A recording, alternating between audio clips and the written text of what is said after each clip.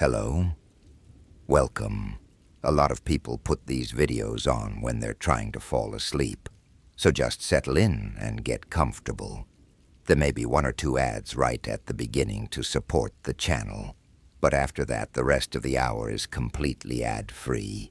And if you want a 100% ad-free experience, you can always join the channel membership, where the ad-free videos are uploaded. And if you enjoy being here, please subscribe and tell me in the comments where you're watching from tonight.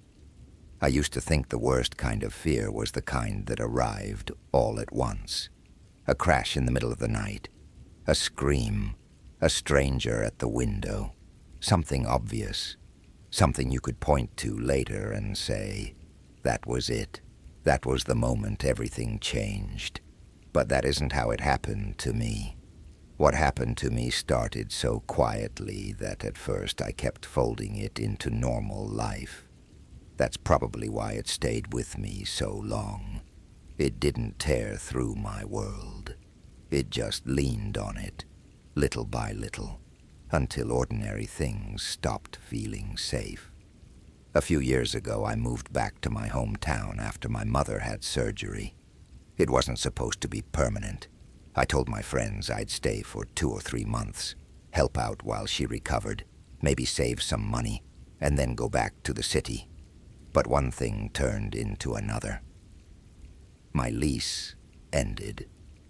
Work let me stay remote. My mother got better, but slowly, and by then I'd gotten used to being in that old neighborhood again. She lived in the same split-level house I grew up in. Nothing had really changed. Same cracked driveway, same crooked mailbox, same little side gate that scraped against the concrete whenever you opened it. Even the smell inside was familiar.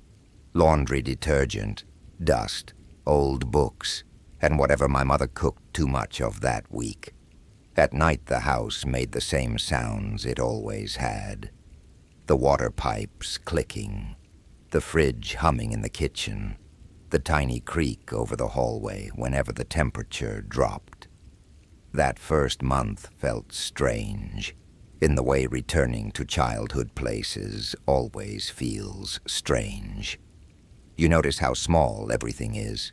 Your old bedroom, the distance between the sink and the stove, the hallway you used to run down when you were a kid and now cross in 3 slow steps. I worked downstairs in the den, took care of groceries, drove my mother to follow up appointments, and tried not to think too hard about how easily I'd slid backward into a life I thought I'd left. The first thing that bothered me was the television. My mother had a habit of falling asleep in her chair with the TV on low.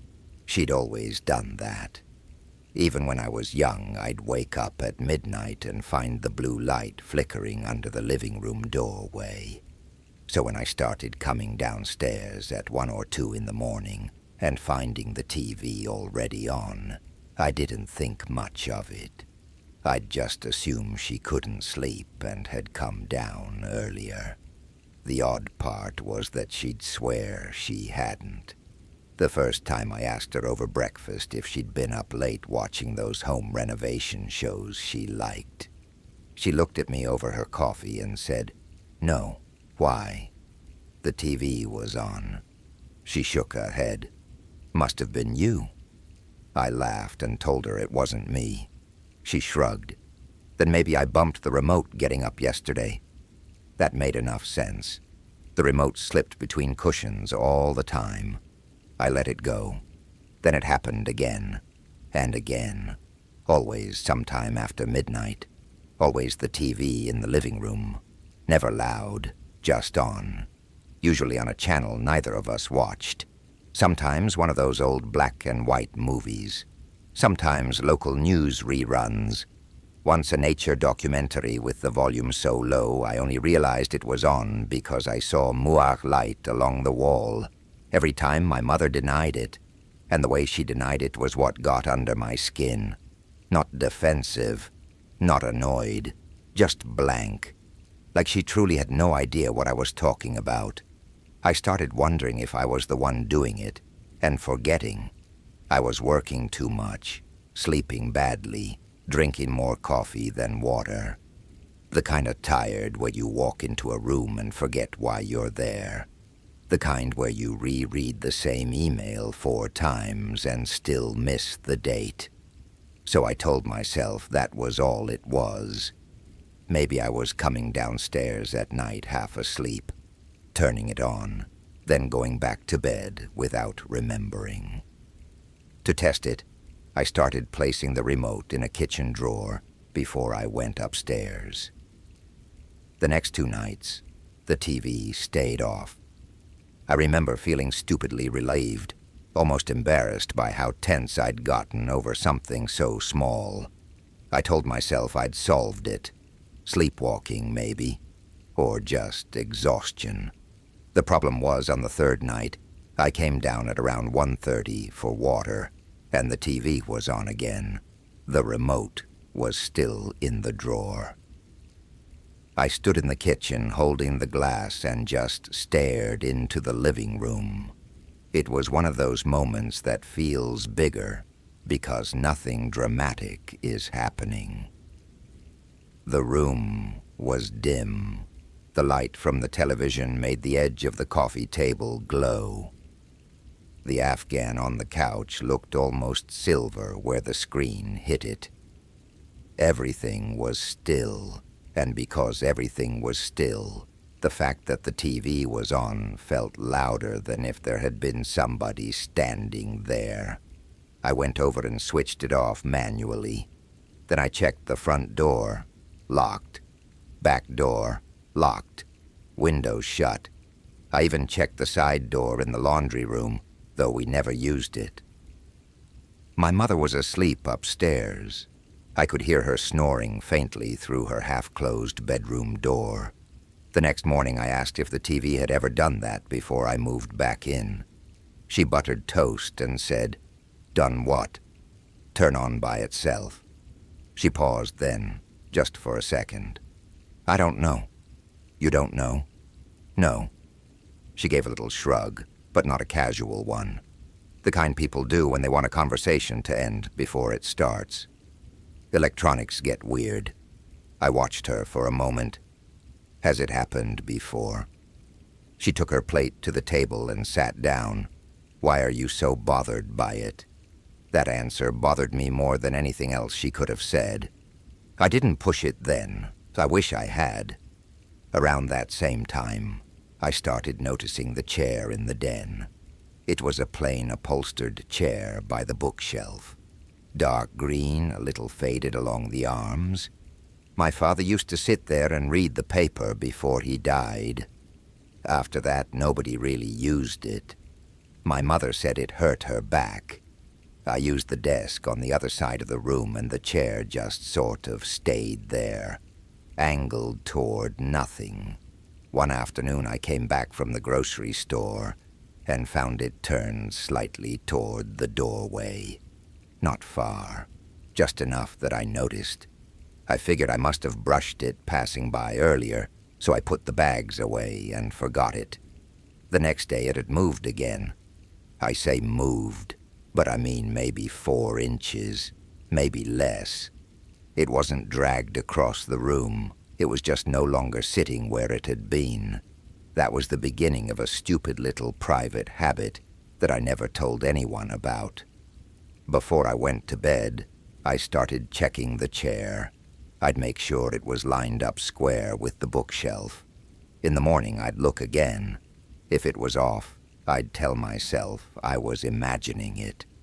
If it looked the same, I'd feel strangely reassured. That went on for maybe a week.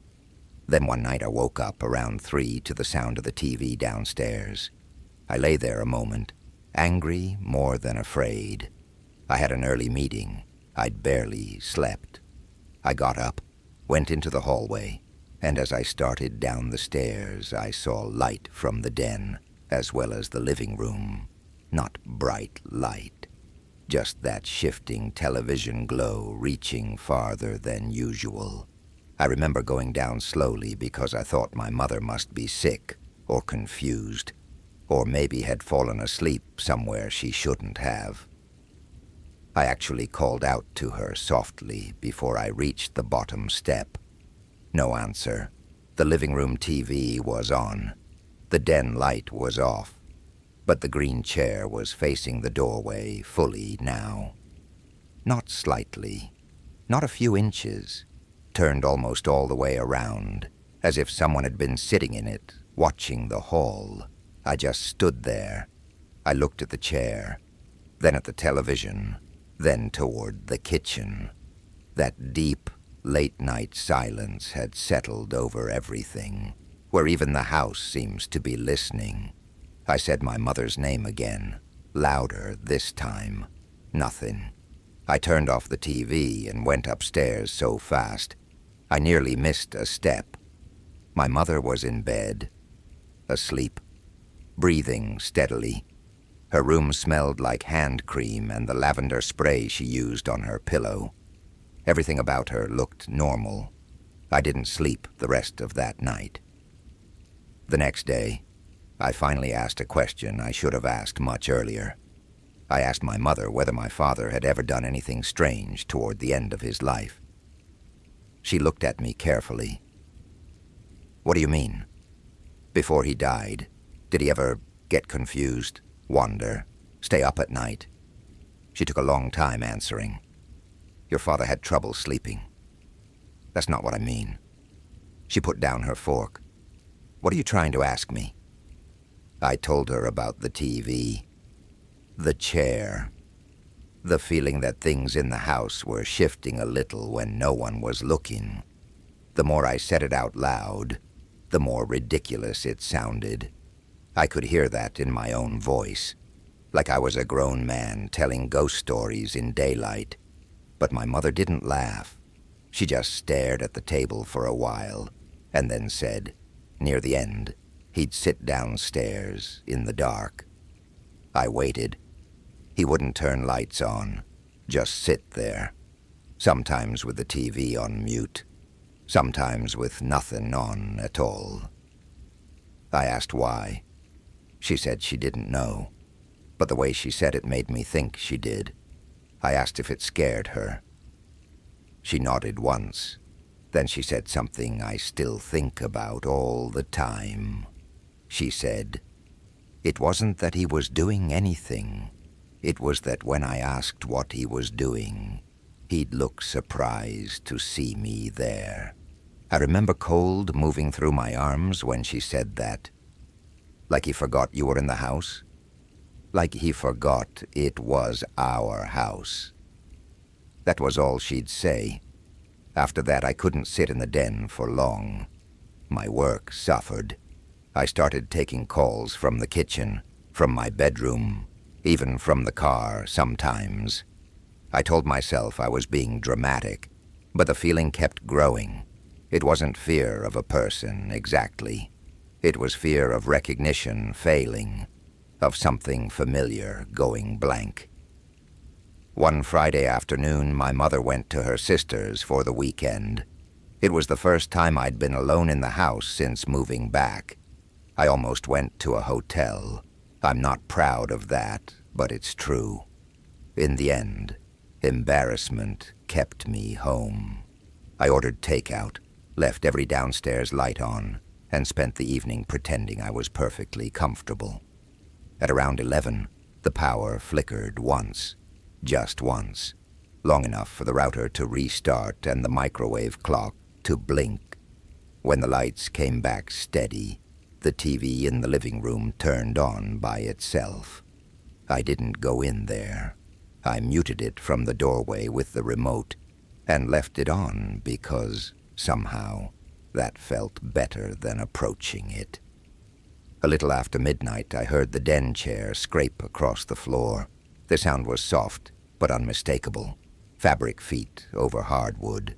A slow shift. Every part of me locked up. I sat at the kitchen table, listening, nothing else. The house went so quiet that I started wondering if I'd imagined it. After maybe 2 full minutes, I stood up, and took 3 steps toward the den. I could see part of the doorway from where I was.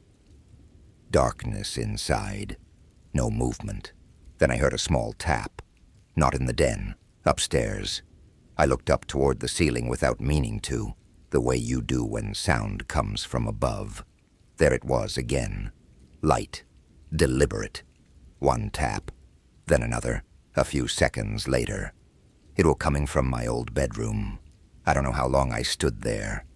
Time gets strange when you're frightened in a quiet place. I know I didn't call anyone. I didn't even think to. I just listened. Tap, tap. Not random house noise. Not pipes. Not branches.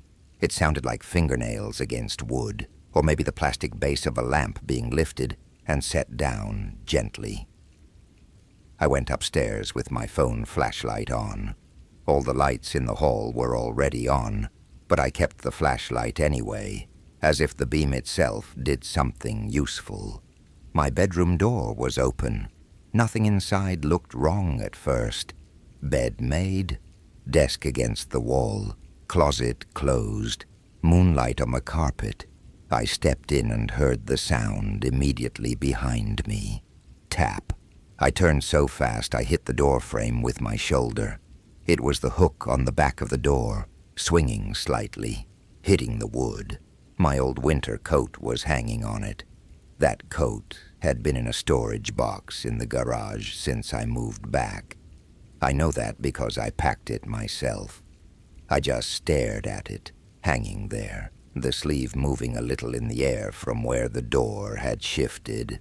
I pulled it off the hook and carried it downstairs like it might explain itself. I checked the garage. The storage box was open.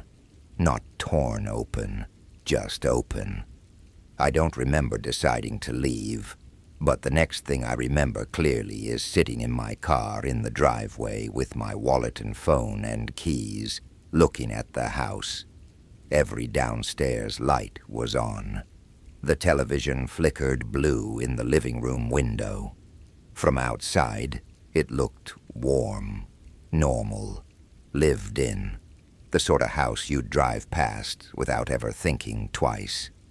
I went back in after maybe 15 minutes because I couldn't bear the idea of acting insane over a coat and a chair and a television.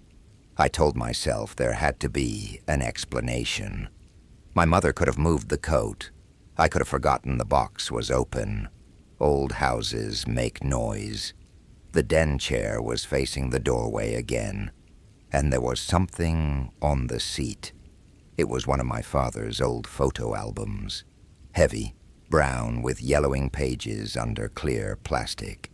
It had been kept in the cabinet beneath the bookshelf. I hadn't opened that cabinet once since moving in. I should have left then. Instead, I stepped closer. The album was already open to a page in the middle. Every picture on that page had been taken in the house. Birthday cake in the kitchen, Christmas morning in the living room, my mother in the backyard hanging laundry, me, maybe 10 years old, sitting in the den on the floor with a puzzle. Behind me, in the green chair, my father is visible in profile holding the newspaper. The reason I remember the page so well is because one photo was missing. Not torn out violently, slid out of the plastic sleeve. I checked the floor around the chair. Nothing. Looked between the pages. Nothing. Then I noticed the photograph sitting partly under the front leg of the chair, as if the chair had been placed on top of it. I crouched down and pulled it free. It was a picture of the den at night. I had never seen it before. The lamp beside the chair was off. The room was lit only by television light. The image was grainy, probably taken with one of those disposable cameras my mother used to buy in packs. The chair was facing the doorway. My father was sitting in it, and he was looking directly at whoever took the picture with an expression I still don't know how to describe. Not angry, not afraid, just caught, like a man interrupted doing something he couldn't explain even to himself. On the back of the photo, in my mother's handwriting, were the words, "He does this when he thinks I'm asleep." I put the photo down and felt something in me change shape. Not because of the chair, not because of the TV, because suddenly all those small things in the house weren't random anymore. They were part of something older, something my mother had been living with long before I came home. When she returned the next day, I showed her the photograph. She got pale in a way I hadn't seen before. Not surprise exactly, more like resignation. She sat down and told me that in the last year of my father's life, he'd begun drifting. That was the word she used, drifting. He'd wake up and stand in the hallway without knowing why. He'd move objects from room to room. He'd sit in the den facing the door for hours. Sometimes he'd ask her who'd been in the house earlier, and when she'd say no one, he'd act embarrassed and say he must have heard something. "Why didn't you tell me?" I asked. "You were in college. That's not an answer." She rubbed her hands together for a long time before speaking, because once I said it out loud, it became real. I asked if he had dementia. She said the doctor suspected something like early onset cognitive decline, but he died before they ever finished the testing. A heart attack, sudden and unrelated, at least officially. She said after he died, things in the house still felt off for a while, but eventually stopped, or she stopped noticing. She didn't know which. I asked her if she'd been moving the chair or turning on the TV. She looked almost offended. No, I believed her. What I didn't understand until much later was that the real horror wasn't the thought of my father somehow lingering in that house. I don't believe that. I still don't. The horror was simpler and worse. He had been losing pieces of himself in the rooms where we loved him most, and what remained of that time wasn't loud enough to count as a crisis. It was just small enough to live around. A turned chair, a television in the dark, a question asked twice, a familiar face looking at home like it didn't quite recognize the place. I moved out not long after. I told my mother it was because the commute into the city was too hard once work changed. She didn't argue. She sold the house the following spring and moved into a smaller condo near my aunt. The den chair was donated. The television went with the house. This should be where the story ends cleanly, but it doesn't. A few months after the sale, I went to visit my mother at the condo. She'd only been living there 6 weeks. Everything was new. New floors, new windows, new furniture, neutral walls, bright kitchen, none of the heaviness of the old house. We were sitting at the table drinking tea when from the other room the television turned on. My mother froze. So did I. It wasn't a smart TV connected to a phone app. It wasn't set on a timer. The remote was on the table between us, untouched. We stared toward the glow from the living room. Then my mother said, very softly, "You see why I didn't want to talk about it." I went in there and turned it off. I unplugged it too, just to prove something to myself, though I'm still not sure what. When I came back, she was looking down into her tea like it contained a map. We never discussed it again. And what keeps me awake sometimes isn't the television. It isn't the old photo. It isn't even the idea that whatever happened in that house followed her. It's the possibility that it never belonged to the house at all, that maybe what I was seeing, what she had seen before me, was the quiet shape of a mind beginning to loosen in ways too small for anyone to stop. that maybe fear enters families long before illness gets a name, and that the first sign isn't madness. It's just a room looking slightly different than you remember. A familiar object turned toward the door. A sound downstairs after midnight. Something ordinary asking, as gently as possible, if you're still sure you know where home is. I worked the late shift at a small grocery store when I was 22. Not a big chain store, just one of those neighborhood markets that stays open longer than it probably should, because the owner has been there forever, and half the customers have known him by name since they were kids. It wasn't a bad job. Quiet most nights. Good for somebody like me who didn't mind repetition. We closed at midnight, but by 11:30 the place usually emptied out. The last half hour was always the same. Restock cigarettes, straighten the magazine rack no one looked at anymore, wipe the register belt, drag the wet floor sign out near produce after mopping. The fluorescent lights made everything look flatter than it really was. The store smelled like coffee, floor cleaner, and those overripe bananas that always seemed to linger no matter how many we threw out. There were 3 of us on most closing shifts. Me, a woman named Tasha who ran the second register, and Mr. Delaney, the owner, who did paperwork in the office and came out every so often to act irritated about things that weren't worth being irritated about. It was boring in a comforting way, familiar, predictable. That's probably why I noticed him so quickly. The first night he came in, it was raining. Not hard, just enough to make the windows look smeared and dark. He walked in at 11:18. I know the exact time because I looked up at the clock when the door chime rang. He was wearing a gray jacket zipped to the throat and carrying one of those small folding umbrellas with a wooden handle. Mid-50s, maybe. Clean-shaven, hair cut short. Nothing dramatic about him. If you passed him on the sidewalk, you wouldn't remember him 5 minutes later. He took a basket, walked slowly through the aisles, and bought 6 things. A carton of milk, white bread, paper towels, sleeping pills, a can of tomato soup, and a birthday card. That card is the reason I remembered him.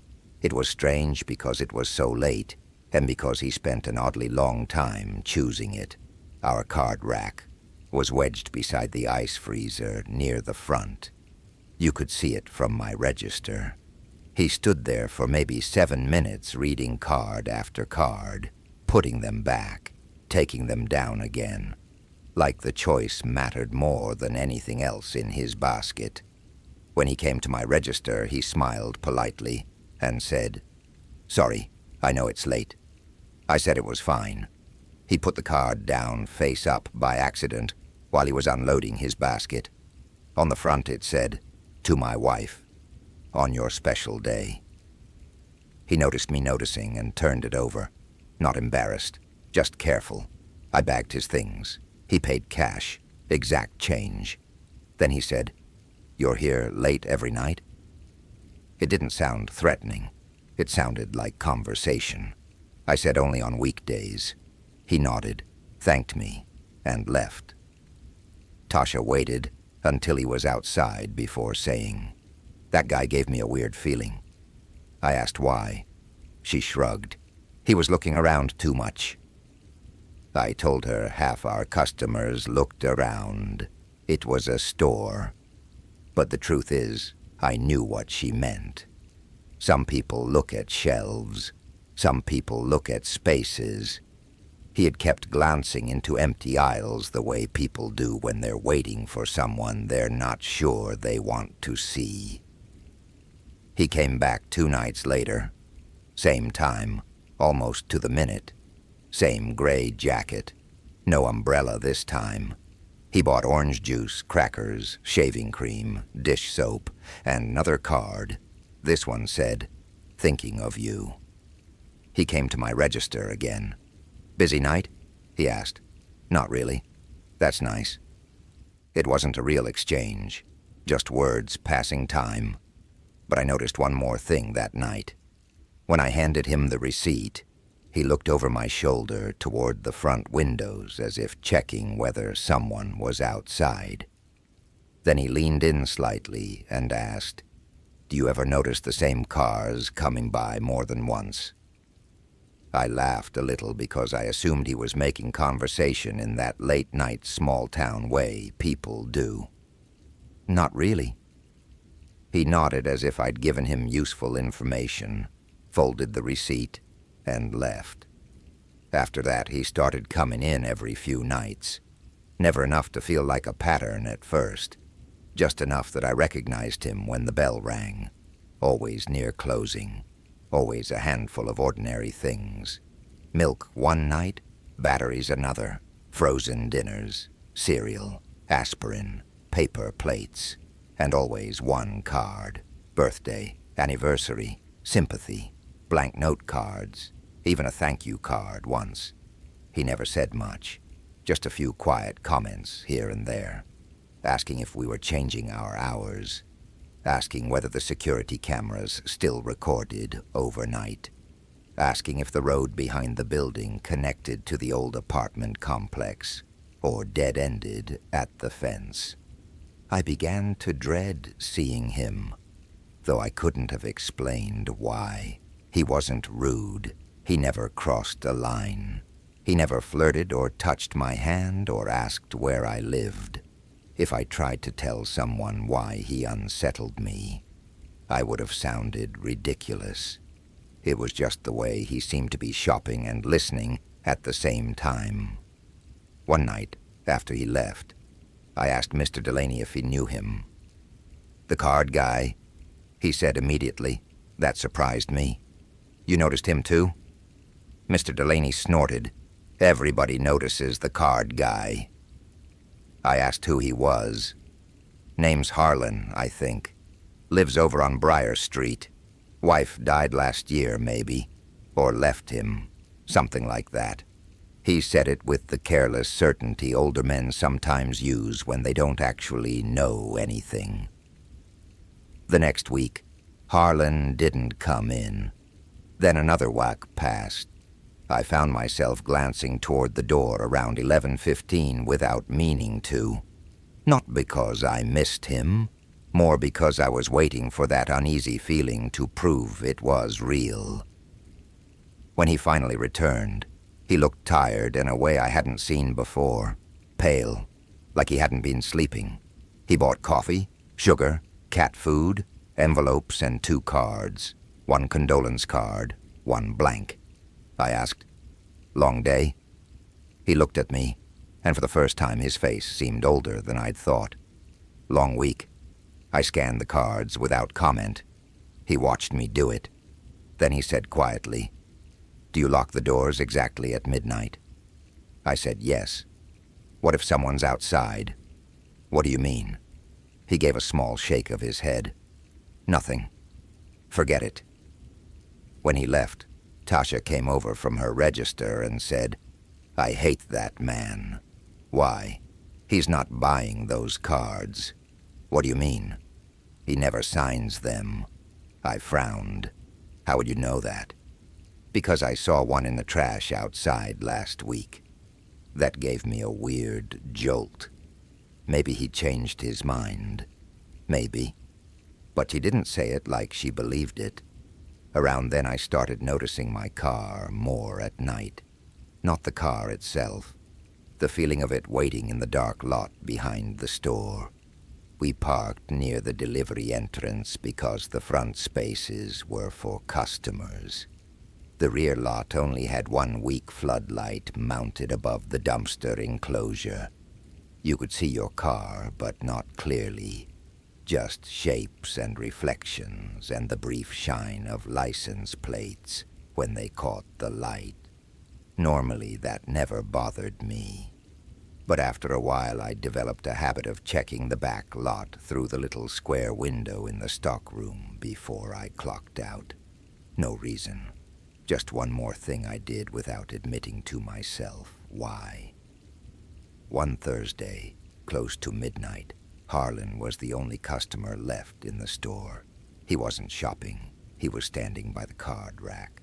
Not reading this time. Just standing there with one hand on the metal spinner. I was at my register pretending to recount cigarette cartons. Tasha had already gone to clean the bathrooms. Mr. Delaney was in his office. The store was so quiet I could hear the refrigeration units buzzing along the dairy wall. After maybe a minute, Harlan walked up to my register with nothing in his hands. "Can I help you find something?" I asked. He looked toward the entrance, then toward the dark windows. "Do you have a back way out?" It took me a second to answer. "Employees do." He nodded slowly. "Good. For what?" His eyes came back to me. They looked almost embarrassed. "You should use it tonight." I actually laughed, but there was no humor in it. "Why?" He opened his mouth, closed it again, then said, "Because someone's been sitting in a car across the street for the last 40 minutes, and I don't think they're waiting for me." The whole store seemed to go still. I looked toward the windows, but from where I stood I could only see reflections of the registers and the bright drink cooler near the door. "What kind of car?" I asked. "Dark sedan, older model. I've seen it before." "How do you know it's not for you?" He smiled then, not pleasantly. "Because if it were for me, they'd know better than to sit in the front." I didn't like that answer. I didn't like anything about it. I called for Mr. Delaney, and when he came out, Harlan repeated the same thing in a calmer voice, like he was reporting weather. Mr. Delaney looked outside, cursed under his breath, and told us both to stay put. He killed the front half of the lights and stood near the cigarette case watching the street through the narrow gap in the window decals. A few minutes later, he said, "Yeah, there's a car." Tasha came up front and asked what was going on. Nobody answered right away. I couldn't see the vehicle clearly, only the vague shape of something parked beneath the dead tree by the laundromat across the road. No headlights, no interior light, just there. We called the non-emergency police line. They said they'd send someone when available. Harlan stayed at the store with us the whole time. That's the detail that still confuses me. If he was dangerous, if he had some role in what happened after, why stay? Why warn us at all? I've gone over that so many times and never landed anywhere that feels solid. The police didn't arrive for almost 30 minutes. By then the car was gone. An officer came in, took a board statement from Mr. Delaney, and asked if anyone had gotten the plate. Nobody had. He made a note, told us to call again if it returned, and left. Harlan was already at the door when the officer drove off. He paused before going outside and said to me, "If you see me come in without buying a card, that means don't leave alone."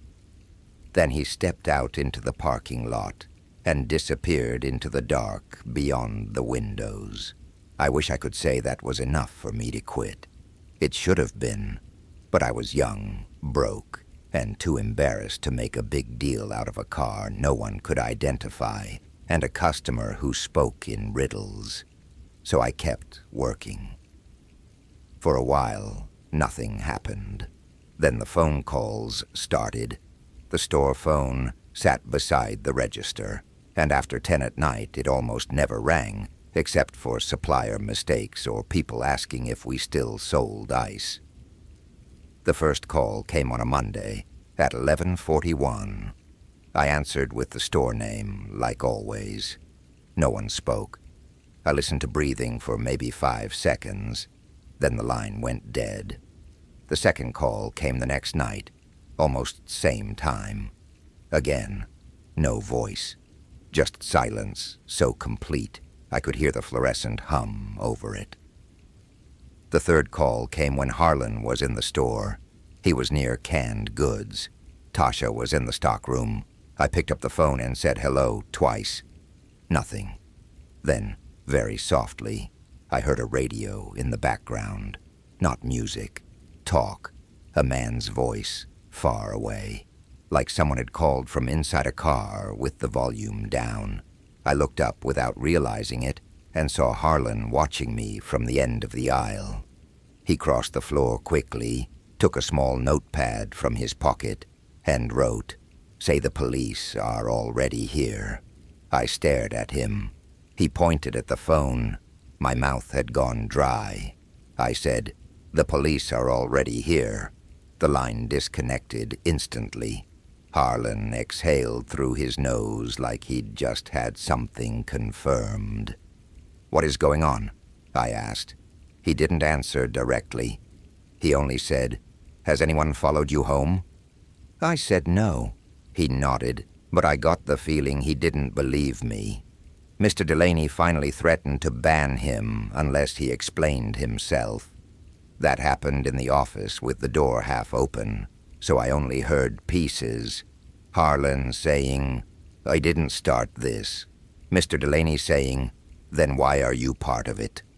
Harlan saying, "Because she looked like my wife from behind for about half a second, and I made a mistake."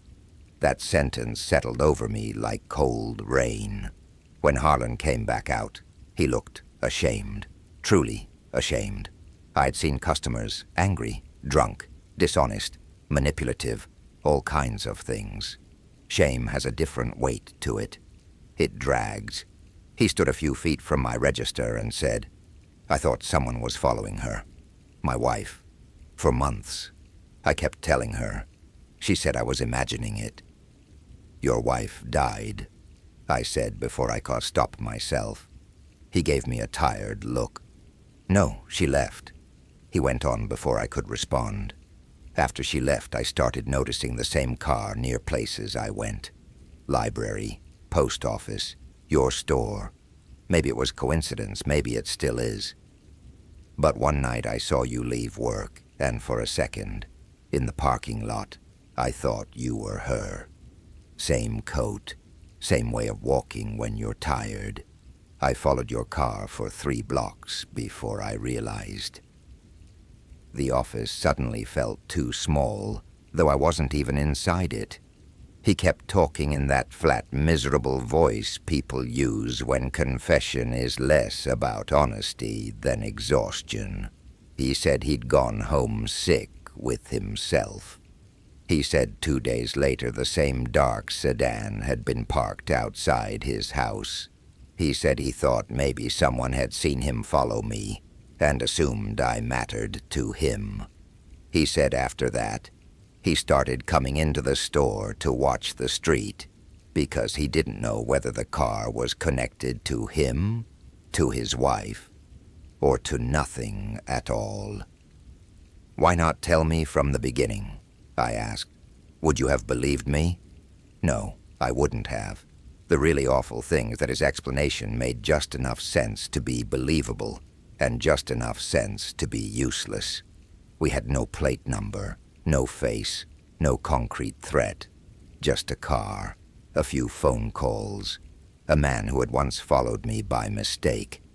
It wasn't enough to anchor fear to anything real, which made it spread into everything. After that, I changed my route home every night. I checked the rearview mirror at red lights, so often my neck hurt. I stopped using my apartment's usual parking spot and started leaving my car 2 buildings over under a street lamp. I told no one except my sister, and even then I made it sound smaller than it felt. Weeks passed. The dark sedan appeared twice more across from the store, always gone before police arrived. Harlan came in less often, but when he did, he still bought cards. I once asked why. He looked at the card in his hands for a long moment before saying, It gives me a reason to stand still without looking strange. That answer stayed with me. Then came the night that ended it, or should have ended it. It was December, bitter cold, the kind that makes the automatic doors wheeze when they open. Tasha had called out sick, so it was just me and Mr. Delaney. The streets were mostly empty. At 11:25, Harlan walked in. No basket, no card.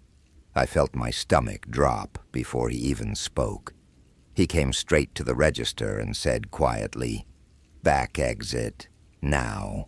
Mr. Delaney stepped out of the office at the same time and must have seen something in Harlan's face because he didn't argue. He told me to grab my coat and phone. I remember my hands shaking so badly I dropped my keys. Harlan moved to the front windows while Mr. Delaney herded me through the stock room. The back exit opened onto the loading area and then the employee lot. Mr. Delaney whispered that he'd get my car and bring it around while I waited by the side fence.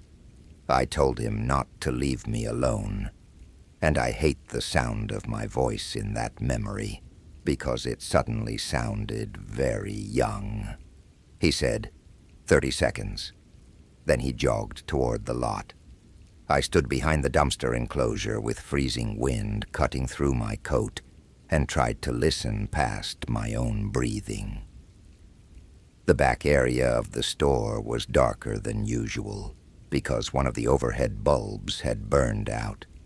I could see the loading dock, the chain-link fence, the shadow of my own car 2 rows over. Then I heard footsteps crunching slowly on salt and gravel, not running, just approaching. I pressed myself against the brick wall and looked around the edge of the enclosure. A man I didn't know had entered the lot through the gap near the alley. Heavy coat, knit cap, hands in pockets. He wasn't looking around. He was walking directly toward the back door of the store like he knew where it was. I made a sound without meaning to. He stopped. He turned his head, and though I couldn't see his face clearly, I felt the moment he realized I was there. Not surprise, recognition. I ran. I didn't think. I didn't wait for Mr. Delaney. I just ran along the fence toward the alley with my keys in one hand, like they could protect me. Behind me, I heard footsteps speed up. Still not shouting. That was the worst part. He never called out, never threatened, just came after me in that same terrible silence. I reached the alley and nearly slipped on frozen slush. A car door slammed somewhere. Then headlights flashed across the mouth of the alley, and a vehicle cut in hard from the street, blocking the path. For half a second I thought it was him, that I'd run into the trap waiting for me. It was Harlan. He had somehow come around the block in his own car. He threw the passenger door open and yelled, "Get in." I got in. He took off so fast the tires screamed on the ice. In the side mirror I saw a dark shape emerge from the alley, then vanish behind us. I was crying by then, which embarrasses me less now than it used to. Fear strips away the version of yourself you think you'll be in bad situations. It leaves only the body. Harlan drove straight to the police station. This time, because we had something real to report, because there had been direct pursuit, because Mr. Delaney backed every word when he arrived 10 minutes later, shaking and furious. The police took it seriously. Patrol cars searched the area. They found the sedan abandoned behind an auto shop 2 miles away. Stolen plates.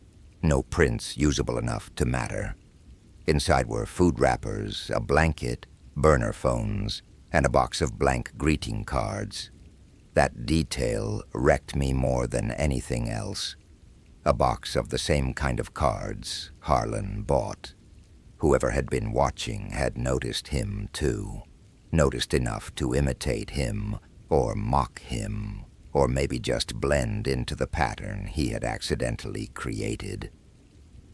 To this day, I don't know whether the person in the sedan started paying attention to the store because of Harlan, or whether Harlan only noticed because he was already frightened and looking for patterns. I don't know if I was ever the target, or just the easiest person to reach. The police never found the man from the alley. They questioned Harlan thoroughly.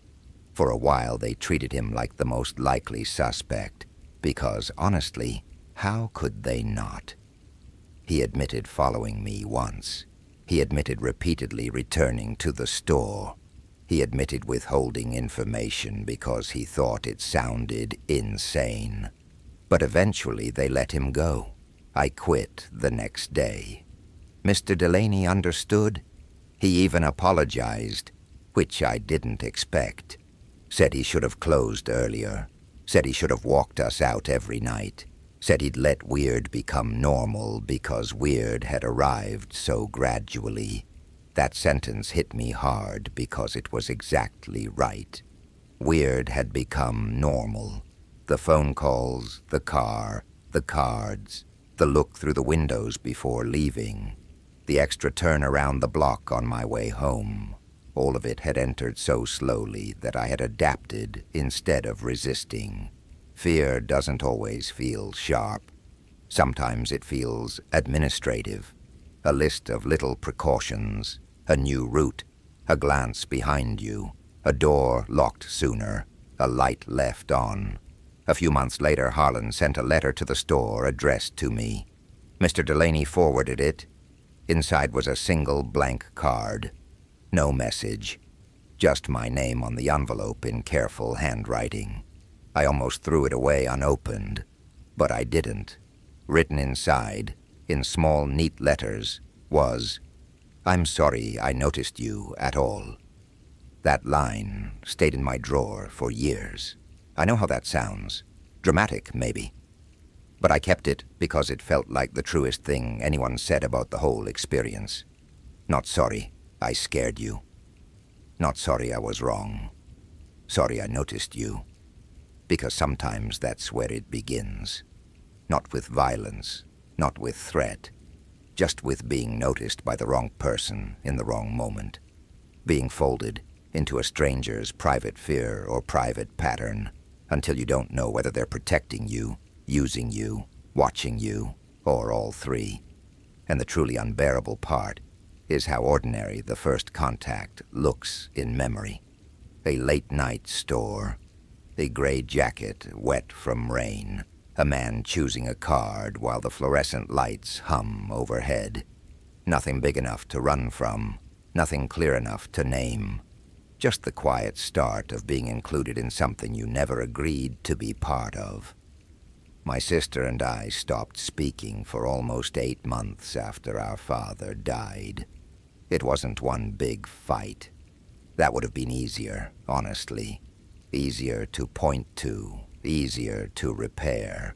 It was a collection of smaller failures that hardened into silence. We disagreed over what to do with the house. We disagreed over money, though neither of us had much.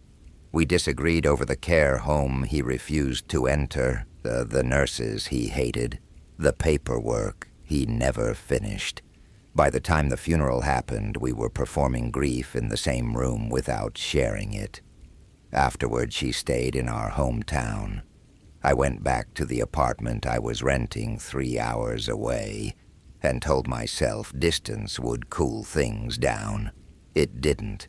We texted twice about insurance forms. Once about the dog she'd taken in. Then nothing. The problem with silence between siblings is that it doesn't feel empty. It feels crowded. There's too much history in it. Too many old versions of yourselves standing around in the background. Too many remembered kitchens, shared bedrooms, slammed doors, private jokes, old loyalties you can't fully kill. Every week that passed without speaking to her felt both deliberate and childish, and I hated myself for it while continuing it. Then she called me on a Tuesday in March. I almost didn't answer because I didn't recognize the number. When I did, there was a pause before she spoke, long enough that I thought the call had connected by mistake. Then she said, "I need you to tell me if this sounds crazy." I sat up in bed immediately. Her voice sounded wrong, not emotional exactly, more flattened, the way voices sound when the speaker is using effort just to keep them level. "What happened?" She exhaled. "I think someone's been in Dad's house." We still hadn't sold it. That was part of the original fight. She wanted time. I wanted closure and cash and fewer responsibilities. In the end, mostly because I was tired, and because I didn't want to become the kind of man who forced a sale out of spite, I let the house sit. She kept an eye on it, paid the utilities from the estate account, went by every few days to bring in mail and open windows. It stayed fully furnished, like our father had only gone somewhere temporary. I asked if there were signs of a break-in. "No." "Then why do you think someone's been there?" Another pause. "Because things are wrong." I remember closing my eyes when she said that, because it was so vague it instantly irritated me. What things? The towels in the bathroom were damp yesterday. So maybe you forgot they were damp. I didn't. Then maybe the pipe leaked. It didn't. I was already falling into the tone we used to use with each other when we were teenagers, that old reflexive sharpness. She heard it too, because when she spoke again, her voice tightened. "I know how this sounds. I'm asking because I don't want to call the police over something stupid." That calmed me down a little. I asked her to start from the beginning. She told me she'd gone to the house Sunday afternoon. Everything seemed normal except the downstairs bathroom hand towel was damp and crumpled, not folded. She refolded it.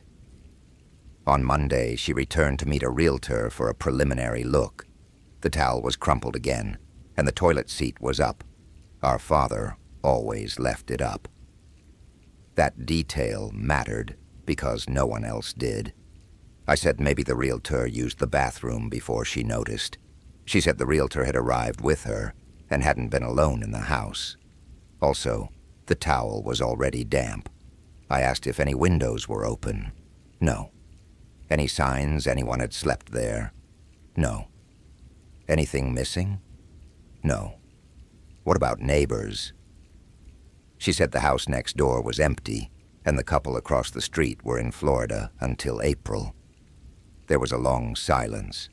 Then I asked, "Are you there now?" "No, I'm at work." "Do you want me to come down this weekend?" She didn't answer for a second. Then quietly, "Yes." So I drove down, Friday evening, after work.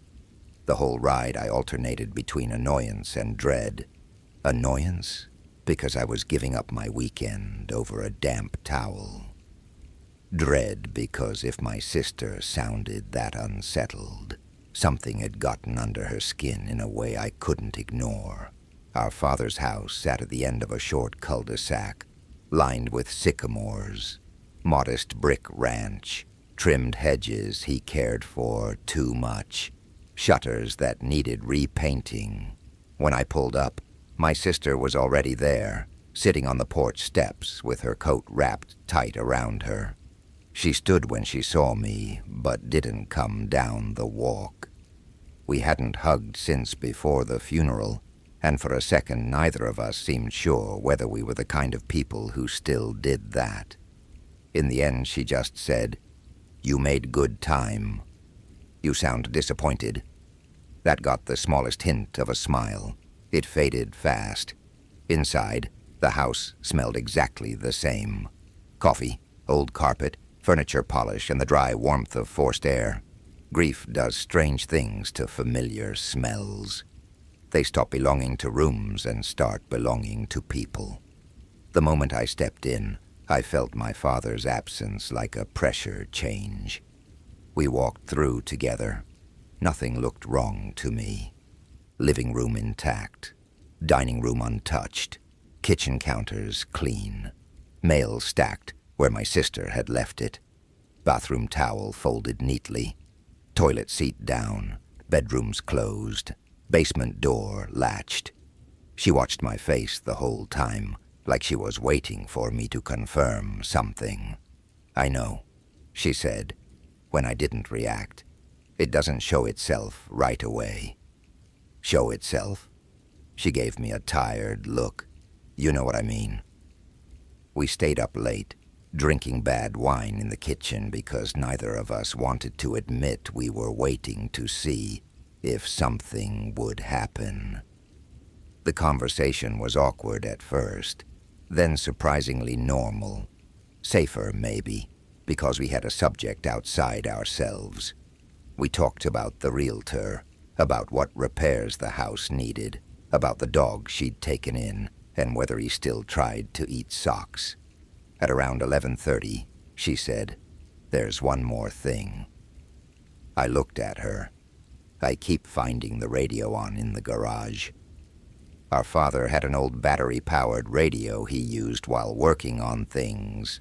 Sports, weather, talk radio. It lived on a shelf above his workbench. "You sure you're not bumping it?" "It has a dial, not a button." That wasn't enough to scare me, but it added weight. Not because a radio turning on is impossible, but because I suddenly saw the pattern. Small household traces, damp towel, lifted toilet seat, radio on, signs of recent use without obvious intrusion. "Have you been in the garage a lot?" I asked. She shook her head. "Not unless I have to be." "Why?" She looked toward the mudroom door and lowered her voice even though we were alone. "Because it smells different now." I almost laughed. Not at her exactly. More at the way the night was slowly becoming a collection of sentences nobody would believe outside that kitchen. "What kind of different?" "I don't know, warm, like someone's been standing in there."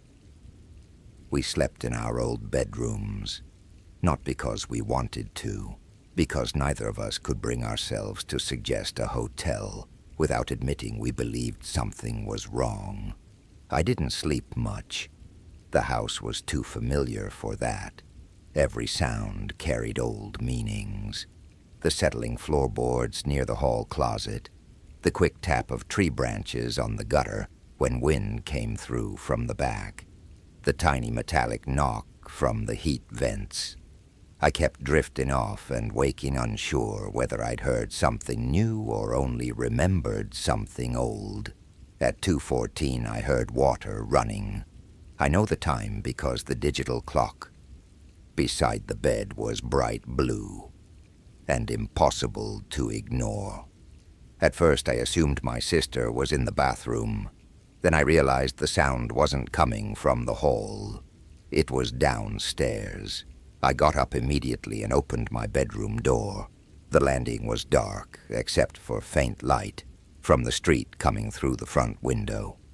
My sister's door opened almost at the same moment. She looked at me and whispered, "You hear it?" I nodded. We stood there, listening. The water was definitely downstairs, not blasting, just a steady bathroom sink stream, thin and continuous. We went down together. I wish I could say we were brave about it. We weren't. We moved slowly and made no effort to hide how frightened we were. The stairs creaked under us in that awful loud way they only do at night. Halfway down, the sound stopped. Not faded. Stopped. The downstairs bathroom door was partly open. The light was off. I reached in and switched it on. The sink was dry. The counter was dry. The hand towel hung crooked, damp. My sister looked at me without speaking. Then she crossed the hall and opened the kitchen door. The back mudroom light was on. We had not left it on. From the mudroom, the garage door stood ajar about 6 inches. Cold air was coming through. I don't think I've ever felt fear move through me as physically as I did then. It didn't feel like a thought. It felt like a drop in my stomach and a strange weakness in my hands. I was suddenly aware of everything we had done wrong. We hadn't called police sooner. We hadn't checked the garage first. We'd spent hours sitting with our backs to half the house. I told my sister to stay behind me, which was pointless because there was nothing in my hands and nowhere safe to put her. I opened the garage door the rest of the way. The lights were off, but the radio was on, very low. So low I couldn't make out words at first. Just the crackly murmur of a man talking. The garage smelled like oil, cardboard, and cold concrete. I hit the wall switch. Nothing moved. Our father's truck was still there under its tarp. Tool bench, shelves, old freezer, lawn chairs stacked in the corner. Everything ordinary. Then my sister said, "Look." The side service door was unlocked. It opened to the narrow path running between our house and the hedge. My father almost never used it. He entered through the front or back, not the garage side. I turned off the radio and stepped toward the door, but my sister grabbed my arm. "Don't." She was right. We backed into the kitchen, locked every door, and called the police. 2 officers came, searched the property, checked windows, checked the crawl space access behind the garage, checked the backyard shed. Nothing. No one. No signs of forced entry. One officer suggested maybe a vagrant had found a hidden key, or maybe we ourselves had forgotten the door unlocked. I could see my sister withdrawing while he talked, her expression flattening the way people's expressions do when they realize they're being gently dismissed. After the police left, she said, "I'm not staying here." Neither was I. We went to a motel by the highway and barely slept. The next morning, over bad coffee in the lobby, we made a plan. New locks, alarm system, motion camera in the garage and back mudroom, realtor later, house sale as soon as possible. We spoke to each other more cooperatively in that half hour than we had in months. Maybe fear repaired something pride couldn't.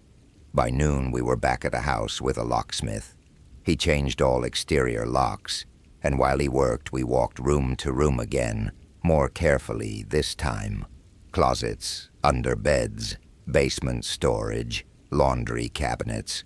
We found nothing until my sister opened the hall closet beside the downstairs bathroom. Then she froze. On the shelf above the vacuum cleaner sat a ceramic mug, our father's mug, plain white with a chipped blue rim. Inside was fresh coffee, not hot, but still warm. I touched the side of it and felt my whole body tighten. There is something uniquely horrible about warmth where there should be none. It collapses time, makes the invisible recent. My sister backed away immediately. "I'm done. I'm done." We called police again.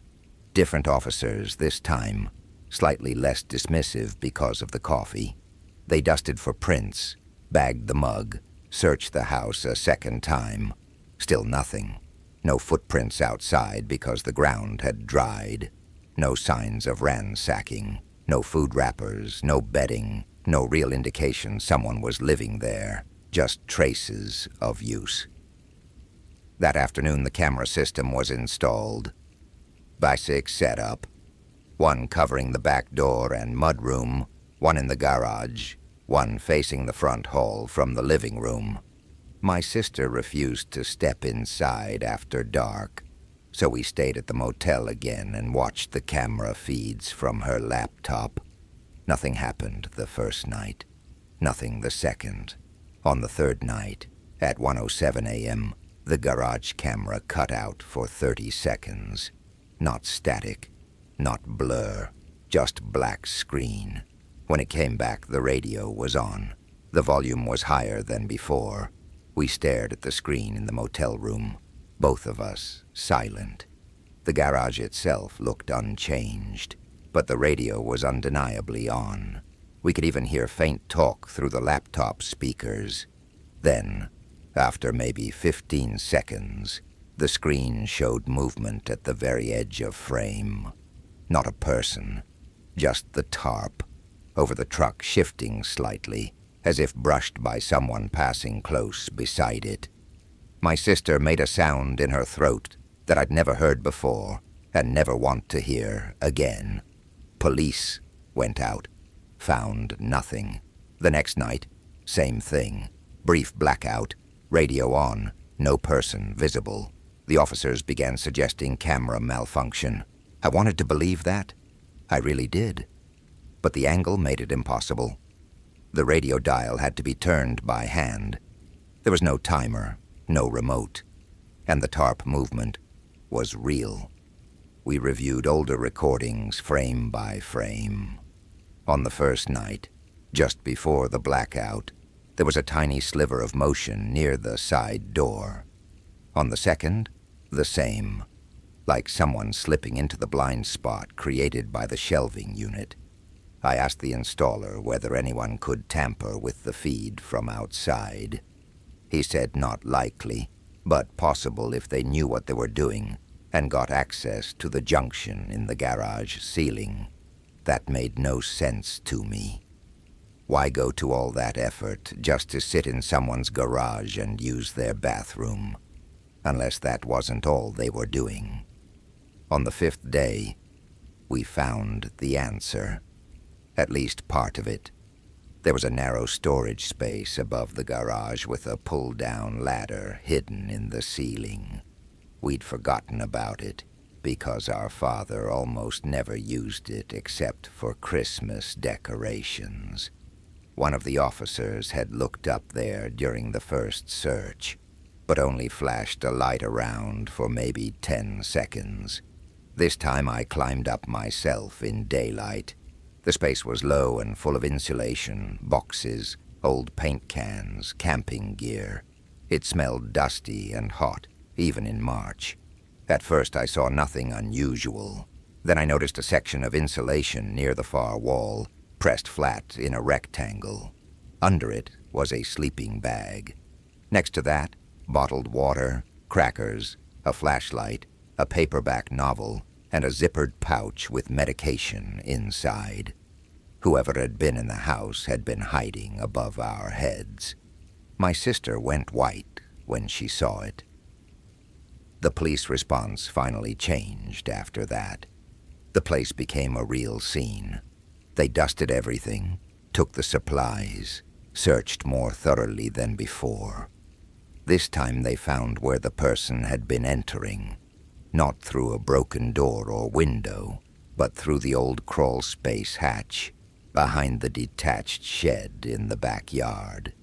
It connected to a narrow service gap under the extension where the garage had once been added.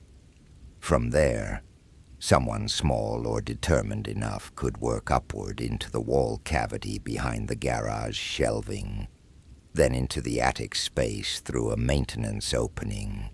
It was absurdly difficult, claustrophobic, dirty, not something you'd stumble into. Whoever did it had studied the property. The police asked whether our father had known anyone with construction experience, whether he'd had disputes, whether he'd hired workers lately, whether any relative had a key, whether any former caregiver had been alone in the house enough to learn its layout. And as we sat in that kitchen answering questions, something occurred to my sister before it occurred to me. Our father had been confused toward the end. Not always, not dramatically, just enough that he repeated himself, misplaced things, called the dog by the name of one we'd had years earlier. Nothing any doctor had ever managed to turn into a firm diagnosis. We had both, in our own ways, downplayed it. Then my sister said, "He used to complain about noises in the walls." The officer looked up. "What kind of noises?" He said somebody was moving around in the garage at night. I felt sick immediately because I remembered that. I remembered dismissing it. I remembered telling him old houses settle and raccoons exist, and he needed to stop watching so much late-night news. I remembered him looking hurt in that old man way, where pride and uncertainty mix together. The officer asked how long he'd been saying that. My sister looked at me. "Months," I said. We both went quiet after that, because suddenly every argument we'd had about our father's mind got more complicated. Maybe he had been declining. Maybe he had also been right. They eventually identified the person through pharmacy records, tied to the medication found upstairs. Not a stranger exactly. A man named Elliot who had worked briefly for a contractor our father hired 2 summers earlier to repair part of the garage roof. Elliot had a history of trespassing, minor theft, and severe anxiety issues. He'd apparently become convinced that the house was safer than his own life, and had returned after our father died, using what he remembered of the layout to get in and hide. That should make the story less frightening, I know. It should make it smaller, solvable. It doesn't, because the explanation didn't bring relief. It brought shame. He had been there, on and off, for longer than we knew. Probably while our father was still alive. Probably while we were telling ourselves his complaints were symptoms of age. He used the bathroom, made coffee, listened to the radio, slept above the garage while my father sat 10 feet away in the kitchen, wondering whether he was losing his mind. I've thought about that more times than I can count. My father in his robe at dawn, standing by the sink, hearing a shift overhead, pausing, listening, deciding whether to trust himself, whether to mention it and be treated gently, whether to say, "I think someone is in this house," and watch concern spread across faces that had already begun translating him into unreliability. We sold the house that summer. The attic space was sealed, the crawl access reinforced, the garage partially rebuilt. The new owners never knew the full story. We said only that there had been a break-in issue that was fully resolved. That was true, in the technical sense. The best kind of true for paperwork. My sister and I speak now. Not every day, not the way some siblings do, but enough. Better, softer. We never had the big reconciliation people imagine. No dramatic apology, no tearful speech. Just shared tasks after shared fear, and the slow recognition that we had both failed in similar ways. A while after the sale, she mailed me a box of things from the house we hadn't divided. Old photos, recipe cards, one of Dad's pocket knives, some tax papers, and a cassette tape in a case labeled Garage, March. I called her and asked what it was. She said one of the officers found a small handheld recorder in Dad's desk drawer. Apparently our father had started recording at night when he heard the noises because he wanted proof. We'd both been too overwhelmed to listen earlier. "Did you listen?" I asked. "Yes." "And?" She was quiet for so long, I thought the call had dropped. Finally she said, "You can hear the radio. Then you can hear him whispering to himself." "What does he say?" Another long pause. He says, "If you're real, do one thing twice." I didn't ask what happened next because I think parts of me already knew. She said, "A few seconds later something knocks, then knocks again." I still have that tape. I've never played it. Maybe that makes me a coward. Maybe it makes me practical. I don't know anymore. What I do know is that the worst part of what happened wasn't the hidden man in the attic, or the damp towel, or the warm coffee in the closet. It was the way reality had become negotiable inside that house, long before we understood why. It was how easily a person can be stranded between suspicion and self-doubt. How quickly familiar rooms become places where evidence appears and disappears just enough to keep you uncertain. A sink heard from upstairs. A door found ajar. A radio playing softly in a dark garage while everyone around you decides whether you're scared or simply mistaken. And sometimes, late at night, I think about my father asking the empty house to prove itself. Not screaming, not panicking, just asking quietly for a second sound. One more small confirmation that he wasn't alone in there with his own failing mind. I think about how polite that is, how human, to negotiate with fear instead of naming it, to keep your voice down in your own home because there might be someone listening from the walls. When I was 27, I took a job as the overnight receptionist at a private medical office building. It sounds stranger than it was. The building housed a sleep clinic on the 3rd floor, 2 dental suites that rented space during the day, a small physical therapy office, and 1 practice run by a psychiatrist who specialized in trauma. At night, almost everyone was gone. The sleep clinic sometimes had patients in monitored rooms, and once in a while a doctor or technician would come through. But most shifts were silent. My entire job was to sit at the front desk, answer the phone if it rang, sign in late arrivals, and call security if anything felt off. I liked it at first. The lobby was clean and dim in a tasteful way, not hospital harsh. There were tall fake plants in square white pots, a water feature built into the wall that ran only during daytime hours, and a long row of gray chairs under framed landscape prints. After 10 p.m., the lights switched to half mode automatically, leaving the front desk area warm and the far hallway slightly shadowed. It felt calm, protected, like the whole building had inhaled and gone still. I brought books, made tea in the little break room behind reception, did crossword puzzles. For someone who had always felt strangely comforted by empty professional spaces after hours, it was almost pleasant. There was a security guard named Omar who made rounds every 90 minutes. He was in his 60s, kind, carried too many peppermints in his pocket, and believed every problem in life was improved by keeping your shoes polished.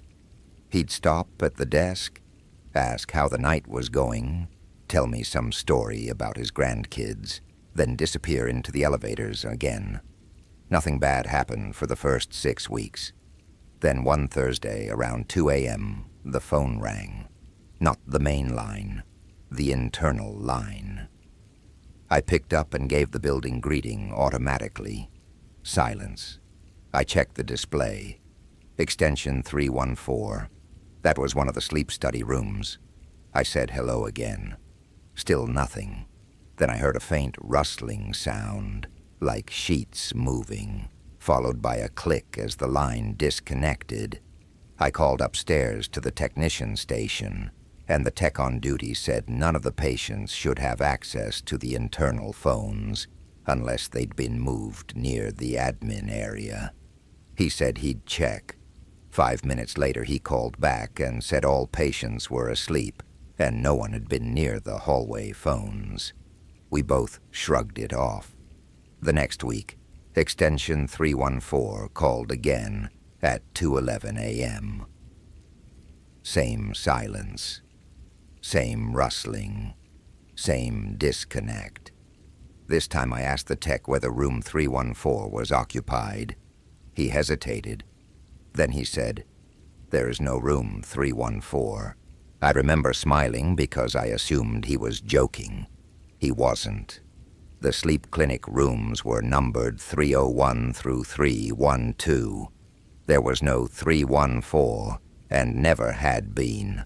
Suite 314 had once belonged to a pediatric office years earlier, before the building was renovated, but that space had been absorbed into a larger corridor and storage area."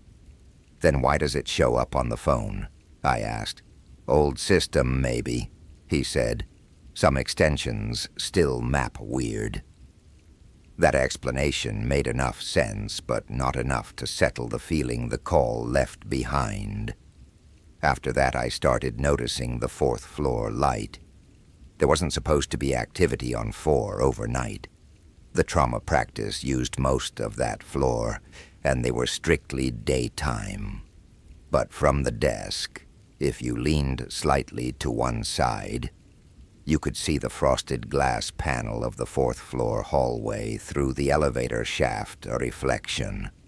Every now and then, usually after 1 in the morning, light would appear there. Not all of it, just one rectangle, as if a single office door had opened and closed.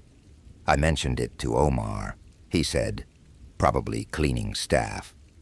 "There is no cleaning staff overnight." "Then probably motion lights." "There are no windows up there." He gave me the patient look older men use on younger women when they think you're making yourself nervous for no reason. Buildings do things at night.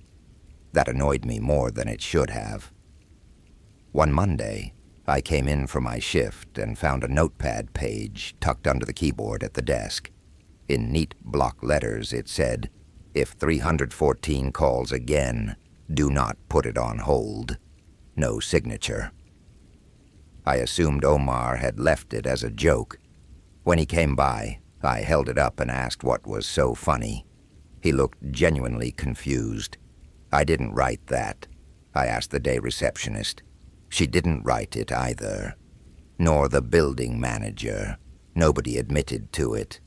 Maybe somebody from one of the clinics thought they were being clever. Maybe it was exactly what it looked like. A stupid note with no importance at all. But I kept it in the drawer instead of throwing it away, which says something about how unsettled I already was. 2 nights later, the internal line rang at 209, extension 314. I stared at the display long enough for it to ring 3 times before answering. Silence, then breathing, very light, controlled, close to the receiver. I said, "Who is this?" No response. "Can you hear me?" A soft scrape. Then so quietly I almost missed it. A woman's voice saying, "Don't transfer me." The line went dead. I sat there with the receiver in my hand, staring at the wall behind the desk while my pulse climbed. The voice had not sounded distressed exactly. It had sounded tired. More than anything, it had sounded like someone trying not to be overheard. I called Omar on his radio and asked him to come down immediately. He arrived in under a minute. I told him what happened. He took it more seriously this time. Maybe because of my face. He checked the phone logs through the admin system. Sure enough, there were incoming internal calls marked from 314, all around the same time on different nights. He frowned at that and said he'd go upstairs and look around. I asked him not to go alone, which embarrassed me as soon as I said it. But he nodded. We took the elevator together. The 4th floor felt different from the lobby immediately. Cooler, stiller. Office doors closed, nameplates dark, carpet muffling our steps. The overhead lights were on low power mode, leaving pockets of dimness between brighter sections near the exit signs. Suite numbers ran 401 to 418. No 314, obviously. We checked the old service corridor where the pediatric office used to be before renovation. It ended in a locked storage room and an electrical closet. Nothing unusual. No one there. No light. Then Omar pointed to a small wall phone mounted near the storage room entrance. Beige plastic, outdated model, maybe original to the building. Its extension label had faded, but under the grime you could still read 314. I felt a ridiculous rush of relief. There it is, I thought. There's the answer. Old wall phone, faulty system, crossed lines, end of story. Omar lifted the receiver and listened. No dial tone. He pressed the cradle several times. Still nothing. Disconnected, he said. I touched the phone lightly with one finger. Cold plastic. Dust along the coiled cord. It looked unused for years. We went back downstairs. I told myself that solved everything except the voice. I spent the rest of the shift trying to fit that soft, "Don't transfer me" into a normal explanation. Crossed line from some cell call. Audio artifact. Another extension bouncing through old wiring. The human brain hates uncertainty so much it would rather accept absurd explanations than none at all. A few nights passed without incident. Then one of the sleep techs, a woman named Lana, asked me something strange at around 3 in the morning while she was grabbing coffee from the lobby machine. "Was someone from Psych down here earlier?" "What do you mean?" "I heard heels in the hall outside the monitoring room around 2:30. "There's nobody else in the building besides us and security." She frowned. Maybe one of the doctors came in. No one signed in. She let it go, but I noticed she glanced toward the elevator more than once before going back upstairs. After that, small things accumulated.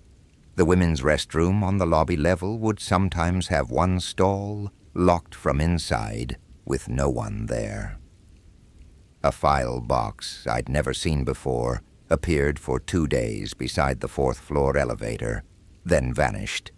The sign-in sheet on my desk once had a name written on the next blank line in faint pen indentations, as if someone had pressed hard while filling a form on the sheet above it. The name was Elaine. No last name.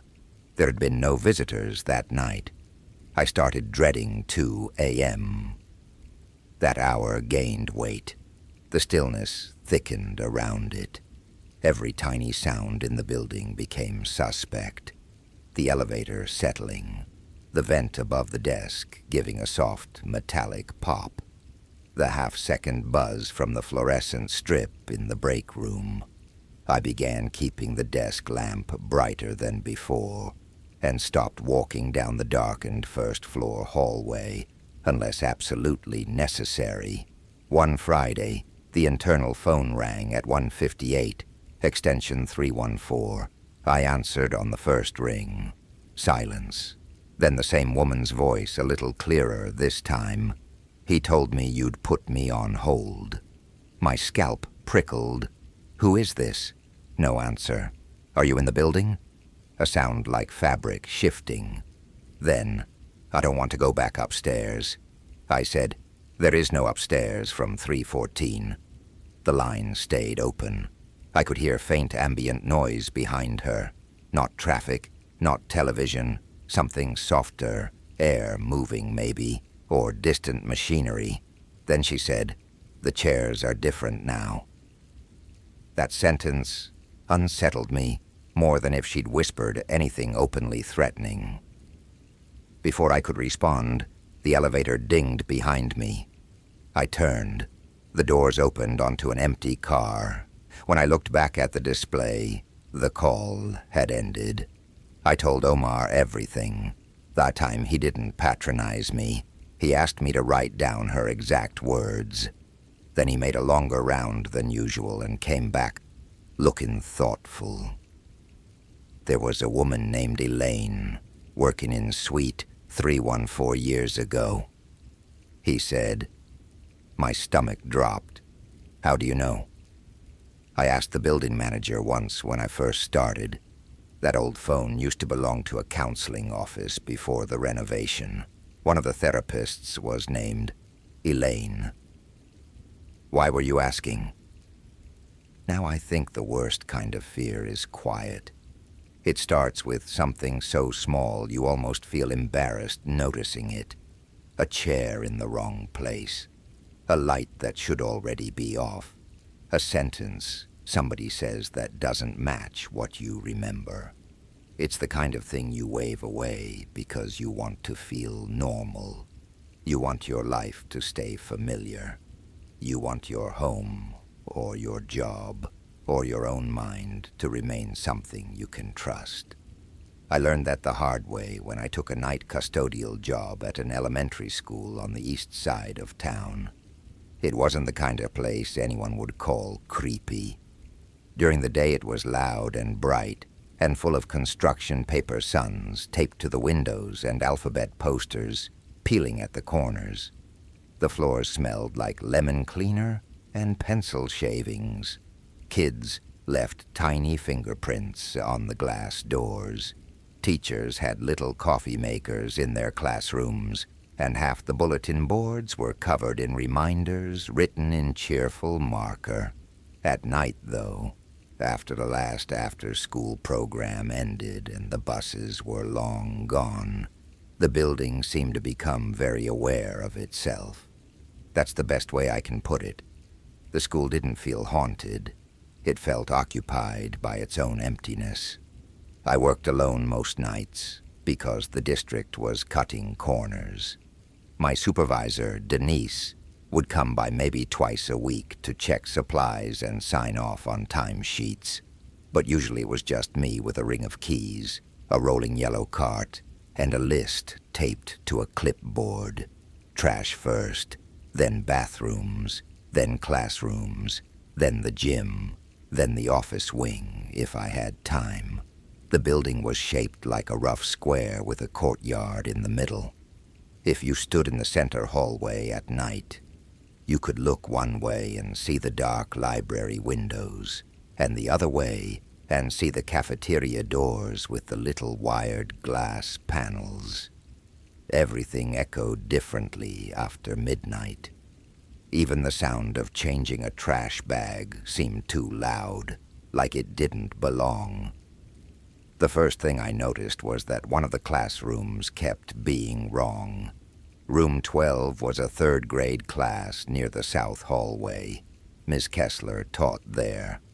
She was one of those teachers who stayed late and talked to her plants. Her room was always extremely organized. The pencils were lined up by color in little cups. The reading rug was straight. The chairs were tucked in so evenly they looked measured. Every night when I got to her room, one chair would be pulled out. Not far, just enough to notice. The first time I assumed she'd left in a hurry. The second time I pushed it in and forgot about it. The third time, I remember standing there with the trash bag in my hand, looking at the chair and feeling this tiny resistance in my mind. Not fear, more like annoyance, because I had a very clear memory of pushing that same chair in the night before, and even making this stupid little joke to myself that at least somebody in the building wanted to save me 1 second of effort. I checked the room carefully. Windows locked, closet shut. No sign anyone had been there. I pushed the chair back in again. The next night, it was out. After about a week of that, I mentioned it to Miss Kessler in the parking lot while she was loading poster board into her trunk. I said, "Hey, random question. Do you usually leave the second chair from the back row pulled out?" She stared at me for a second like she was trying to understand whether I was serious. "No," she said. "Why?" "It's nothing," I told her. "I just keep finding it like that." She laughed once, not because it was funny, but because adults laugh when they don't want to admit something is a little strange. "It's an old building," she said. "Maybe the floor's uneven." That didn't make sense, and I think we both knew it, but I nodded anyway. It should have ended there. Small thing, forgettable thing. But after that I started noticing other details, and what bothered me wasn't that they were dramatic. It was that they were so soft and ordinary, I couldn't decide whether they were real. A set of watercolor paints left uncapped in a room where the teacher was almost obsessive about cleaning up. A cabinet door in the music room standing open 3 inches. A dry erase marker on the floor in the office hallway. A sink in the nurse's room running at the thinnest possible stream, like somebody had barely touched the handle. I began doing little checks without meaning to. I'd straighten the stack of library passes on the front desk, and then glance back 10 minutes later to see if the angle had changed. I'd make sure all the stalls in the girls' bathroom were open before I left, and then pause at the doorway when I passed again later, just to count. Nothing ever moved in front of me. That's what made it so hard to talk about. If you heard a bang, you can say, "I heard a bang."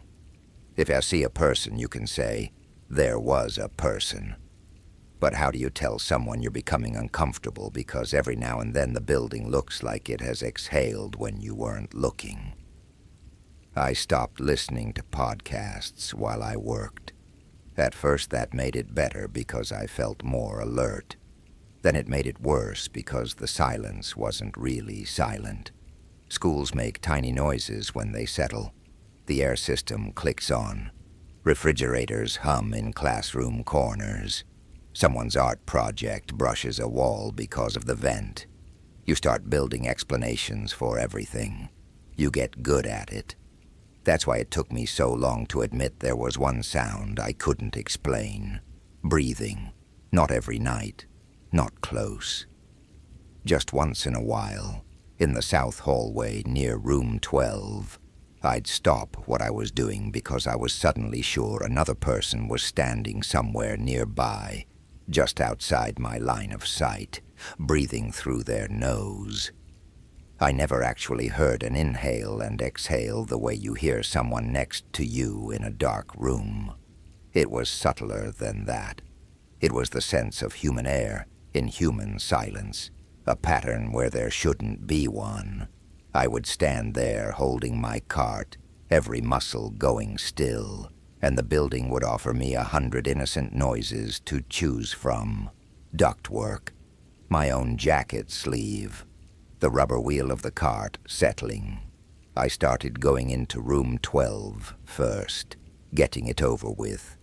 One Thursday, I walked in and every chair was tucked in, except the one in back. I stood there for a long time looking at it. Then I did something I'm still embarrassed by. I said very quietly, "Okay." Not hello, not who's there. Just okay, like I was talking to a kid who refused to follow directions. I pushed the chair in, took the trash out, wiped the desks, sprayed down the sink in the little attached craft area. I was deliberately calm. I even remember feeling proud of myself for not spiraling. Then I turned around to leave, and the chair was out again. It wasn't shoved across the floor. There was no dramatic screech. I hadn't seen it move. I just looked at the room from the doorway, and the chair was no longer tucked in. It had happened at some point in the last maybe 20 seconds while my back was turned. I stared until my eyes hurt.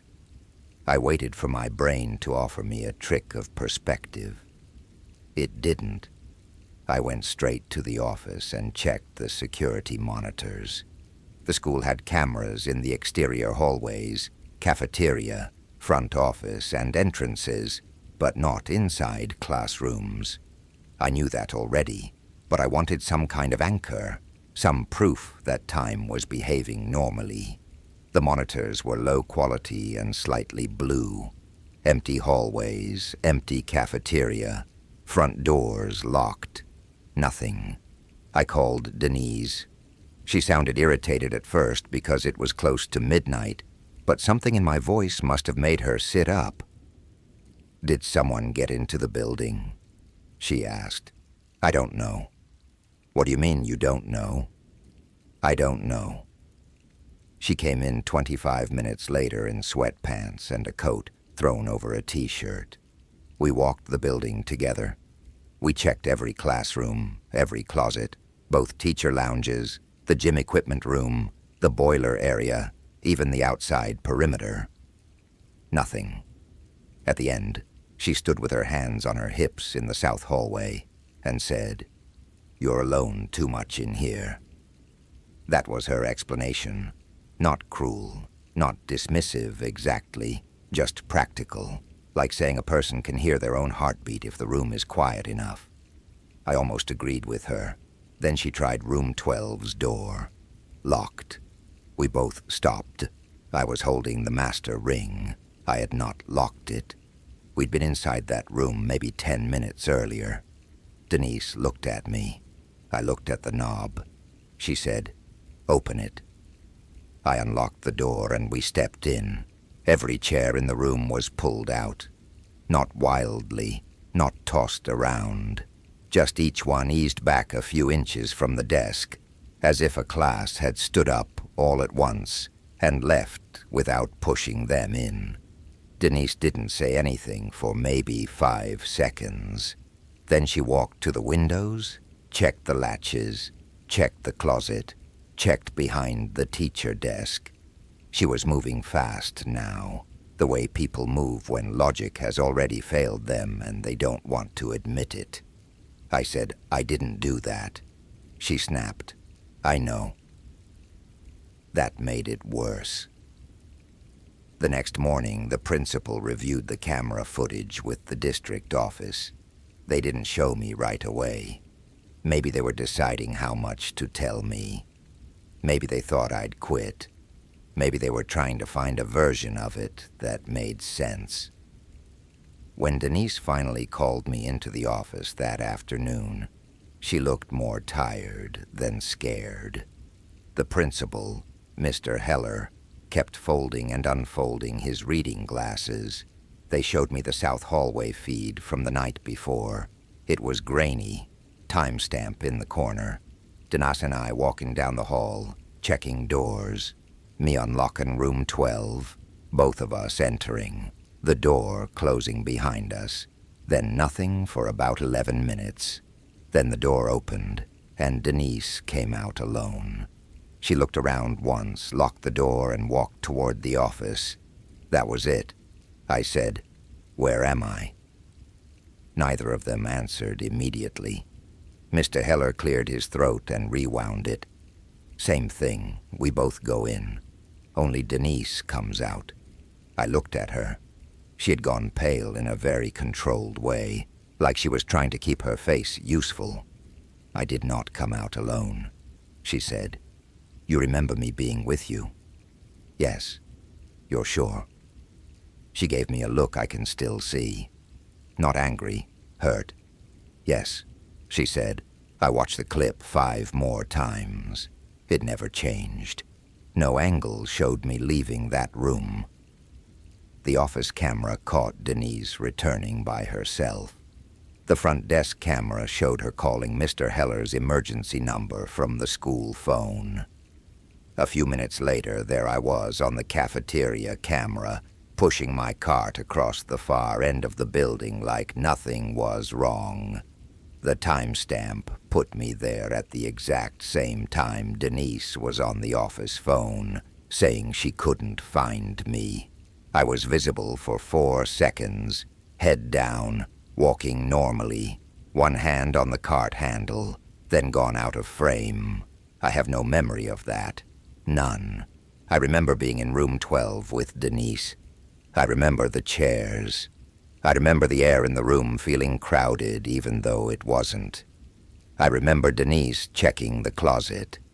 Then my memory jumps to standing by the vending machine outside the gym with my cart and a crushed soda can in my hand, not knowing why my heart was racing. I told them that. Nobody accused me of lying, which somehow felt worse. Mr. Heller asked if I had ever blacked out before. Denise asked if I was under unusual stress. I said no to both. That was mostly true. I was tired a lot, but who isn't? They put me on leave for a week. I spent most of that week trying to prove to myself that I was fine. I made a doctor's appointment. Normal blood work, normal blood pressure. I slept more. I stopped caffeine. I made lists of what I did during the day to reassure myself there were no more missing spaces. Nothing else happened. By the end of the week, part of me felt ridiculous. I needed the job, and I didn't want this strange little incident becoming the story people told about me. So I went back. Mr. Heller tried to keep his tone light. Denise avoided talking about the footage. Room 12 was reassigned for the remainder of the semester because Miss Kessler requested it, though she never said why. I cleaned other rooms. I told myself it would fade. And for a while it almost did. Then I started finding notes. Not creepy notes. That would have been simpler. I mean practical notes, written in black dry erase marker on classroom boards, after I knew I had already erased them. Please empty pencil sharpener. Sink backing up again. Need more paper towels. Things a teacher might leave for a custodian, or for themselves. Except the handwriting didn't match any teacher's handwriting I recognized. It was very plain, almost careful to the point of looking rehearsed. And a couple of the notes referred to tasks I had already done earlier that night. One said, "Trash in reading corner." The reading corner trash was empty. Another said, "Front left window won't lock." It locked perfectly. I asked Denise if anyone else had been in overnight. She said no. I stopped erasing the notes. I took photos of them on my phone instead. When I looked back later, 2 of the photos were just blank whiteboards. I know how that sounds. The timestamps were there. Same classroom, same angle. But where the writing should have been, there was nothing.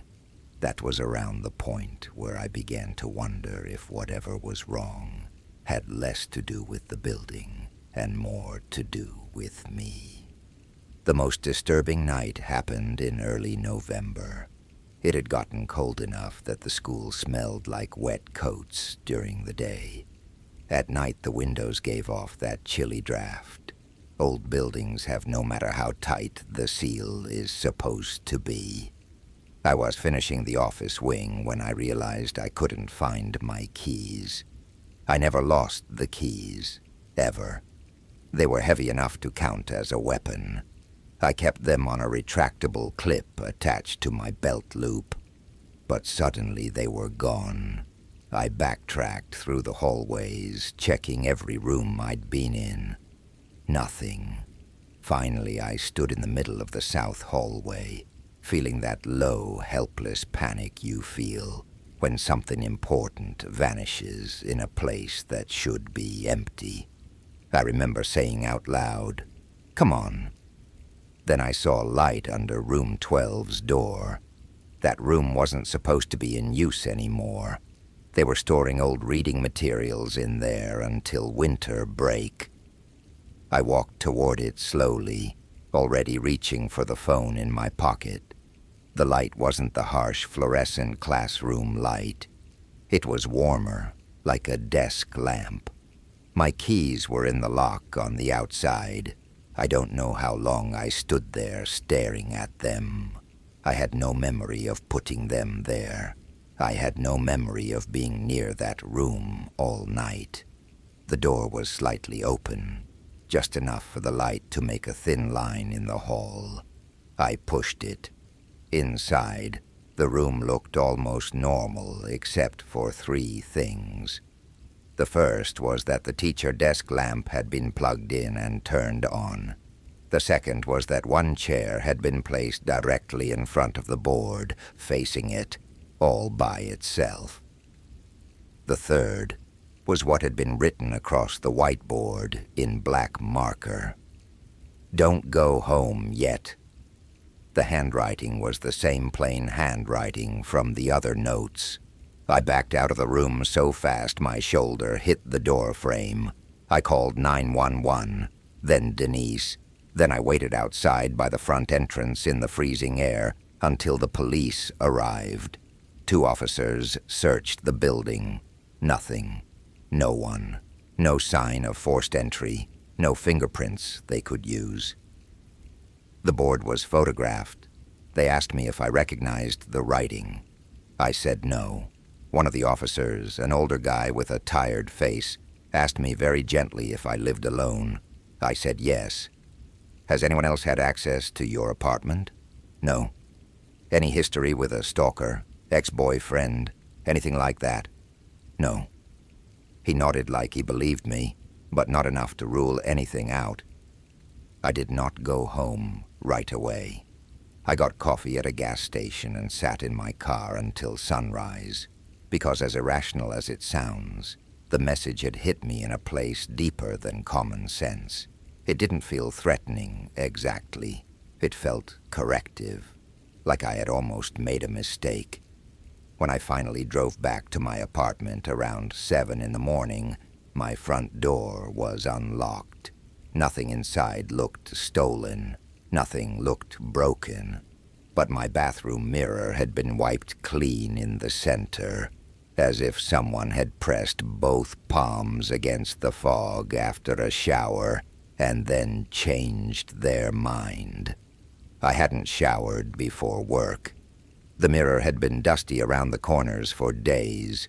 The clean space in the middle was oval, almost face-shaped. The police came again, nothing useful. I moved out 2 weeks later. I also quit the school. Nobody fought me on it. Months passed, then years. I changed jobs twice. I stopped telling the story because every time I did, I could hear how impossible it sounded, even when I stripped it down to the parts I could prove. A camera glitch, missing time, notes that didn't photograph right, an unlocked apartment, a message on a whiteboard. Not long ago, though, I ran into Denise at a grocery store. She looked older, obviously, but still like herself. We did the awkward catching up thing by the frozen foods. I almost let it stay there. Then she said very quietly, "I still think about that room." And just like that, my stomach dropped. We ended up sitting in her car for 40 minutes. She told me she'd stayed at the school another year after I left. She tried to ignore everything. Then one Saturday morning, a teacher called because papers had been moved in the office. Denise went in to check. Nothing major, just a weird mess on one desk. Then she reviewed the weekend camera footage. At 2:13 in the morning, the south hallway camera showed me walking toward room 12. Same uniform I used to wear, same cart, same keys at my hip. I unlocked the room and went inside. Denise said she watched it 3 times before remembering I had quit 8 months earlier. "What happened next?" I asked her. She looked straight ahead through the windshield. "Nothing," she said. "You never came back out." I asked if she still had the footage. She said no. District server purge. 90 days. I believed her. I also believed she was leaving something out. Before we got out of the car, she finally said one more thing. "When we went into that room together that night," she told me, "there was a moment where I couldn't see you, even though I knew exactly where you were standing." I didn't answer. I've never known how to say that in a way that makes sense.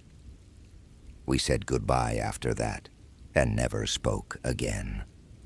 I wish I could tell you I've made peace with it, or that I've found some explanation involving stress or sleep, or the way memory can fracture under pressure. Maybe that's still the truth. Maybe I was more tired than I knew. Maybe the cameras glitched in ways no one could explain. Maybe Denise saw what she expected to see, and I did too. But every now and then when I come home late and unlock my apartment door, I get this cold little pause before I go inside.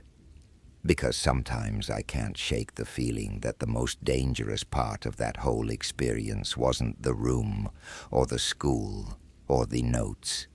It was how easy it was for a familiar place to continue acting familiar, while something in it quietly stopped making room for me.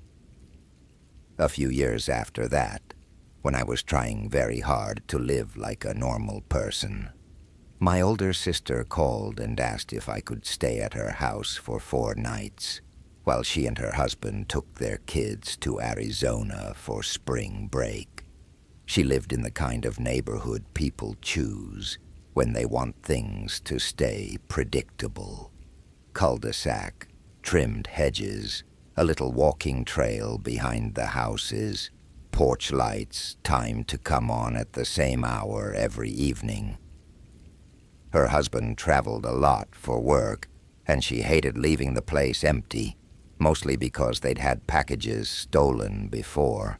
She also had a golden retriever named June, who got anxious in boarding kennels.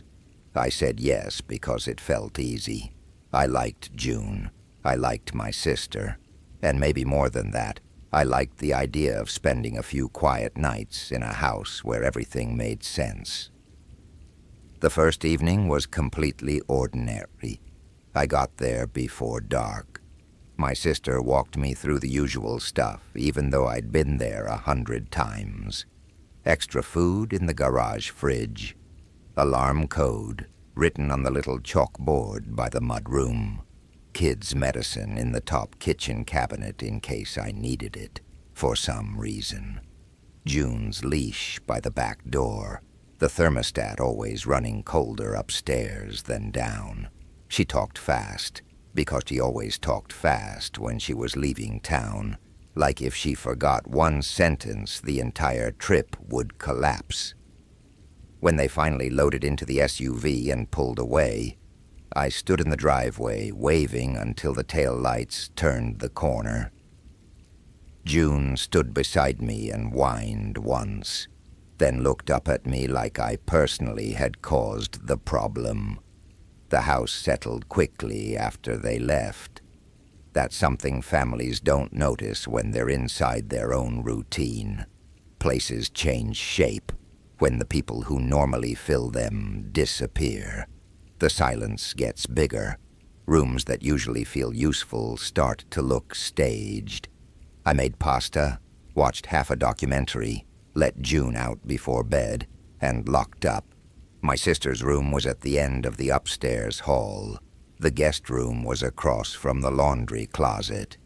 I slept there because she insisted, even though I would have been more comfortable on the couch. Around 2 a.m, June barked. Not the big warning bark she used for delivery trucks. Just one short sound. I woke up, listened, heard nothing, and went downstairs. June was standing in the living room looking toward the front windows. The street outside was dim, lit mostly by porch lights and that bluish spill. Street lights get in newer subdivisions. I peeked through the blinds. A man was walking slowly on the opposite sidewalk. He wasn't doing anything obviously wrong. He wasn't trying cars or looking into houses. He was just moving at a very steady pace with his hands in his pockets, like someone out later than they meant to be. When he passed under the streetlight, I saw he was middle-aged, maybe late 50s, wearing a navy windbreaker and khaki pants. Very ordinary. I watched him until he reached the corner and disappeared. June relaxed. I went back to bed. The next morning, while I was making coffee, I glanced out the kitchen window toward the backyard and saw the same man standing on the walking trail beyond the fence. He wasn't facing the house exactly. He was turned partly away, like he was stretching his calves or checking his phone. But he was still enough that I noticed him immediately. I stood there for maybe 10 seconds before he continued walking and vanished behind the line of trees. Again, not dramatic. People used the trail all the time. Still, when my sister texted to ask if everything was good, I almost mentioned it. Then I didn't. I didn't want to be the person who sounded paranoid over a man existing in public. That afternoon I took June around the neighborhood loop. We passed 2 women pushing strollers, one dad washing his truck, a teenager practicing basketball in a driveway, all the normal pieces of suburban life that reassure you nothing strange could possibly happen there. As I came back toward the house, I saw the man again. He was standing in a driveway 3 houses down, talking to an elderly woman in a visor.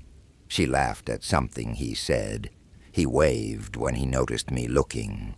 I did that automatic half-wave back, because that's what you do in neighborhoods like that. Then I realized I had never seen him before, in all the times I'd visited my sister. The elderly woman called after me, "You're Melanie's sister, right?" "Yeah," I said. She pointed at the man. "This is Richard. He used to live over on Willow Bend." Richard smiled. Friendly, easy smile. You look just like her around the eyes. There was nothing about him to justify how quickly my body decided it disliked him. Maybe it was how confidently he knew who I was. Maybe it was that he didn't ask. Maybe it was only because I'd seen him at 2 in the morning first, and some part of me had filed him in the wrong drawer. I smiled back, polite. "I'm just watching the dog." "Well," he said, looking toward my sister's house for a second too long, "you've got a nice quiet week for it." I laughed lightly and kept walking. That sentence stayed with me all evening. Not because it was threatening, because it was true in a way that felt too exact. A nice, quiet week, as if he had already measured the shape of the house without my sister in it. That night I checked every door twice before I set the alarm. At 1:17, the motion light on the side yard came on. I was still awake downstairs, reading. June lifted her head from the rug, but didn't bark. I muted the TV and listened. No footsteps, no voices. The side yard was narrow, just a strip of concrete path between the house and the fence, leading from the front gate to the backyard. The light stayed on for maybe 40 seconds, then went off. I told myself it was a cat. 5 minutes later, it came on again. This time, June stood up. I didn't want to overreact, so I went to the kitchen and looked through the small window above the sink. I could only see part of the fence and the edge of the gate. Nobody there. The light clicked off. I set the alarm to instant mode and went upstairs. The next morning, the side gate was unlatched. That should have been impossible. I hadn't used it. I took June out through the back slider. The latch wasn't broken or loose. It had simply been lifted. I called my sister and kept my tone casual. I asked if the gate ever swung loose in the wind. She said no, then immediately asked why. I told her it was probably nothing. She got quiet in that way she does when she's trying not to panic before she has enough information. Was someone there? I don't know. Do you want me to call a neighbor? No, it's okay. You sure? Yeah. I still don't know why I downplayed it. Maybe because saying it aloud would have made me responsible for whatever came next. Maybe because I wanted so badly to be wrong. That afternoon, June wouldn't go into the backyard. She stood at the threshold with her front paws on the deck and stared toward the fence line, tail down, ears slightly back. I coaxed her, bribed her with a treat, even stepped out first. She wouldn't budge. I scanned the yard, kids' soccer goal, trampoline, garden bed my sister never had time to weed. Nothing unusual. When I bent to clip on her lush instead, I saw muddy prints on the deck boards near the slider. Not clear shoe prints. More like partial edges, as if someone had stepped there with damp soles and shifted their weight. There were 4 or 5 marks. I crouched to inspect them, and a sick little thought slid into my head. They were facing inward. I took photos and texted them to my sister. She called immediately. Call the police. It might be from the kids. From inside the house onto the deck. I looked at the marks again and said nothing. The police came, walked the perimeter, took a report. One younger officer asked if anything was missing. Nothing was. The older one asked about recent contractors, landscapers, dog walkers, anyone who knew the property. My sister texted me a list. Nothing jumped out.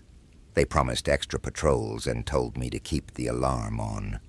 After they left, I locked every blind in the house shut, except a narrow gap in the upstairs guest room, because some irrational part of me felt safer being able to see out. I barely slept. At 3:06 in the morning, June made a soft throat sound from the hallway. Not a bark. More like she had seen someone she knew and didn't want to be rude. I sat up in bed and listened. There was a sound downstairs, so light I might have missed it if I'd been more asleep. A cabinet door closing.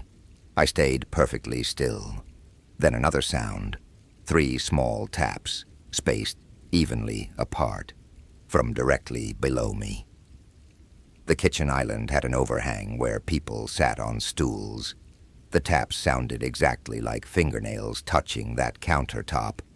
I grabbed my phone, dialed 911, and whispered the address.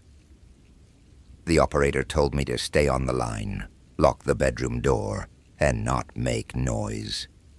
I did all of that. June stood pressed against my legs, staring at the door. While we waited, I heard nothing else. The house seemed to hold its breath. When the officers cleared the downstairs, they found no one. No open door, no broken window, no missing property. But one kitchen chair had been pulled out from the island, and on the counter, beside the fruit bowl, was a glass of water. Half full. I had not poured that water. The officers exchanged one of those looks people think you won't notice. The kind that says maybe the scared person is also the source of the confusion. The younger officer asked if I could have left it there earlier and forgotten. I said no, too sharply. He backed off. I didn't sleep the rest of the night. I sat on the floor of the guest room with June, and every light on until dawn. In the morning, my sister called and said they were driving back a day early. I told her she didn't have to. She said they were already packing. I should have left then, I know that. But I had this stubborn, ugly feeling that if I left first, whatever was happening would get to keep the house. That probably sounds irrational, and it was. But fear does that.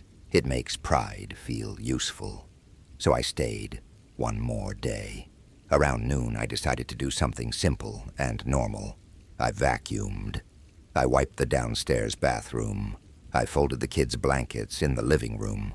I moved through the house, proving to myself that it still belonged to the routines of ordinary life. Then I went into the laundry room to switch over a load of towels. Taped inside the cabinet above the washer where detergent pods were kept, was an envelope. My sister labels everything: receipts, Christmas ornament boxes, school forms.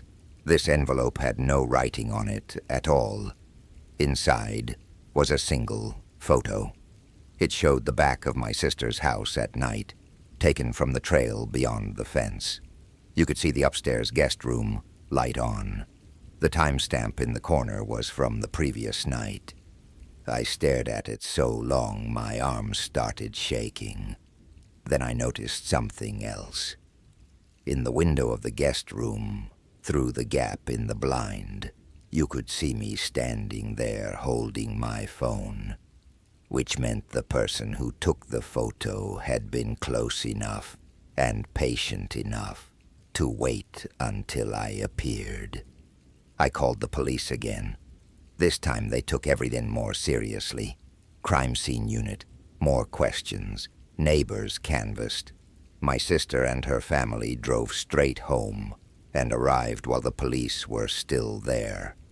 My sister saw my face before I said anything and started crying immediately, which somehow made me calmer. I think once someone else finally treated the situation like it was real, my body let go of the job of proving it. The police asked around the neighborhood about Richard. The old woman in the visor said he'd been visiting his brother nearby for a few weeks. Another neighbor said he used to live in the subdivision years ago after his divorce. Nothing criminal that anyone knew. Helpful with yard work. Kept mostly to himself. By evening they located him. I wasn't there for the interview, but later, a detective told my sister that Richard denied everything. He said he walked the trail because his doctor wanted him to stay active.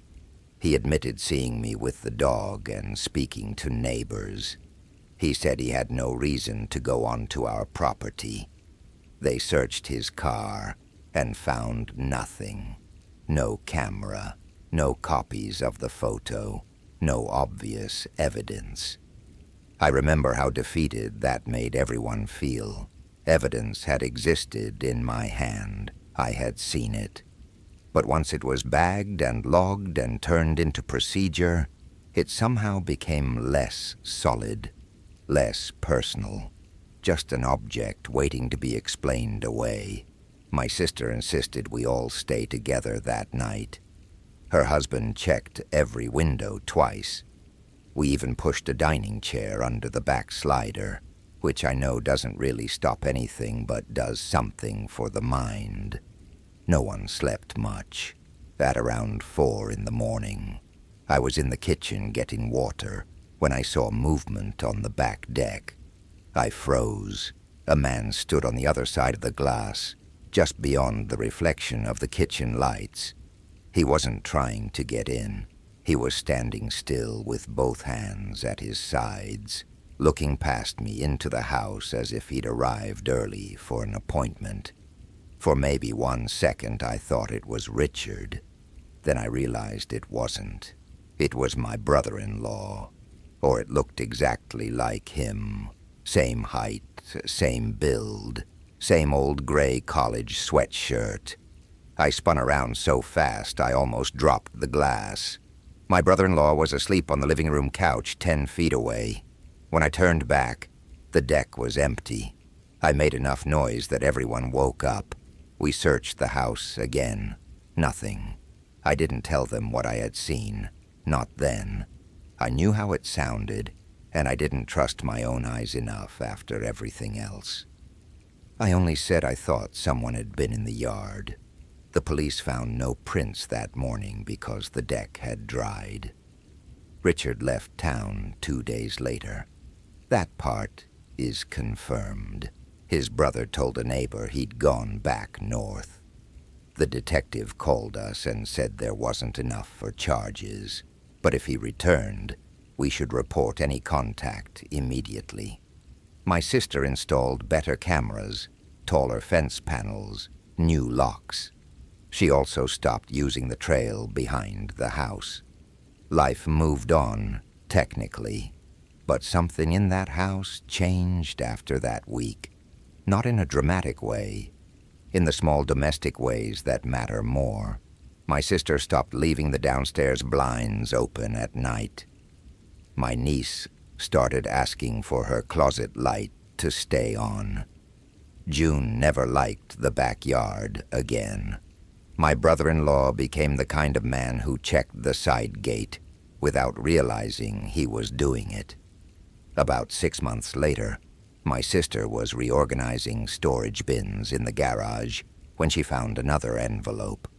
This one had been tucked into a shoebox of old Halloween decorations. Inside was a single piece of lined paper.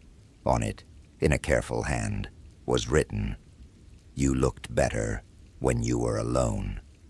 No prints, nothing else. My sister burned it in the barbecue grill before the police could collect it. Some people got angry with her for that, but I understood. At a certain point, you stop caring about the process of being believed. You just want the thing to stop existing. She sold the house the next year. Officially, it was because her husband got transferred. Unofficially, it was because home had turned into a place that asked too much from everyone inside it. Sometimes I still think about the first night, about how simple the image was. A man walking down the opposite sidewalk while a dog watched through the blinds. If I had known then what it meant, maybe I would have called someone sooner. Maybe I wouldn't have spent so much energy trying to stay reasonable. But the truth is, most dangerous things do not arrive looking dangerous. Sometimes they arrive looking neighborly. Sometimes they wave first. The next thing happened when I was 29 and still taking buses to work because my car had died in a grocery store parking lot, and the repair estimate was more than the car was worth. It was a miserable stretch of life in a very ordinary way. I was working early shifts at a medical billing office 40 minutes outside the city. The commute involved 2 buses, 1 transfer, and a 15-minute walk from the depot to the office park. It was boring, repetitive, and the kind of routine that starts erasing the edges of your days. You wake up in the dark, stand in the same places, watch the same exhausted faces, and begin to feel like a piece of furniture moved on a schedule. The first bus left downtown at 5:10 a.m. That bus had its own population, hospital staff in scrubs, a warehouse guy with a neck tattoo who always fell asleep against the window, a woman in a red coat who smelled like powder and peppermint, an older man who carried nothing but a folded newspaper, even on rainy days when the paper went soft at the edges. You start recognizing people even when you never speak. It creates a shallow kind of comfort, like being in a waiting room with strangers you've seen long enough to stop finding strange. One Tuesday in November, I got to the stop at 5:02 and found the older man already there. That was unusual because I was almost always first. He stood under the shelter glass with the newspaper tucked under his arm. He nodded when I approached. I nodded back. The bus was late. 10 minutes, then 15. Finally, headlights appeared. When the doors opened, the driver looked at me oddly and said, "You coming?" I climbed on and glanced back, expecting the older man to follow. The shelter was empty. I assumed he'd walked off while I checked the route app on my phone. It was cold, and I was tired. I didn't dwell on it. I took my usual seat on the left side, 3 rows behind the middle doors. The warehouse guy was asleep. Red coat woman wasn't there. The hospital staff were. Halfway through the route, the driver called over his shoulder, "Sir, You can't stay back there if you're not riding all the way." I looked up. He was talking to someone in the rear bench area I couldn't fully see. No one answered. The driver muttered something and kept going. At the transfer depot, I got off with 5 other people. As I stepped onto the curb, I saw the older man with the newspaper standing by the vending machines. Same coat, same paper. I remember that very clearly because the depot was enclosed on 3 sides, and there was no way for him to have left the bus behind me and gotten there ahead of me without passing. He caught me looking and smiled faintly, not in a warm way, just as an acknowledgement that we were both awake too early for life. My second bus was on the far side of the depot. By the time I looked back, he was gone again. That should have been the end of it. Cities are full of people who resemble one another. Commutes make everything feel looped. But the next morning he was at the downtown stop again. This time he said, "Cold one." His voice was low, dry, almost careful. I said, "Yeah." He looked past me at the street. "They're late more often now." I said, "Seems like it." Nothing strange there, just commuter small talk. On the bus he sat in the very back. At the depot he was waiting by the vending machines again, newspaper tucked under his arm, looking at me as if the conversation had been left unfinished. I began timing my glances, trying to catch whether he was getting off before me or moving faster than I thought. I never did.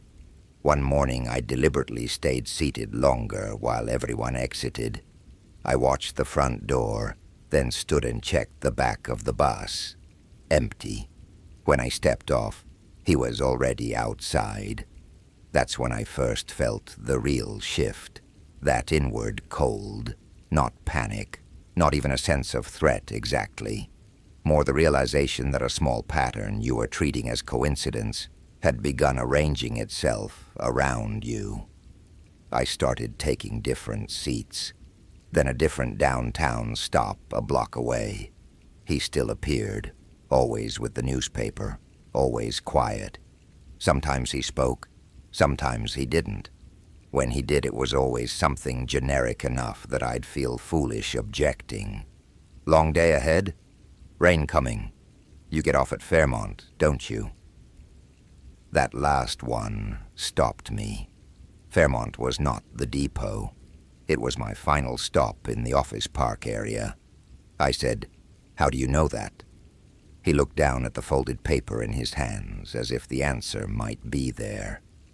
"Routine," he said. "People settle into their patterns." I didn't respond.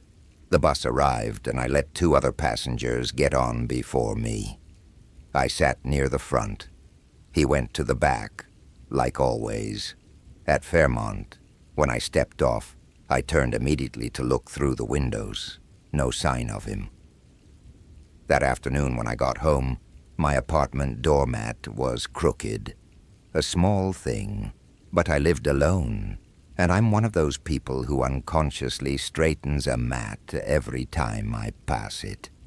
I noticed right away. I also noticed the maintenance flyer tucked under it was damp on one corner, as if it had been lifted and put back. Inside, nothing was missing. Still, I checked everything. Closet, bathroom, window locks, kitchen cupboards. I felt stupid, but I checked. The next morning I bought a cheap notebook at a pharmacy and started writing down details. Bus times, weather, which passengers were present, what the older man said, if anything, whether he sat on the left or right rear bench, whether he looked at me at the depot. I'm not usually that kind of person, but it gave me a sense of control. Over the next 2 weeks, patterns did emerge. He never appeared on Fridays. He always had the same newspaper, folded the same way, though I never saw him read it. He never boarded the second bus while I was looking directly at the doors, and on mornings when I deliberately missed my usual first bus and took the later one, he still appeared at the depot somehow, waiting. I told one co-worker, Alina, because we had lunch together sometimes, and she was one of those practical people who believe in action more than analysis. She said, "Take a picture of him." So I tried. The next morning, when he was standing at the downtown stop, I pretended to be texting and angled my camera toward him. The photo came out blurred. Not motion blur, not low light blur. Just a soft smear where his face should have been, while everything else in the frame looked normal. I took another once he was seated in the back of the bus. In that one, the rear bench looked empty. I showed Alina at lunch. She stared at the images for a long time, then said, "Okay, that's weird." It was the first time someone else had confirmed the weirdness without immediately forcing it into a harmless category. So the next day, we made a plan. She drove to the transfer depot early and parked where she could see the bus arrivals. I was supposed to text the moment I stepped off the first bus. She would photograph everyone who got off from outside, just in case I was somehow missing something in the movement. I texted her as instructed. At lunch, she sat down across from me and said, "I have no idea what to tell you." She showed me the photos. In every shot of passengers exiting, I was there. So were the others I recognized. In one frame, behind me on the bus stairs, there was part of a dark coat sleeve and a hand holding a folded newspaper. In the next frame, the space behind me was empty. Alina said, "He didn't come off. I was watching. But he was there? In some way, yes." That answer should have terrified me more than it did. Instead, it just made me feel sick and tired. Because once another person sees part of what you see, you lose the comfort of imagining it's just stress. I went to transit security. The woman at the desk was patient, but visibly skeptical, until I mentioned the doormat and the fact that he knew my stop. She took a statement and asked for a description. I gave one as precisely as I could. Late 50s or early 60s, gray coat, thin face, clean-shaven, newspaper, quiet voice. She said they could review camera footage if I knew approximate times. I did. My notebook helped. 2 days later, they called me back. The downtown camera showed me waiting at the stop alone. The bus camera showed me looking toward the shelter before boarding, then repeatedly glancing at the back during the ride. The depot camera showed me stepping off, and 43 seconds later, walking across the depot while turning my head toward the vending machines. No older man, no newspaper, nothing. The security woman wasn't rude. That almost made it worse. She spoke to me like someone discussing a headache. Stress can do unusual things, especially with repetitive routines and lack of sleep. "I'm sleeping." She gave a small apologetic shrug. "I'm just telling you what the footage shows." I went home that evening and sat in the dark living room without turning on the lamp for a long time. There's a point where fear changes flavor. At first you fear an outside thing, a person, a break-in, a threat. Then if enough evidence slips sideways, you start fearing your own participation. Not madness in the dramatic sense, just unreliability. The possibility that your mind might be building structures you are then forced to live inside. I almost quit the job. Instead, I changed my route entirely. Different downtown stop, different transfer point, longer walk. It added 25 minutes each way, but I wanted to see whether the pattern depended on my usual routine. For 3 mornings, Nothing happened. No older man, no newspaper, no wrongness. I began relaxing in careful stages. On the fourth morning, I got on the second bus of the new route and saw the folded newspaper on the seat beside mine. No one was sitting there, just the paper. I stood in the aisle longer than made sense. The driver looked at me through the mirror and said, "Take a seat, please." I sat across from it instead. At the next stop, a woman with grocery bags got on, saw the paper, moved it to the overhead rack without comment, and sat down. I watched her the whole ride. She never reacted as though it belonged to anyone. When we reached my stop, I got off and walked to work in a kind of numb haze. Halfway there, I realized I could hear footsteps behind me. Even, unhurried. I turned. No one. Started walking again. The footsteps resumed. I stopped. Silence. There was a construction fence to my right. Office buildings to my left. The morning still mostly blue. I told myself it was echo from my own shoes, but I already knew it wasn't. Echo doesn't lag half a beat. At work, Alina took one look at me and said, "You need to stay with someone." I went to my parents' house that night. They live outside town. Quiet ranch house, no apartment hallway, no shared entrances, no bus stops. I told them some edited version about a person on my commute, making me uncomfortable. My mother wanted details. My father wanted a practical fix. "Borrow the truck," he said. "It's ugly, but it runs." That should have solved everything. It almost did. I drove the truck all week.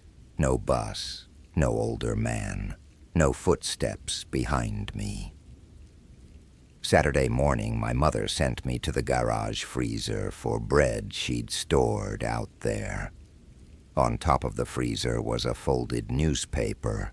Same local paper. Same day-old issue he always carried. I picked it up. My hands were shaking before I even touched it, as if my body recognized the shape. Inside, one article had been circled in blue ink. It was a piece about a pedestrian struck near the Fairmont stop 13 years earlier. A man in his 60s. Witnesses said he seemed disoriented and stepped into traffic without looking. The date made my skin go cold, because 13 years earlier was the year my family had moved into the neighborhood where my parents still lived. I would have been a teenager. I had no reason to remember the incident. But beneath the article, in very small writing, one sentence had been added. "You were there." I sat down on the concrete floor of the garage so hard it hurt. The memory did not arrive all at once. It came in thin flashes like scraps blowing under a door. A rainy morning. Me at a bus shelter, skipping first period because I'd missed the school bus and didn't want to go home and admit it. A man with a newspaper asking me what time it was. Me pretending not to hear because I had headphones in, and because at that age I had perfected the art of not being available to strangers. Then tires braking hard, people shouting, the newspaper in the street, pages lifting in dirty rainwater. I had forgotten it completely, forgotten being there, forgotten watching, forgotten going to school late and saying nothing because I didn't want to get involved. I don't know how much of memory is choice and how much is mercy. But that morning in the garage, I remembered enough to know the line in the paper was true. You were there. My mother found me sitting on the floor with the open newspaper and asked what was wrong. I told her part of it, not all, just enough that she recognized the article after reading it. She looked at the date and said, "There was an accident like that near your old high school, wasn't there?" I asked if she remembered me mentioning it at the time. She frowned. No, should I? I said I didn't know. That afternoon I drove to the public library and pulled archived local coverage of the accident. The article was brief. The victim's name was Walter Hensley. No close family interviewed. Lived alone, retired bookkeeper. Neighbors described him as quiet and habitual. Habitual. I don't know why that word hurt the most. There was one more line in a later follow-up. Investigators believed Mr. Hensley may have been trying to speak to a young woman at the bus stop just before the collision, but the witness left the scene and was never identified. I was the witness. I left. The sensible explanation for everything that happened after that is guilt. Delayed, misfiring, brought to life by years of routine and exhaustion. I know that. I've told myself that. A tired brain sees a face in the same kinds of spaces where it once refused a face. A buried memory works itself loose through repetition. There are therapists who could explain it better than I can. But 3 things still bother me. First, the newspaper in my parents' garage had not been delivered to their house. My father checked. It wasn't their subscription. Second, the blue ink used to circle the article was the exact same shade as the pen clipped inside the truck I'd been borrowing. And when I checked the pen later, it was dry. Third, a whack after I started driving instead of taking the bus, the notebook where I'd been recording all the commute details disappeared from my apartment. I never found it. I moved soon after, and I eventually got another job, sometimes on wet mornings, if I'm stopped at a light and see someone waiting alone at a bus shelter with a paper under one arm. I feel this wave of shame so sudden it almost makes me pull over. Not because I think I'm being followed anymore, because I think there are moments we leave before they've finished happening. And sometimes they don't stay behind as neatly as we hope. By the time I turned 34, I had become the kind of person who liked apartment buildings with locked entries and predictable hallways. There's a specific comfort in that kind of place. You learn the sounds. The elevator shudder between floors. The neighbor on 5 who always rolled a grocery cart over the lobby tile at exactly 6:30. The couple downstairs whose arguments rose and fell like weather, but never quite became words. Familiar repetition can make a building feel safer than a house, because so much of it is shared, witnessed, accounted for. That was the theory, anyway. My building was 6 stories, brick, built in the late 70s, with a dim lobby that smelled faintly of dust and radiator heat all winter. Nothing fancy. Buzz-in panel, mailboxes, one narrow elevator, stairs at both ends. I lived on the 4th floor in a 1-bedroom overlooking the parking lot. The woman across from me was named Sandra. She worked nights as a respiratory therapist and left in scrubs. The unit to my right belonged to a graduate student who played cello badly but earnestly. At the far end of the hall lived a retired man everyone called Mr. Levin, though I later learned that wasn't actually his name. He had the kind of face older men get when they've spent years being politely invisible.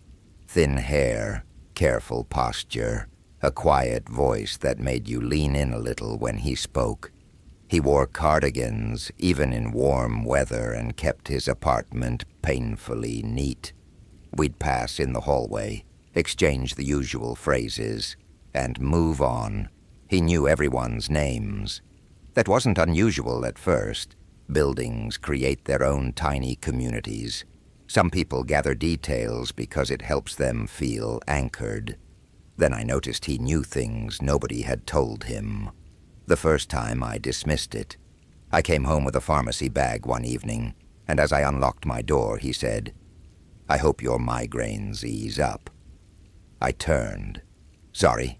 He nodded toward the bag. "Just guessing. My sister used to get them. Awful things." Inside the bag were prescription tablets for migraines. Yes, but the bottle was opaque and stapled shut. Maybe he saw the pharmacy logo and made an assumption. Maybe he knew because I once mentioned headaches in the elevator and forgot. I let it go. A few days later, I was carrying a small box from an online pet supply company. I don't own a pet. The box contained a birthday gift for my niece. Mr. Levin, watering the plant outside his door, smiled and said, "I didn't know you'd finally decided on a cat." Again, plausible in a loose way. The box had a cartoon cat printed on the side, but "finally decided" lodged under my skin. It suggested a conversation that had never happened. I laughed it off. "It's not for me." He looked genuinely surprised, then almost embarrassed. "Oh, right. Must have been someone else." That should have reassured me. Instead, it made me uneasy, because the surprise seemed real, as if he had a version of my life in his head, and I had just stepped out of it. Things stayed small for a while. He asked if my mother's knee was better. She had knee surgery the previous year. I had never mentioned it in the building. He said, "Working from home again." On a day I had called in sick, he held the elevator for me one morning and said, "You should really stop taking the stairs when you're carrying laundry." I had been carrying laundry up the stairs 2 nights earlier because the elevator was stuck on the 2nd floor. No one else was in the stairwell. That was when I started becoming careful. I checked my social media privacy settings. I stopped leaving receipts in the shared recycling bin. I made sure my blinds were fully closed at night, though his windows faced the wrong side to see in anyway. I told myself there had to be a normal explanation, but I was beginning to feel that same specific kind of erosion I'd known before, the sense that my private life was losing its walls one detail at a time. Then came the issue with the doormat. It was a cheap striped mat, nothing memorable. One Thursday, I came home and found it rotated 90 degrees. I figured Sandra had bumped it, bringing in groceries. I straightened it. The next day, it was upside down.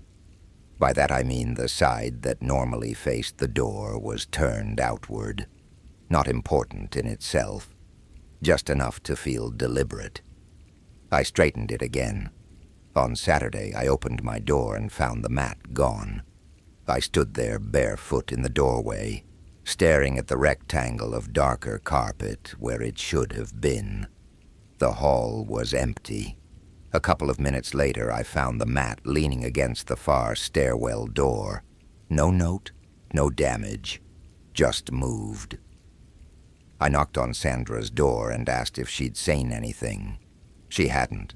She looked at my face and asked if I wanted her to check the building's tenant group chat. I said sure. Nobody knew anything. That night around 11, I heard a soft dragging sound outside my apartment.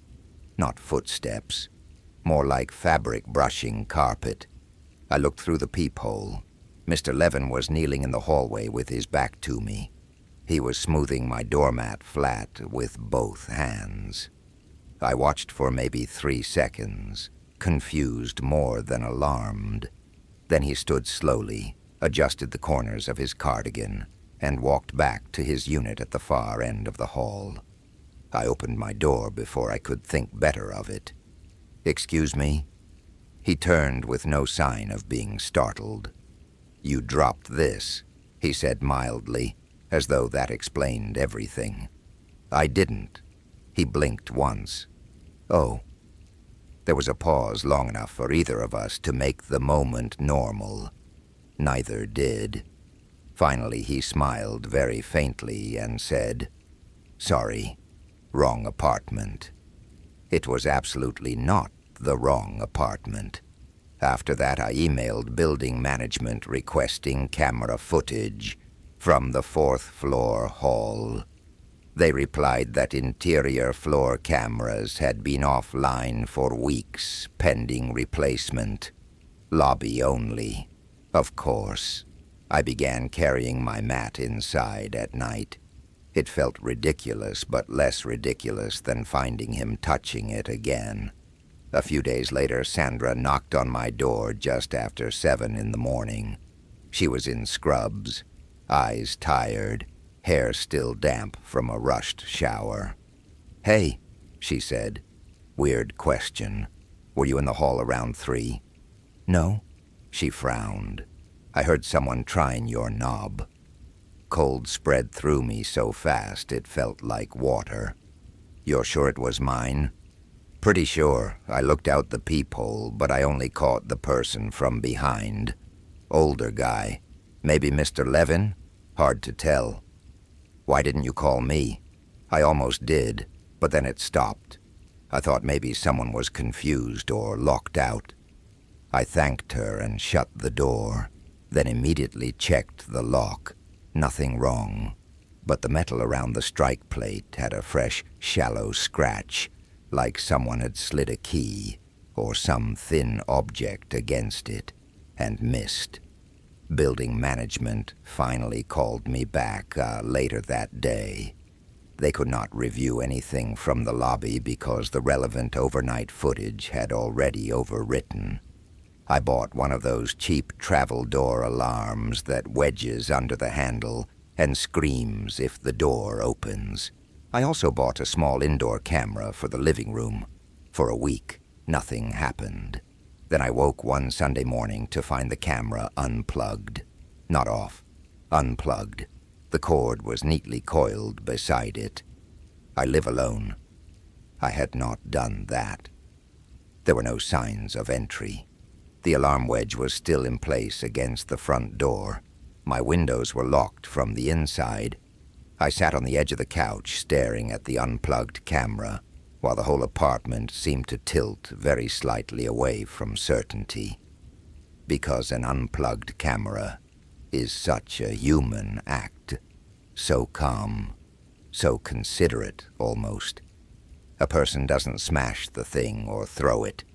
They remove it from the wall like they don't want to make a mess. I called a locksmith and had the deadbolt changed that afternoon. That evening, as I came back from picking up takeout, I found an index card slipped under my door, blank on one side, on the other, in neat block letters. The old key still fits sometimes. No signature. I took it straight to the police. The officer who came by was young and sympathetic. He looked around the apartment, took photos, asked if any former tenants or ex-partners might still have access. I had lived there 3 years. As far as management knew, only I had keys to my current lock set before it was changed that day. When I described Mr. Levin's comments and the doormat, the officer nodded in the guarded way people do when a story hasn't crossed into chargeable territory, but has clearly crossed into uncomfortable territory. He spoke with Mr. Levin that night. The next day I saw Mr. Levin checking his mail. He gave me a tired little smile and said, "I hope the misunderstanding is settled." I kept walking. 3 nights later, Sandra texted, "Are you home?" I said yes. She replied, "Don't panic. I think someone's sitting outside your door." I went cold all over. I tiptoed to the peephole. At first I saw nothing. Then I lowered my angle slightly.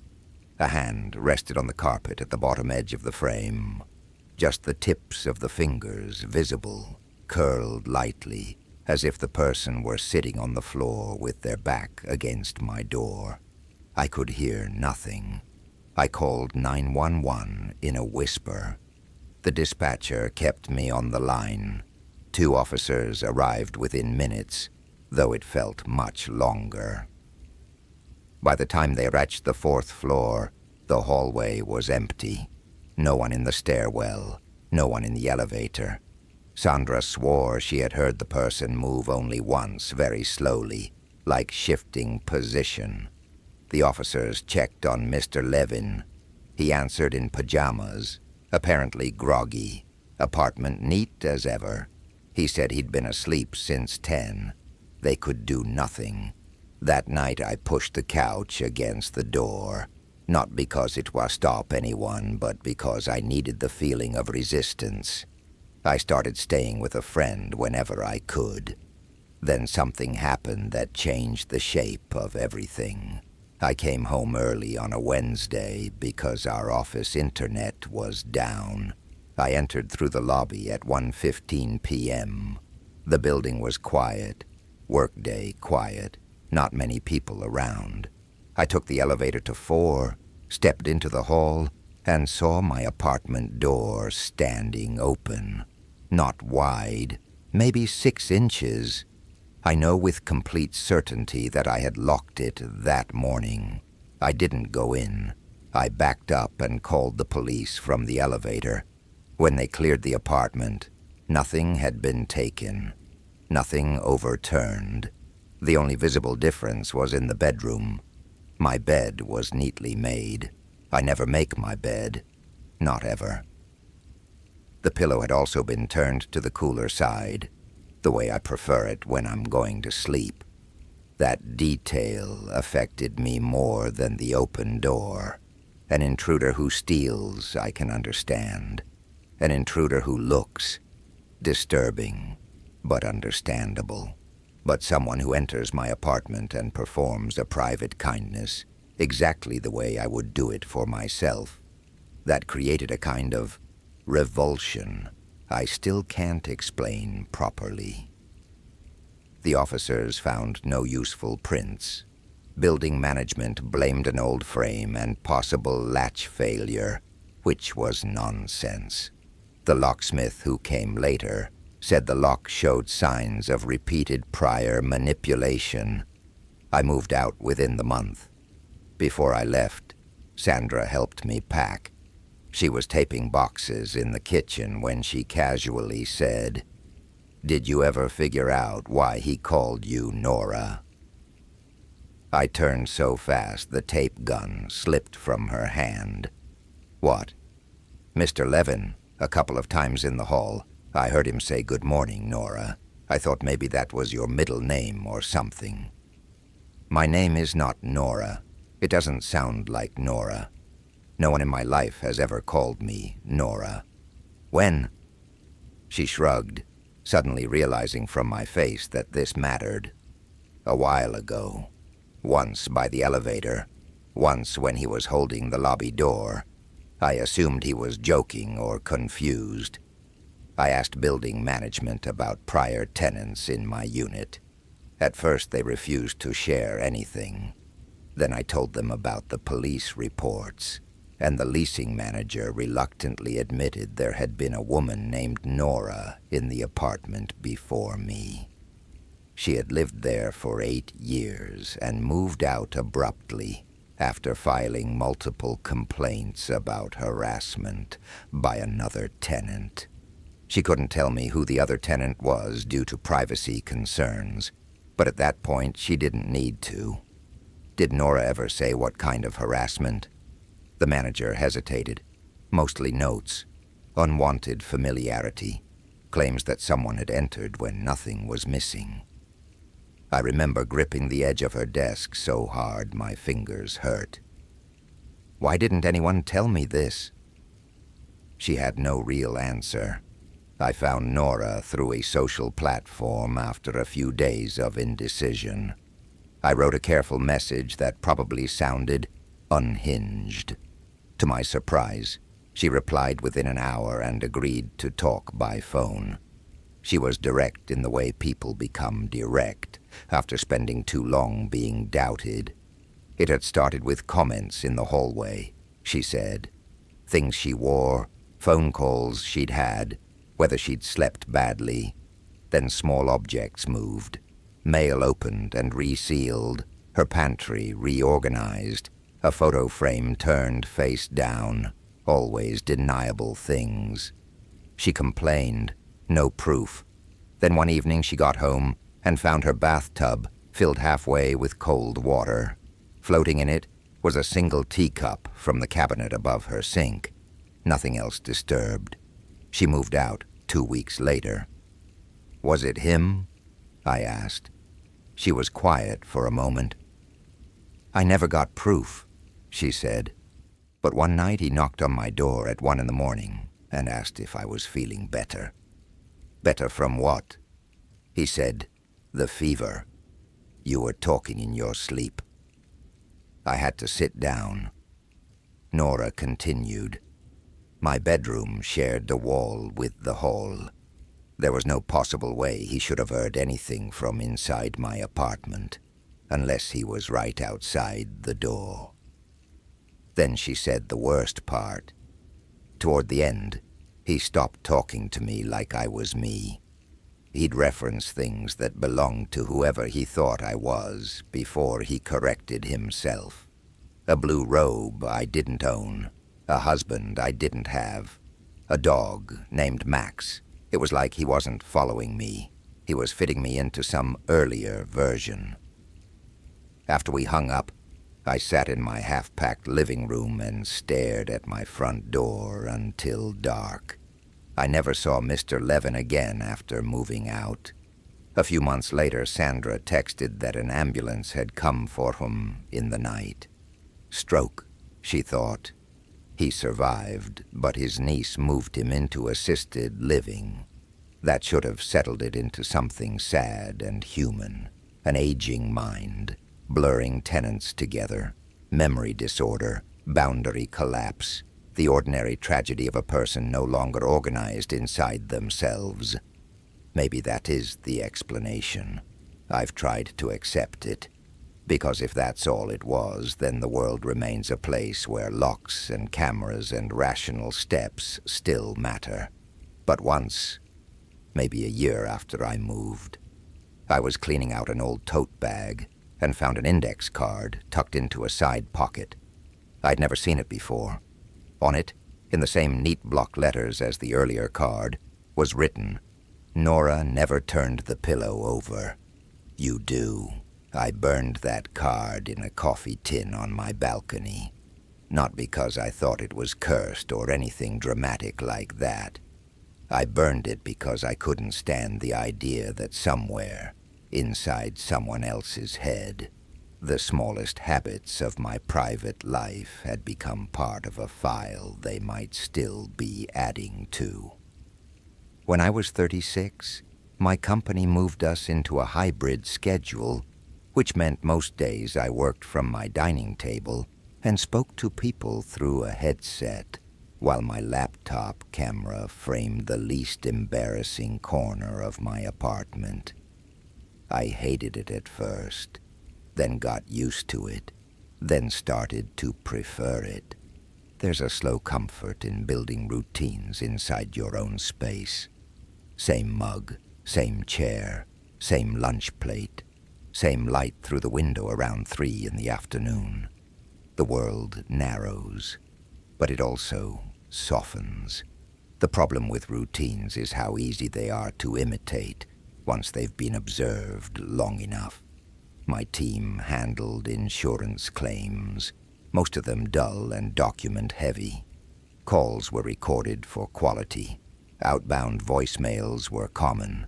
Because of that, I heard my own work voice constantly, steadier, warmer, more patient than my natural voice. Professional me. So when I first heard it outside of work, it took a second to register why the sound was wrong. It came from my phone while I was brushing my teeth one Thursday night. Voicemail notification. I spit, rinsed, and hit play. What I heard was my own voice saying, "Hey, just checking in. I'm running a little late, but I should be home soon." 3 seconds of silence. Then a soft click. I stood there in the bathroom staring at my phone. The call had come from a blocked number. The voice was unmistakably mine, not close to mine. Mine. But I had never recorded that message and never spoken those words. I played it 4 more times. Same result. No distortion, no obvious splice. Just me, casual and ordinary, loving a message that sounded like it belonged to someone with a home, and schedule slightly adjacent to mine. I sent it to my friend Elas because she's level-headed, and because I needed another ear before deciding whether to panic. She listened and called immediately. "That's you," she said. "I know. Like, fully you. I know. Did you maybe butt dial a voicemail shortcut and not remember? From a blocked number?" She had no answer. We both landed on spoofing or some weird AI voice thing, though this was before those tools became common enough for me to assume that instantly. Still, it was easier than any alternative. I blocked the number even though there was no number to block. The next day, nothing happened. The day after that, another voicemail arrived. Again, blocked. Again, my voice. This time it said, "Can you unlock the bottom latch? My hands are full." Then silence, then breathing, faint and close, as if the speaker had forgotten to end the call. "I do not have a bottom latch. My apartment door has 1 deadbolt and 1 handle lock." That should have comforted me. Instead, it unsettled me more, because it suggested whoever or whatever was using my voice was speaking from a version of my life with slightly altered details. I contacted my phone provider. They were useless. I changed account passwords, voicemail PIN, everything. Then I started checking my call logs every night. No outgoing calls I didn't recognize. At work, I listened to recorded customer calls to compare the cadence. It really was my voice, but not exactly my professional cadence, and not exactly my casual one, either. It sounded like a version of me speaking to someone familiar in a private domestic space I couldn't quite place. That phrase stayed with me, private domestic space, because the messages felt less like threats than evidence of another routine happening nearby, one that kept brushing against mine. A week later, Elise came over with takeout and helped me go through practical possibilities. She checked for hidden Bluetooth devices connected to my phone. Nothing. We reviewed my apps. Normal. She even searched my apartment for recording equipment, because she watches too many true crime documentaries and because by then we were both willing to entertain unpleasant ideas. Nothing. When she left, she hugged me harder than usual and said, "If you get another one tonight, come to my place." At 2:11 a.m., another voicemail came in. I was awake already. This one was longer. My voice, low and tired, said, "I know you're upset, but I need you to say something. Just say you heard me come in." A pause, then more softly, "Please don't do that thing where you pretend to be asleep." I did not sleep at all after that. The next morning I took the voicemails to the police. The officer at the desk was polite, but unsurprised in the way modern people have become unsurprised by technological weirdness. Spoofing, harassment, possible scam. He took a report and suggested I keep records. So, I did. I created a folder on my desktop and saved every voicemail with timestamps. I also began writing down where I was when they arrived, whether I had been speaking on work calls, what I had said out loud that day, anything that might help establish a pattern. There was one. The voicemails only came on days when I had spent at least 6 hours wearing my work headset. That could mean nothing, or it could mean the source material for my voice was being pulled somehow from work audio. I reported the issue to IT. They ran checks on my company laptop, headset software, accounts. Nothing suspicious. Then the emails started, not from my account. From an address one letter off from mine. If my real email ended in an N, the new one ended in an M. Close enough that you might miss it on a phone screen. The first email contained no text, just an attached audio file. In it, my voice said, "I found the blue plate. It was behind the dryer. I own no blue plates. Now I think the worst fear is the kind that sits down next to you, quietly, and waits for you to notice it. The kind that lets you keep doing normal things. The kind that makes you doubt your own memory before it makes you doubt the room you're in." A few years ago, I moved into a small apartment above a pharmacy that had already been closed for months. The place was cheap, and I was at that point in my life where cheap was enough to make me ignore almost anything. The carpet was worn thin in the hallway. The bathroom door didn't close unless I lifted it slightly before pushing, and the kitchen window looked out over the flat roof of the empty storefront below.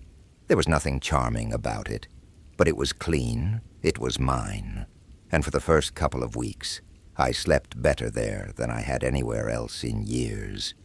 It was quiet, in a way I liked. Not country quiet, not peaceful quiet, just a city block after midnight, when the traffic thinned out and the building settled into itself. I could hear plumbing from the unit next to mine sometimes, or someone's television through the wall if they left it on too loud, but mostly it felt sealed off from the world. I'd get home from work, microwave something, sit on the edge of my bed with my socks still on, and just enjoy the silence. Then I started noticing the kitchen chair. I had one chair at the table because the apartment only came with one, and I hadn't bothered buying more. I'm not a neat freak, but I'm organized in a lazy kind of way. I put things back where they belong mostly because I hate having to look for them later. So when I got up from the table, I always pushed the chair in with my knee. One morning I woke up and found it pulled out.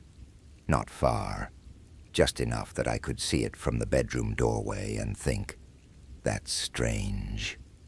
I assumed I'd left it that way the night before. I was tired, probably distracted. I pushed it back in and forgot about it. 2 days later it was angled slightly toward the window. That bothered me more. It made the chair look like it had been used, like someone had sat there for a while and turned it to look outside. I stood in the kitchen holding my coffee and trying to remember if I had done that myself. I had a vague memory of standing at the sink, checking my phone, maybe moving the chair with my leg. It was enough to make me doubt the feeling in my stomach, so again, I let it go. Then my sponge was on the windowsill. Then my dish towel was folded instead of hanging. Then one of my shoes was under the bed, when I always left both by the door. It was all small enough that I felt stupid being unsettled by it. I even laughed about it once at work. I told a woman I worked with that I was either developing a brain tumor or living with a very polite ghost. She didn't laugh. She just said, "Change your locks." I told her I was renting, and she said, "Then ask your landlord." The thing was, I didn't want to ask my landlord. He was one of those men who responded to every concern, like you were making his day harder on purpose. When I'd first moved in, the stove took 2 days to fix, because he kept saying, "Are you sure you're turning it right?" Like I had somehow misunderstood the basic operation of a knob. I didn't want to call him and say, "Hi, sorry. I think someone may be coming into my apartment to slightly reposition household objects. So I bought a little stick-on door alarm instead. One of those cheap ones that separated and screamed if the door opened. The next morning, it was still attached. Nothing had happened. That should have made me feel better, but it didn't, because the chair was out again. That was the first time I really stood still and looked around the apartment the way you look around a hotel room when you've had the sudden thought that someone might already be in it. Closet, empty. Shower curtain, nothing. Under the bed, dust, one sock, no person. I checked the windows, but they were old and painted shut, except for the one in the kitchen that opened a few inches if you forced it. I remember standing there with both hands on the sill, looking down at the pharmacy roof and thinking there was no way anyone was climbing up from the alley. The drop to the ground was too far, and there were no fire escapes on that side. I almost convinced myself it had to be me. That's the embarrassing part. That's the part people don't understand unless they've had something happen slowly enough to let them keep explaining it away. If someone had stolen something, I would have acted. If a window had been shattered, I would have acted. If I'd come home and seen a stranger in my kitchen, obviously I would have acted. But nothing was missing. Nothing was broken. Nothing was obvious. My life kept looking normal. A week later, I got home late after covering for someone at work. I remember it was raining because my jeans were wet around the ankles and I was annoyed about it. I let myself in, locked the door, threw my keys in the bowl by the wall, and went straight to the bathroom. I washed my face, changed into an old t-shirt, and went to the kitchen to make something to eat. The chair was pushed in. I sat down anyway, heated up leftovers, ate them looking at my phone. When I finished, I got up to rinse the plate and noticed a second mug in the dish rack. I stopped with the plate still in my hand. It was mine. Same set as the one I was holding. But I hadn't used 2 mugs that day. I was sure of it. I'd had coffee in the morning, rinsed the mug, and left it on the drying mat because I was rushing out. That was normal, but this mug had tea stains in it, faint brown marks around the inside. I didn't drink tea. I put the plate down very slowly and tried to remember if a friend had come over. Nobody had. I lived alone. I hadn't had anyone over in weeks because the place was cramped, and I was always tired. I picked up the mug. There was a lipstick mark on it. Not a bright one, not a dramatic one, just a dusty pink crescent near the rim. I'm not somebody who wears lipstick. I barely wore makeup at all back then. I stood there staring at it so long that my food went cold in the sink. That was what finally got me to call the landlord. He came the next afternoon, looked around for less than 2 minutes, tested the front doorknob, and then told me the previous tenant had probably left the mug. I remember saying, "In my dish rack," and he kind of shrugged, like maybe I was the strange one for being specific. I asked if anyone else had keys. He said he had one. The maintenance guy had one. The old pharmacy owner might still have one to the downstairs space, but that was separate. "Could someone get upstairs through the store?" I asked. He frowned at that. "No. Can I see?" That seemed to annoy him, but it took me down. The pharmacy had been emptied out except for a few built-in shelves and a long counter with dusty outlines where cash registers used to sit. It smelled stale, like cardboard and old floor cleaner. At the back there was a narrow hall leading to a bathroom, a storage room, and a locked door he said led to the basement. I asked where the access to the upstairs unit was, and he pointed to the ceiling above the storage room and said there used to be an internal staircase years ago, before renovation, but it had been sealed off. Sealed how? I asked. He just looked at me. I don't know why I stayed after that.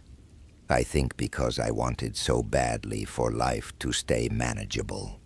Because moving would cost money I didn't have. Because once you start telling yourself you're overreacting, it becomes harder and harder to admit maybe you weren't. So I stayed. I bought another door alarm, this time for the kitchen window. I started taking pictures before I left for work. Chair pushed in, towel hanging, shoes by the door. Then I'd compare them to the apartment when I got home. The first few days, nothing. Then one Thursday, the bathroom towel was folded on the toilet lid. I checked the photo. In the photo, it was hanging. I sat on the edge of the bathtub with my phone in my hand, staring back and forth between the image and the real room. My heart was beating so hard, it made me feel sick. But even then, some part of me was still trying to solve it politely. Maybe I had taken the photo after I moved it. Maybe the photo timestamp was wrong. Maybe I was more tired than I realized. That night I pushed my dresser in front of the apartment door before I went to bed. At around 3 in the morning I woke up because I needed the bathroom. I lay there for a second, disoriented in the dark, and then I heard a sound from the kitchen. Not a loud sound, a careful sound, ceramic touching ceramic, like someone lifting a mug off a counter and setting it down again. I didn't move. I didn't breathe.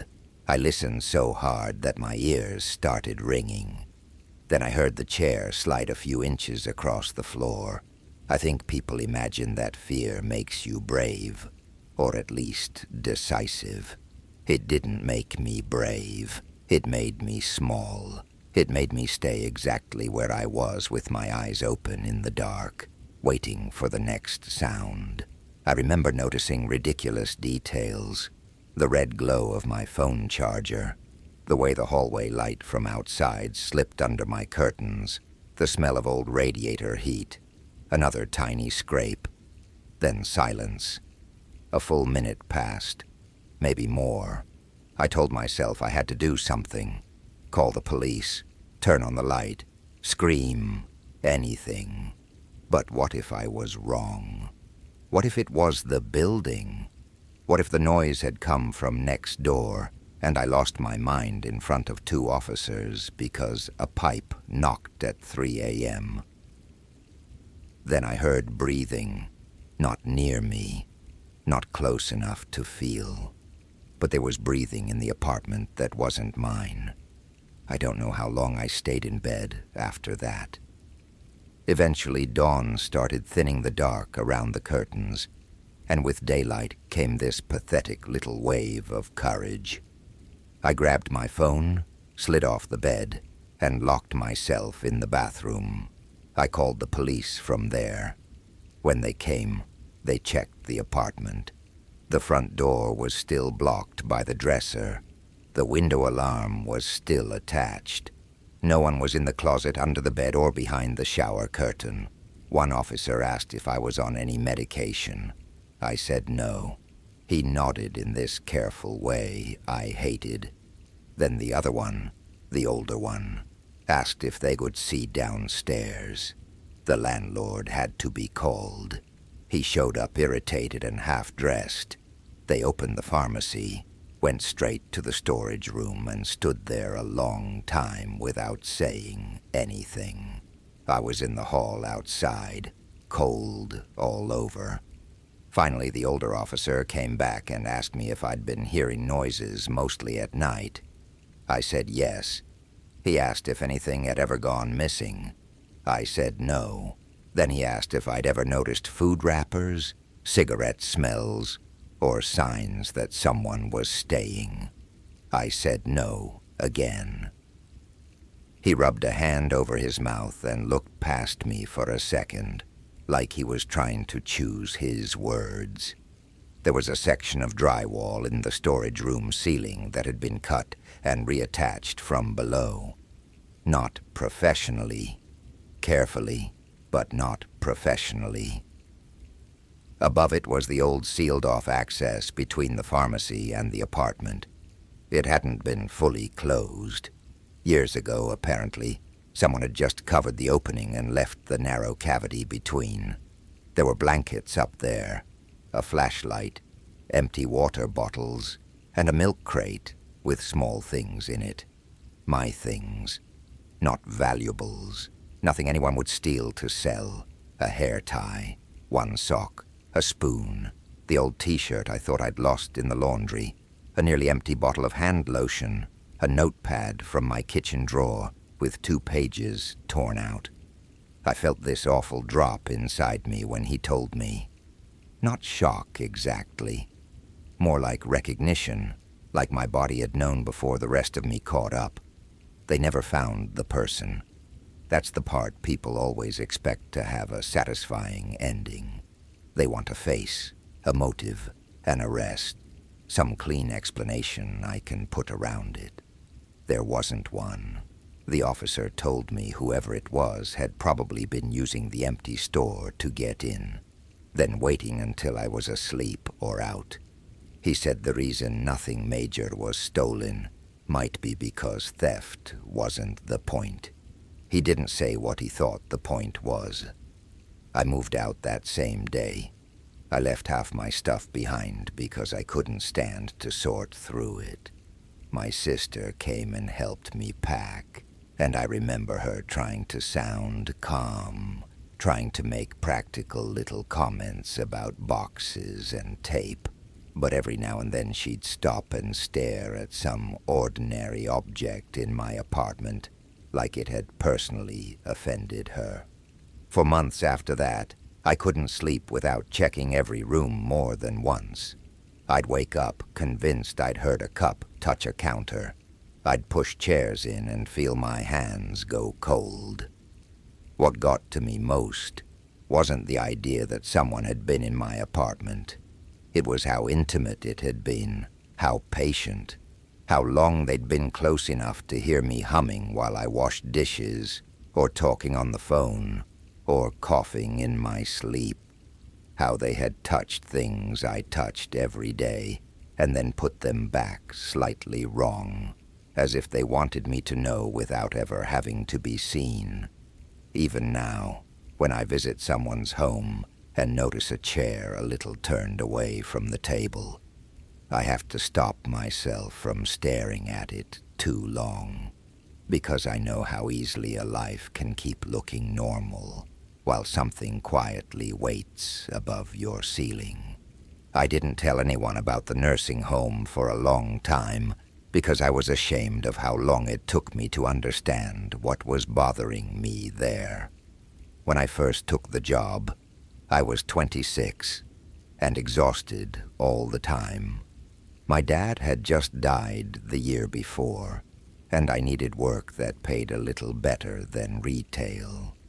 A woman I knew from church said the assisted living place where her aunt stayed needed overnight aides. She told me the night shift was calm, mostly laundry, making tea for residents who woke up confused, helping with bathroom trips, logging medication reminders, that kind of thing. She was right about one thing. It was calm. The building itself was nice in the daytime.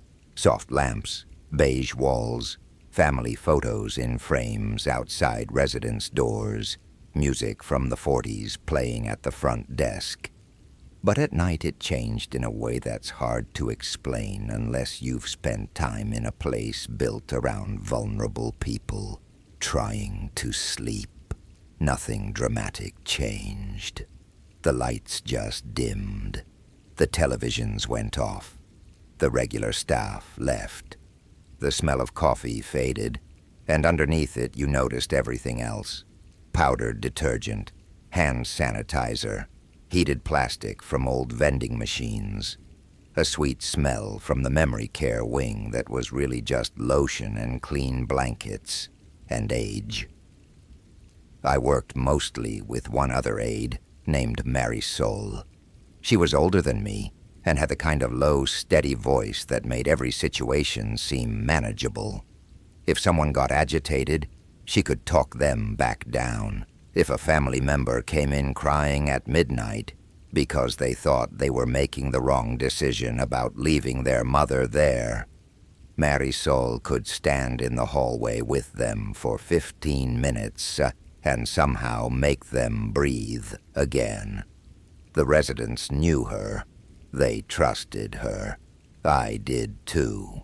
The first thing that unsettled me was how often one of the women on the second floor would ask where the little boy had gone. Her name was Ruth. She had mild dementia and a habit of getting up around 2 in the morning to straighten things that were already straight. She'd smooth newspapers, refold napkins, line up sugar packets. Every few nights, while I was guiding her back to bed, she'd glance down the hall and say, "Wasn't there a little boy here a minute ago?" At first I thought she was remembering someone from long ago. Sometimes residents did that. They were half in the present, half somewhere else. They'd ask for sisters who'd died 40 years earlier, or wonder why their mother was late picking them up. So I'd say something gentle like, "No little boy tonight, Ruth," and she'd accept it. Then she started being specific. "He runs to the sunroom," she told me once, pointing at her bent fingers. "Then he stops when he sees me." I smiled and said maybe she'd dreamed it. She leaned in close enough for me to smell the peppermint on her breath and whispered, "He isn't supposed to be here." That gave me a chill, but not because I thought she was right. It was just the way she said it. Not frightened, matter of fact, like she was annoyed by a rule being broken. A week later, another resident mentioned him, then another. Always at night. Always a little boy. Never with enough detail to make it useful. Just that they'd seen someone small move past a doorway, or stand at the end of the hall, or slip into the sunroom where the big windows looked over the parking lot. I joked with Marisol that we had a famous ghost kid, and she didn't laugh. She said, "Don't start that." I asked if she'd heard them talk about it too. She nodded once while folding towels. Old buildings collect stories. Best not to feed them. I remember thinking that was a weird answer from somebody so practical, but I was new, and I didn't want to look immature, so I let it go. The sunroom sat at the far end of the second floor beside a little library nobody used at night. During the day, residents gathered there for puzzles and weak coffee and family visits. At 2 in the morning, it was just rows of empty chairs facing black windows that reflected the room back at you. I hated passing it when the overhead lights were lowered, because you'd catch your own movement in the glass and feel, for half a second, like someone else was standing there. One night near the end of my first month, I was doing rounds alone, while Marisol helped a resident who'd had an accident. I had my clipboard, my little pen light, and a travel mug of coffee that had already gone cold.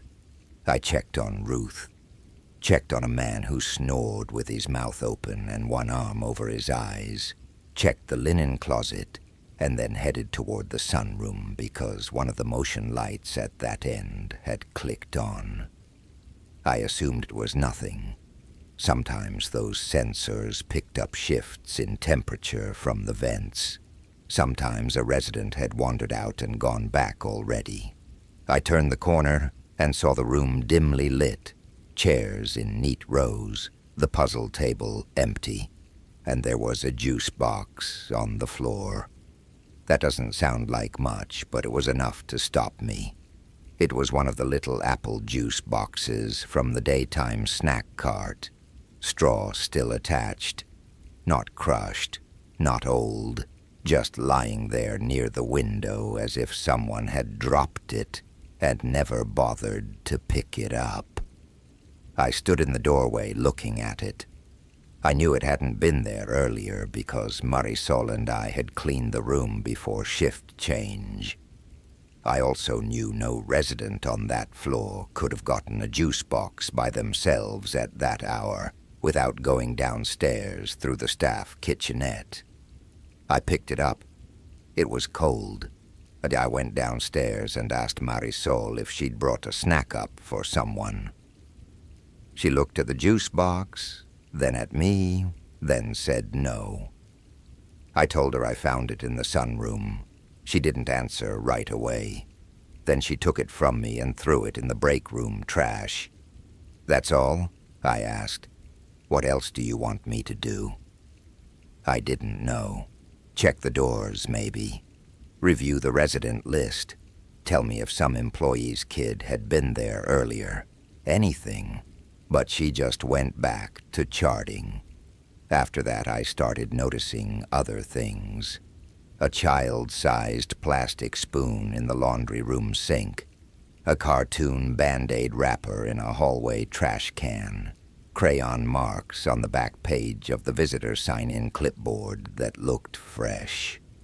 There was a part of me that kept trying to build a normal explanation. Maybe one of the daytime nurses brought her son to work sometimes. Maybe the cleaning crew had kids. Maybe families forgot little items after visits, and nobody noticed until later. But none of that explained the timing. The feeling of things appearing overnight. One night I finally asked the administrator about it.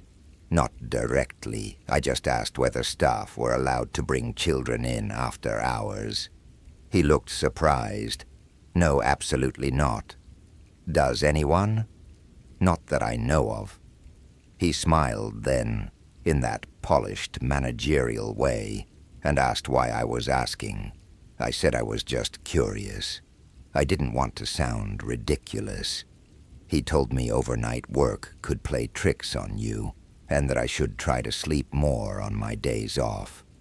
That should have irritated me more than it did. Instead, it made me feel embarrassed. Like maybe I was becoming one of those people who spent enough time in dim hallways that they started building stories out of lint and shadows. Then Marisol called out sick. I had the whole second floor to myself until agency staff could arrive, which meant I was already stressed before midnight. One resident was weepy and wanted her daughter. Another kept trying to leave because he thought he had to get to the train station. I spent an hour redirecting, soothing, changing sheets, refilling water pitchers, and by 1:30, my nerves were frayed. At 2:03, the motion light near the sunroom clicked on again. I remember the exact time because I wrote it down later. I was at the med cart near the nurse's station when I saw the soft square of light appear at the far end of the hallway. I looked up, waited for it to click back off, and when it didn't, I started walking. The building was so quiet I could hear my own shoes against the vinyl floor. I reached the turn for the sunroom and saw, very clearly, someone small move across the doorway. Not a shadow, not a reflection. A child. I didn't see a face. I saw the side of a head and one narrow shoulder, and the quick, silent movement of a body not tall enough to be any adult I worked with. My whole chest tightened.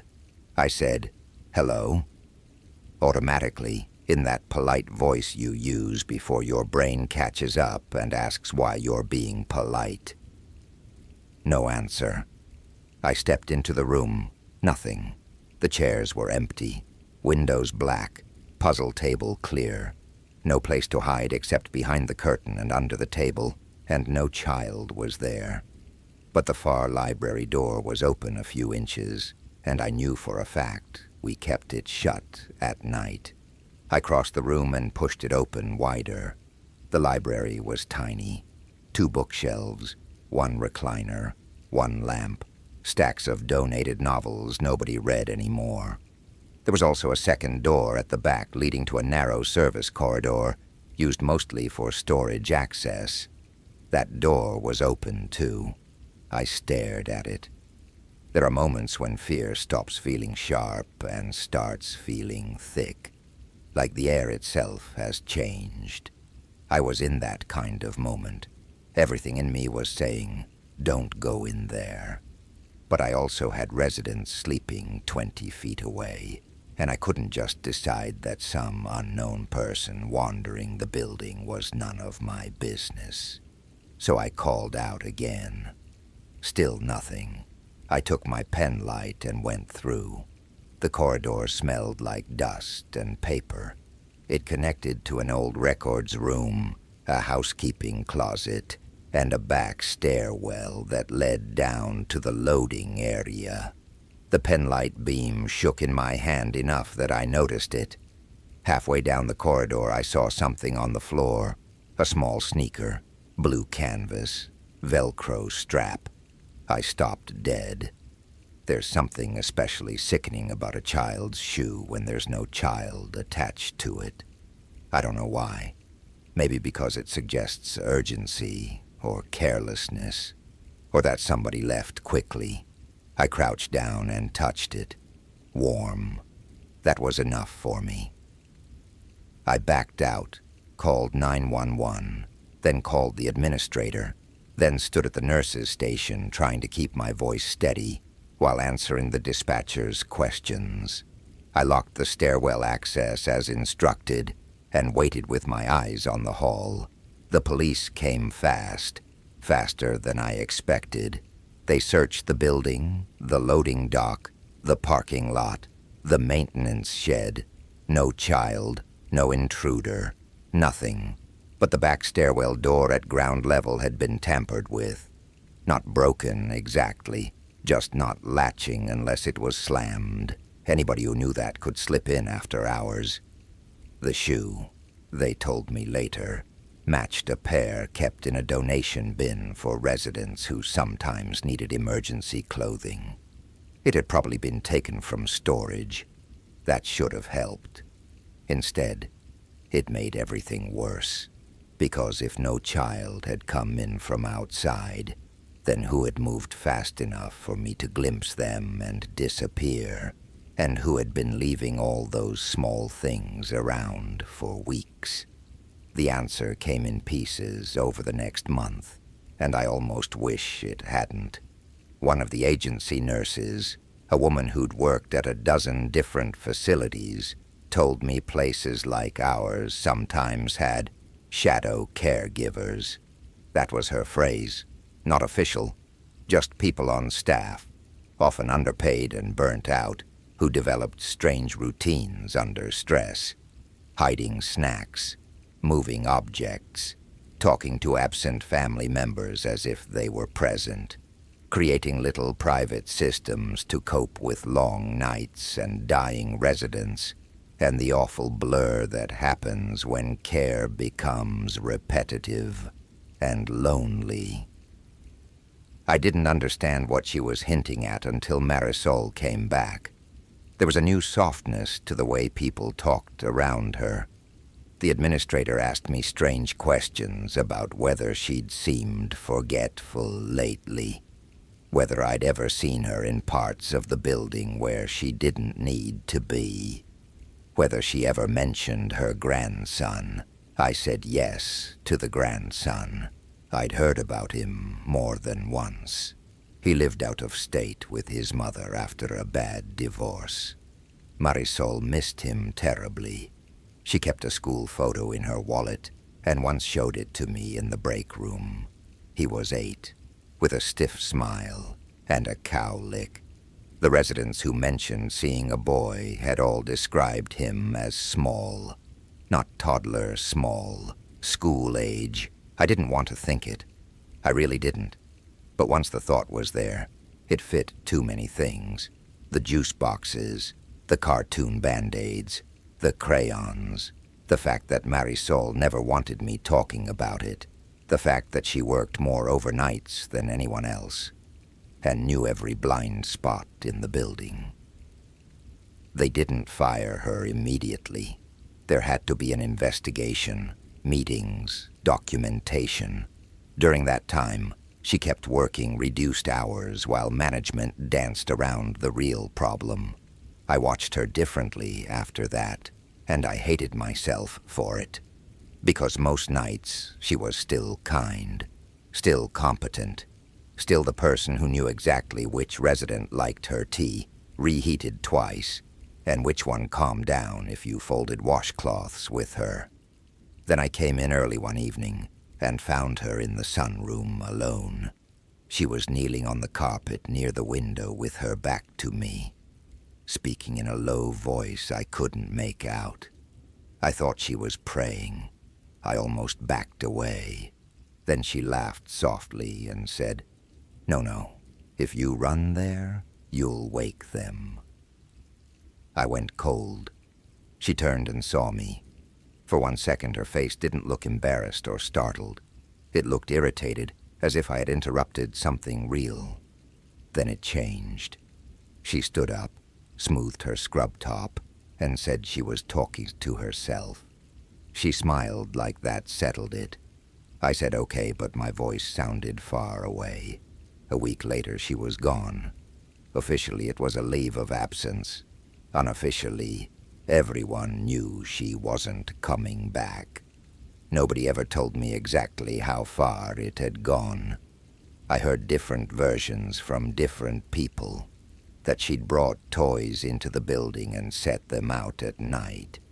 That she'd been signing out snacks that no resident received. That she'd once been found in the records room rocking an empty chair. That she'd started entering notes about behaviors no resident had displayed. Little things like restless after nightmare or asked for mother. And those notes were written in charts that didn't match the residents they were assigned to. The explanation, if you want one, was grief, stress, sleep deprivation, the mind trying to keep a person company when no one else could. I understand that. I do. But what still troubles me is this.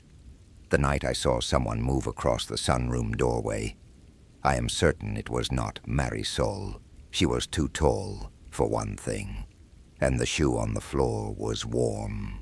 I've gone over it more times than I can count. Could the heat have come from the boiler line under the corridor? Maybe. Could I have misjudged the height in low light? Maybe. Could I have been primed by stories from confused residents and started seeing what I expected to see? Maybe.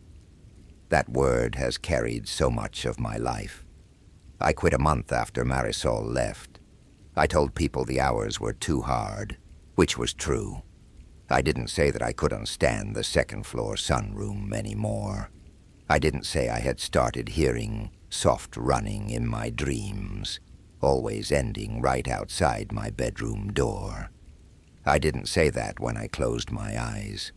I kept seeing that blue sneaker on the floor and feeling, with total certainty, that I had interrupted something I was never supposed to witness. The last night I worked there, Ruth held my wrist while I tucked her blanket around her. She looked clearer than usual, her eyes focused right on me. "You found him?" she asked. I said, "No, Ruth, there wasn't any little boy." She kept holding my wrist. Then she said very gently, "I know." I moved back into my childhood home for 3 months after my mother had her stroke. That sentence always makes it sound simpler than it felt. The stroke itself was mild, at least compared to what it could have been. She kept her speech. She kept her memory, mostly. She lost some strength on her left side, and a lot of confidence. My stepfather had died years earlier, so there was no one else in the house with her. I was living 2 hours away and working from home by then, so it made sense for me to go stay there until she got steadier. I hadn't lived in that house since I was 19. By the time I came back, it had shrunk in the way childhood places do. The hallway seemed narrower, the kitchen ceiling lower. Even the backyard looked smaller, though that may have been because my mother had let the hedges grow wild and stopped bothering with flowers after my stepfather died. The first few days were all routine. Pills lined up in a weekly organizer, doctor calls, frozen meals, laundry, helping her shower without making her feel watched, pretending not to notice when she got angry at how slowly she moved. We were both tired, both trying to be patient, both failing in small ways and forgiving each other. At night I slept in my old room. My mother had turned it into a sewing room after I left, but the old bed frame was still there, and she cleared space for me between stacked plastic bins of fabric and an ironing board that no longer folded properly. The wallpaper was different. The curtains were different. But the room still held that peculiar feeling of being mine and not mine at the same time. The house was quiet in a different way than my apartment had been. Heavier, older, full of remembered sounds. The radiator ticked, pipes hummed. The freezer in the kitchen made this soft grinding noise every 40 minutes or so. I recognized all of it the first night, and somehow that recognition was worse than if it had all been strange. It felt like sleeping inside a memory that had gone stale. My mother went to bed early, around 9 most nights. After that, I'd straighten the kitchen, answer emails, maybe watch something on my laptop with the volume low. Around 11, I'd lock the back door, check the windows, turn off the downstairs lights, and go up. The third night, I woke up because I heard someone moving around in the room above me. The attic. It was unfinished except for plywood sheets laid across the beams for storage. My mother kept Christmas decorations up there, old tax papers, boxes of school projects she never threw out. We almost never went up. To get there, you had to pull down the folding ladder in the hallway ceiling and climb with your head bent because the opening was so narrow. I lay there listening. Soft step, pause, another step. I knew immediately what it was supposed to be.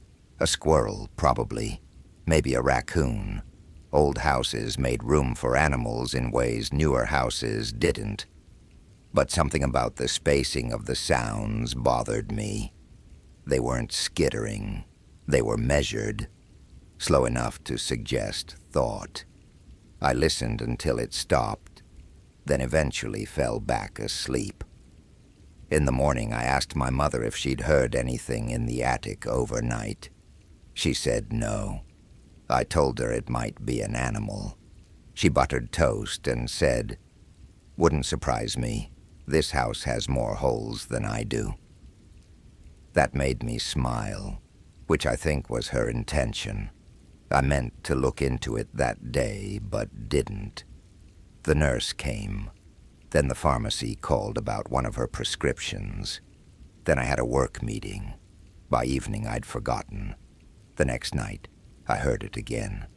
Same pacing. 3 or 4 steps. A pause, then a faint dragging sound, as if something brushed against cardboard. I got out of bed this time and stood in the hallway looking up at the attic hatch. The house was dark, except for the nightlight we kept near the bathroom for my mother. I remember the weak amber glow on the walls and the way the ceiling opening seemed higher than it should have. I almost pulled the ladder down. Then I had this absurd thought. If it was an animal, and I opened the hatch at 2 in the morning, I'd just be inviting some panicked thing into the house. So I went back to bed. The next morning I forgot again. That sounds impossible, but if you've ever spent weeks caring for somebody, you know how your brain starts dropping whatever doesn't scream loudest.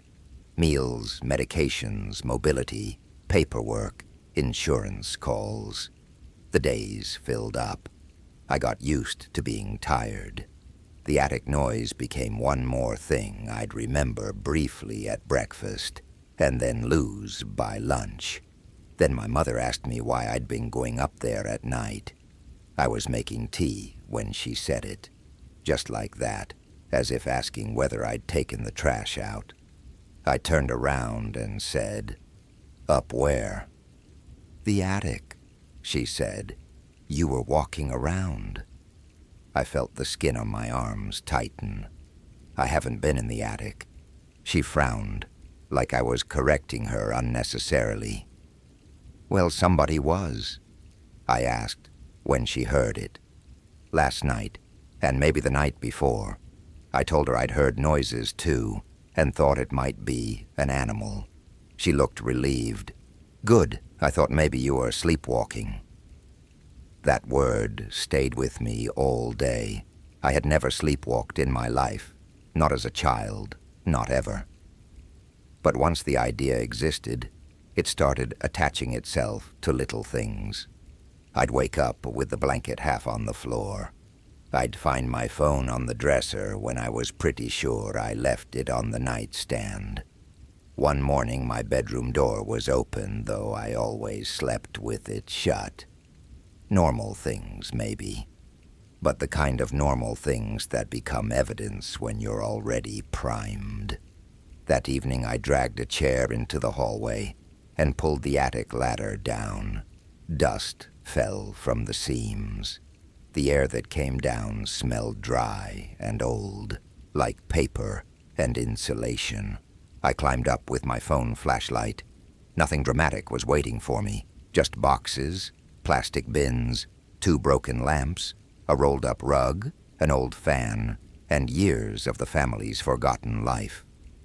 I swept the beam across the plywood path and saw no droppings, no nesting, no sign of an animal. I also saw no sign that a person had been up there recently. Then I noticed the chair. It was an old wooden chair from our dining set, the one with the split cane seat that had been damaged years earlier. I remembered my mother storing it in the attic after my stepfather said he'd fix it and never did. But it wasn't where I remembered it being. It was placed near the far wall, under the small circular attic vent, facing inward, not toward the vent or the boxes, toward the center of the attic, as if someone had carried it there to sit and look into the space. That image bothered me more than it should have. I told myself memory was unreliable, especially old memory, and climbed back down. That night I pushed my laundry basket against my bedroom door so I'd hear it if I got up in my sleep. In the morning the basket was still there. I felt stupidly relieved. Around noon, while my mother napped in her recliner, I went outside to check the roofline for animal access. The vent above the attic was old but screened. No obvious holes. I circled the house and ended up beside the side yard, where the kitchen window looked out over the narrow strip of cracked concrete between our house and the neighbor's fence. That's when I saw footprints in the dirt under the attic vent. Not clear ones. It hadn't rained in days and the soil was hard, but there were shallow impressions where someone had stepped off the concrete into the flower bed, adult-sized, more than one. I crouched there longer than I want to admit. My first thought was the mailman. My second was some repair worker from months back. My third was the one I didn't want. I went inside and asked my mother if anyone had been doing work on the house recently. She said no. Then she hesitated and asked, "Why?" I told her I found footprints. She got this distant look for a second, then said maybe the boy next door had cut through the yard. The boy next door was 22. I didn't push it. Her fatigue made her mind slippery sometimes, and I didn't want to put ideas in her head.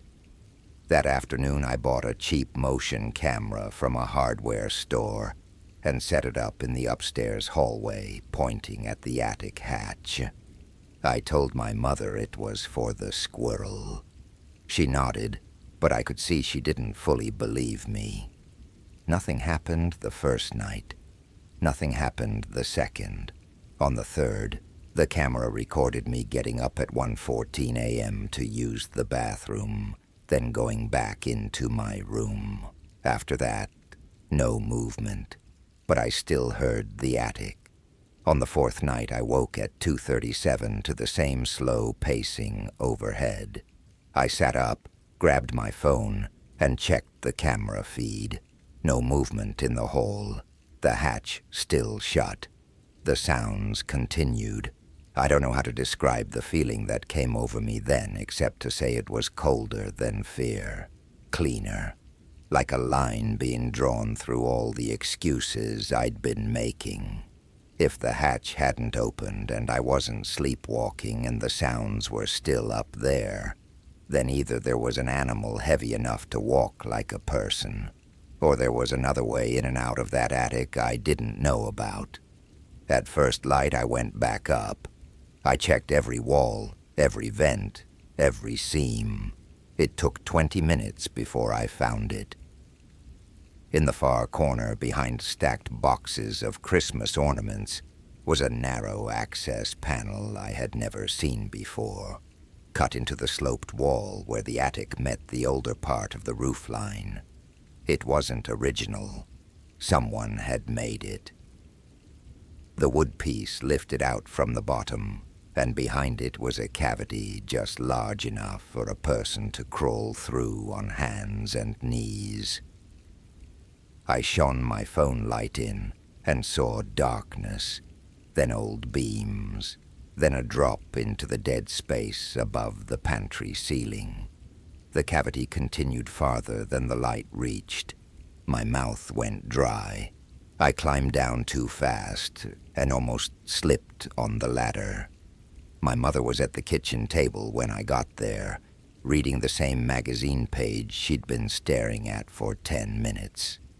I asked her as calmly as I could if my stepfather had ever done work in the attic. She said not that she remembered. I asked if anyone else had keys to the house. She said no. Then after a pause, she said, "Your uncle had one, but I got that back." I asked when. She looked confused. After he started dropping by.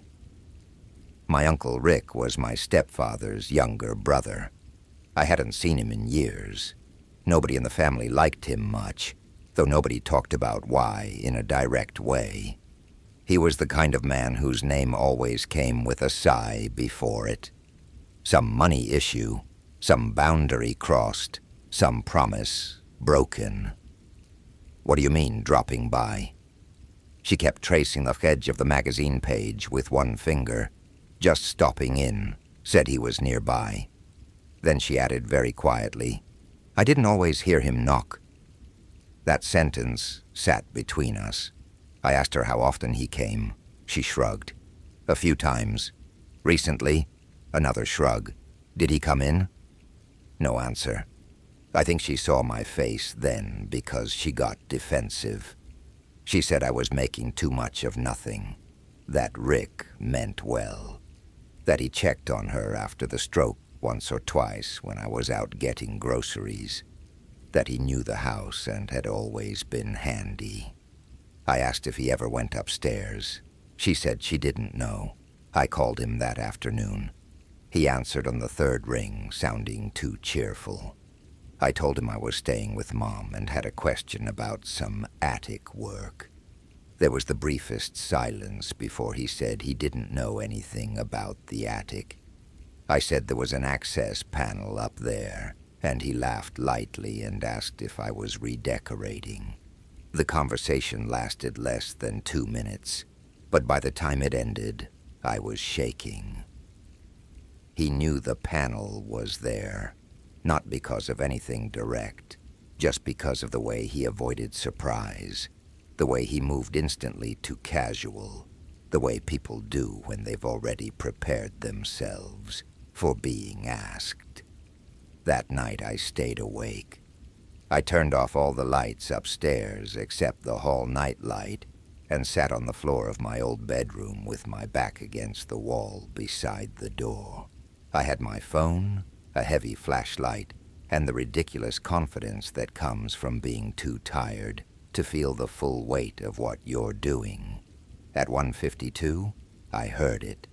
Not in the attic, inside the walls, a faint, controlled shifting above the pantry, then a small pressure sound, wood touching wood, as if something narrow had opened and closed.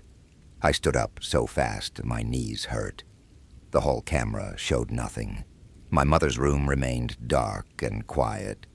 Then I heard one footstep above me, then another. I went into the hallway and looked up at the hatch. Silence. I don't know how long I stood there. Long enough for the house to start making its regular sounds again. The freezer, the pipes, my own breathing. I didn't open the attic. Not then. I sat outside my mother's room until dawn, with the flashlight in my lap like a child holding a useless weapon. The police took it seriously, but not in the dramatic way television teaches you to expect. There were questions, notes. One officer with a patient face who went into the attic and came down wearing the expression people get when they found something unsettling, but not shocking enough to call extraordinary.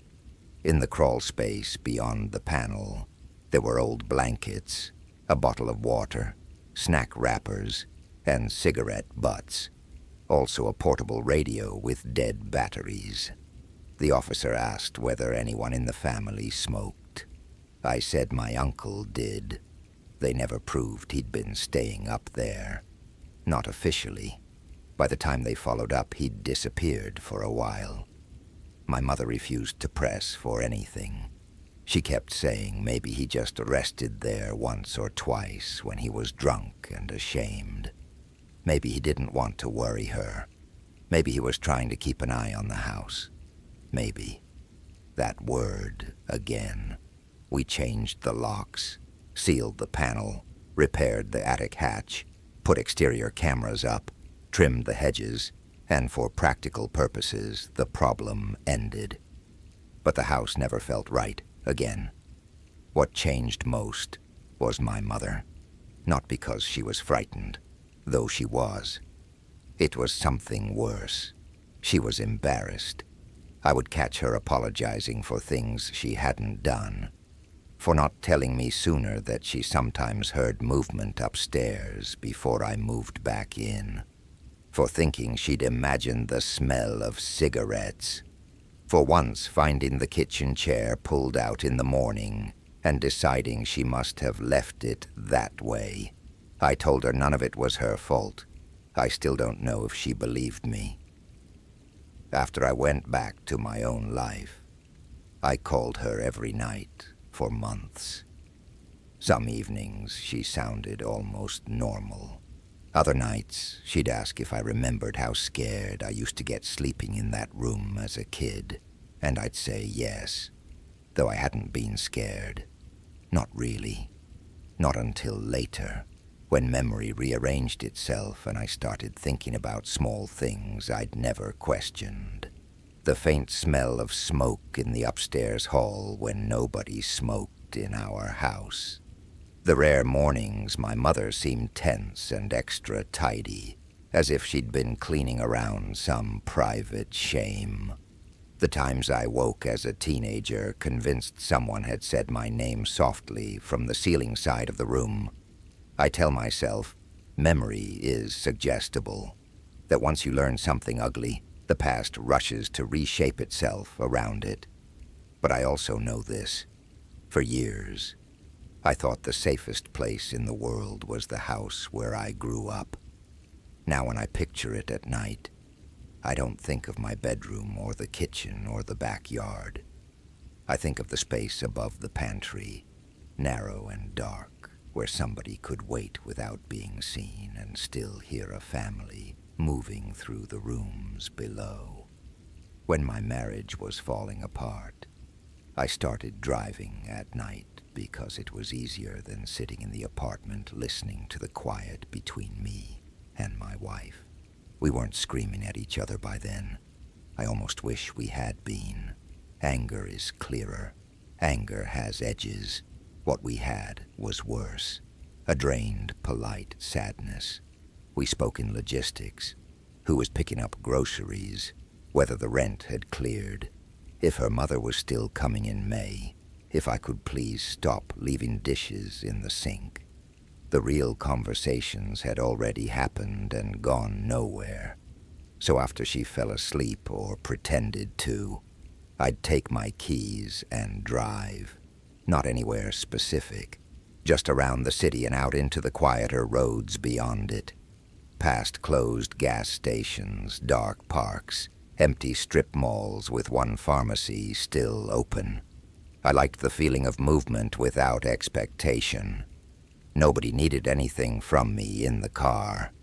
One Thursday in late November, I drove farther than usual. There had been freezing rain earlier, and the roads still shone black under the streetlights. I ended up on a 2-lane county road, lined with trees and old houses, set way back from the pavement. It was one of those roads that feels longer at night than it does in daylight. No sidewalks, no shops, almost no traffic. Every now and then a mailbox would catch my headlights and flash white. I was about 15 miles from town when I saw the girl. She was standing on the shoulder beside a bus stop sign that looked too rusted to still matter. No bench, no shelter, just the sign and a narrow patch of gravel. She had on a dark coat and white sneakers. One arm was folded across her stomach, the other hanging at her side. She didn't wave or step into the road. She just watched my car approach. I should say now that I don't usually pick up strangers. I'm not reckless. I know all the reasons not to, but it was cold, nearly midnight, and there was something about the way she stood there that didn't read as threatening. She looked young, maybe 19 or 20, maybe younger, though it's hard to judge age in headlights.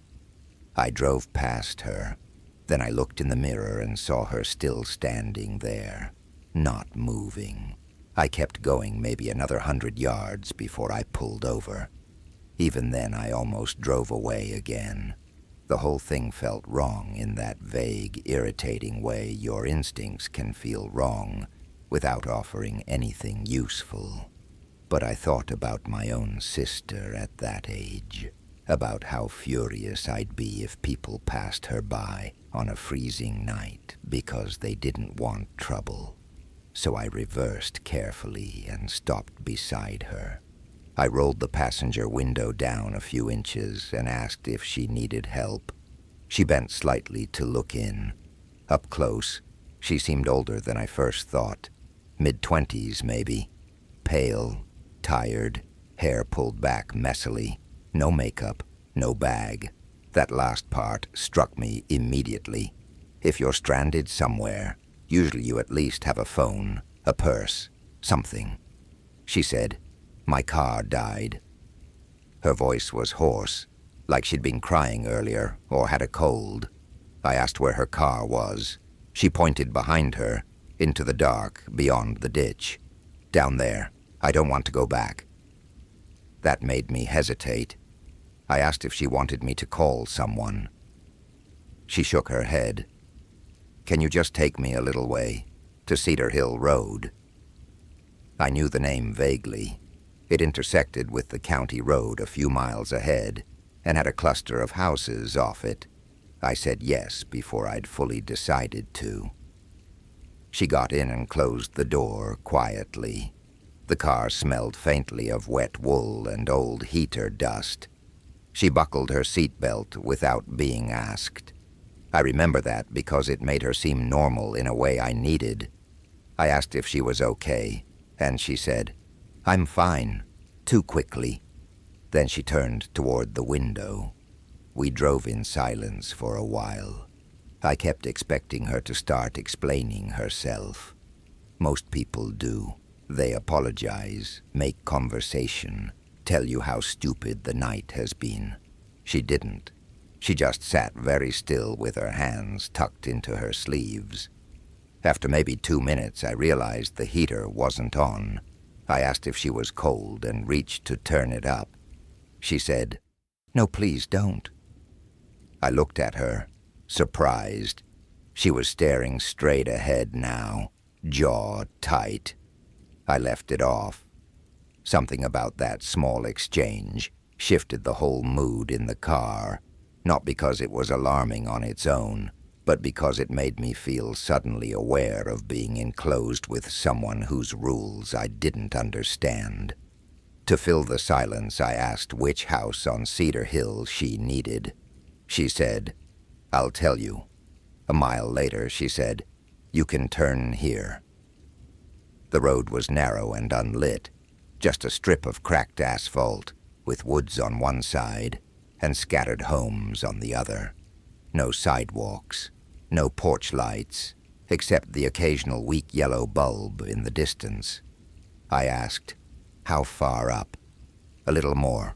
We passed one house, then another, then a long stretch with nothing but bare trees and wire fencing. I started to wonder if I should ask her to be more specific. Before I did, she said, "There." She pointed to a house, set back from the road behind a sagging chain-link fence. One upstairs light was on. The rest of the house was dark. I slowed. Something in me tightened immediately.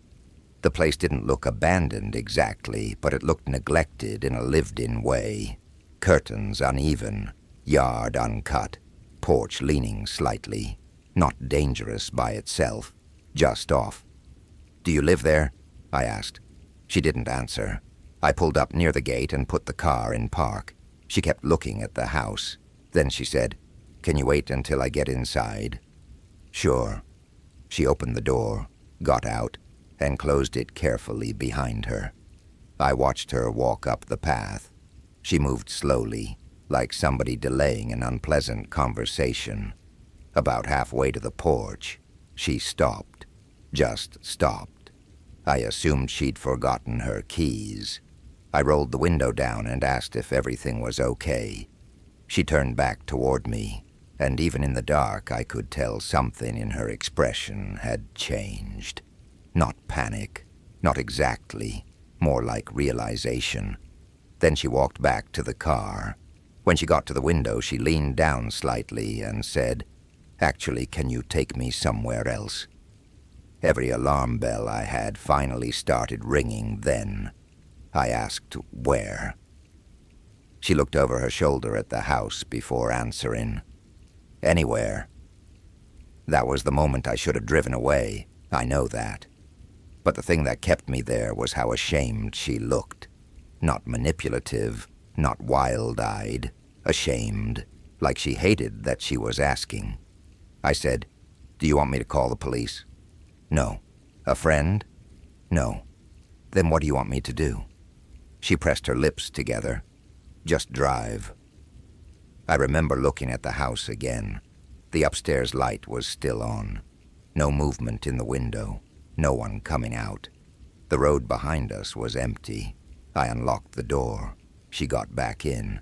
This time I drove without asking questions for a while. My hands felt too warm on the steering wheel. Every part of me was split between sympathy and self-preservation. Eventually I said carefully, "I need to know what's going on." She rubbed at one sleeve with her thumb. "I was there with someone. I don't want to be there." That answer could have meant anything. I said, "Did somebody hurt you?" A long pause. Then, "Not tonight." I didn't know what to do with that. I asked where she wanted to go. She said she didn't know. I told her I couldn't just drive around forever. She nodded and said she understood.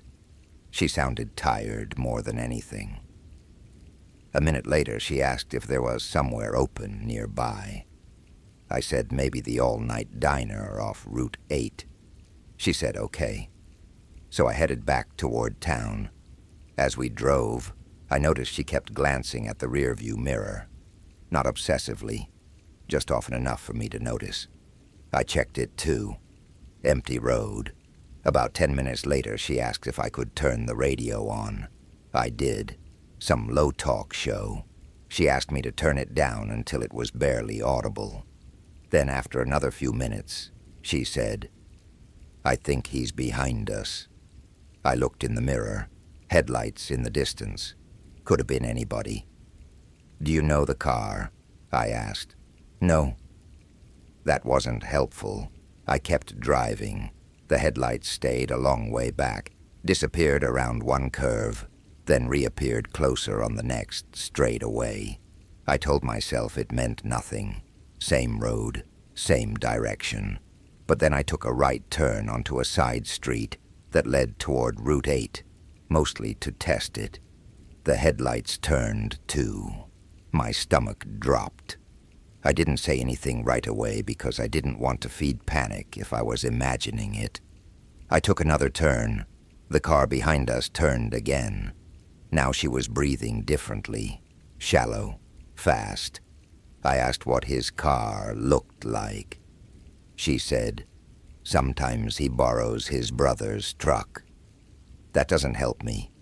I know. I asked why she'd gone to that house if she didn't want to be there. She said nothing for a few seconds. Then quietly, "Because I thought if I kept things calm, I could leave without making it worse." I still think about that sentence. Not because it was dramatic, because it was familiar. I'd spent the last year of my marriage thinking almost the same way, though in a much smaller, sadder situation. Keep things calm. Don't escalate. Leave room to exit cleanly. It's amazing what people will endure when they think the real danger is the argument that might come after saying no. The car behind us got closer. I could see now it was a dark pickup. I asked if she wanted me to go straight to the police station. She said, "No, please, not yet." That irritated me. I said something sharper than I should have, like, "Then what exactly am I supposed to do here?" She flinched and said, "I'm sorry." I felt immediately guilty. We were close enough to the diner by then that I decided to ignore her and pull in there anyway. It was bright, public, and always had a bored waitress plus at least 2 truckers drinking coffee. Good enough. I turned into the lot. The pickup drove past. Neither of us spoke until it disappeared. Inside the diner, she ordered tea and didn't drink it. I got coffee I didn't want. Under the fluorescent lights, she looked more worn than scared. There's a fading bruise near her wrist, the kind you might miss if you weren't looking. Her nails were bitten down. She kept one hand around the tea mug like she was warming it, even though it was too hot to hold. I asked if she had someone safe to call. She nodded after a while and gave me a number. An older woman answered. Mother, I guessed. Maybe aunt. The girl spoke to her in a clipped, almost businesslike voice. She said where we were, said she needed a ride, said yes, right away. We waited 20 minutes. When the woman arrived, she barely looked at me. She hugged the girl hard with one arm and kept scanning the parking lot with the other hand clenched around her keys like a weapon. Before they left, the girl turned back and said, "Thank you for stopping." I said, "Are you okay?" She gave me the kind of smile people use when the honest answer would take too long. Then she left. That should have been the end of it. Instead, I couldn't stop thinking about the house. Not out of romance or curiosity about her. Just a stubborn discomfort. The sense that I had driven through the middle of something and failed to understand it. I kept picturing the upstairs light. The way she'd walked halfway to the porch and stopped, as if she'd remembered something too late. 2 nights later, I drove that road again. I wish I had a better reason. I don't. I was restless. My wife and I had barely spoken all day. The apartment felt as airless, so I got in the car and went. The house was dark this time. I slowed as I passed. Nothing moved in the yard, no cars outside, no light upstairs. I should have kept going. Instead, I turned around farther up the road and came back, slower. The chain-link gate was open. That detail got under my skin. I don't know why. Open gates suggest interruption, arrival or departure. I pulled over on the shoulder, still in the car, and told myself I was only checking whether someone needed help. The porch steps creaked when I walked up them. I knocked. No answer. I knocked again, louder. Still nothing. Then I heard a television on somewhere inside. Low volume. Just enough to tell me the house wasn't empty. I should have left. Instead, I called out, "Hello?" The TV went off. I can still feel that moment in my body. The way the night suddenly seemed to gather closer around the porch. The way every sound from the trees fell back. Then from inside the house, a man's voice said, "Who is it?" I didn't answer. He said it again, louder. I went down the steps quickly without trying to be quiet. Halfway to my car, the front door opened behind me. I didn't turn around. I got in, locked the doors, and started the engine. By the time I pulled away, he was on the porch. I saw him in the mirror only briefly. Tall, broad-shouldered, one hand on the railing, face lost in shadow, watching my tail lights go. For a second I thought he might follow me. He didn't. The next morning there was a note under the wiper blade on my car. That's the part nobody ever believes right away, and I understand why. I barely believed it myself. But there it was, folded once, cheap-lined paper. It said, "She lies, no name, no threat." Just those 2 words. My wife found it before I did. I was getting ready for work when she came back in from taking the trash out, holding the note between 2 fingers like it was dirty. She asked what it was. I said I didn't know. That wasn't technically a lie. But it wasn't good enough. She asked who she was. And because I was already on edge and ashamed and tired of everything in my life, feeling slightly poisoned, I told the truth in the worst possible way. Too fast, too defensive. A strange girl, a ride, a house, a note. Nothing happened. It sounded terrible. My wife laughed once, not because it was funny, but because she'd reached that place where disappointment becomes almost calm. She asked why I went back to the house. I had no answer that didn't make me sound either guilty or stupid. I never saw the girl again. I did, however, see the pickup once more. A week later, parked across from my office for less than a minute before pulling away. Could have been coincidence. Same make, same dark color, not much else to go on. But I saw it, and for the rest of the day I felt watched in a vague, hopeless way that made me angry at myself. My wife moved out 3 months after that. Not because of the note, obviously. Things were already broken. But I've always hated the fact that one of the last real conversations we had was me trying to convince her I wasn't the kind of man who'd bring strange trouble home and then stand there pretending it was nothing. Maybe that's why the night still stays with me. Not because I think I narrowly escaped something dramatic, because I caught a glimpse of a private pattern I recognized too well. A woman trying to leave quietly. A man who did not like being stepped away from. The kind of danger that doesn't need raised voices to make a whole room feel controlled. Sometimes I wonder whether the note was meant to frighten me off or recruit me into doubting her. Maybe both. That would be the smarter move. Not a threat, just a suggestion. A small invitation to take the easier side. She lies. It's such an efficient sentence. You can fit almost any kind of cowardice inside it. My wife used to say I had a talent for making discomfort sound temporary. That's probably true.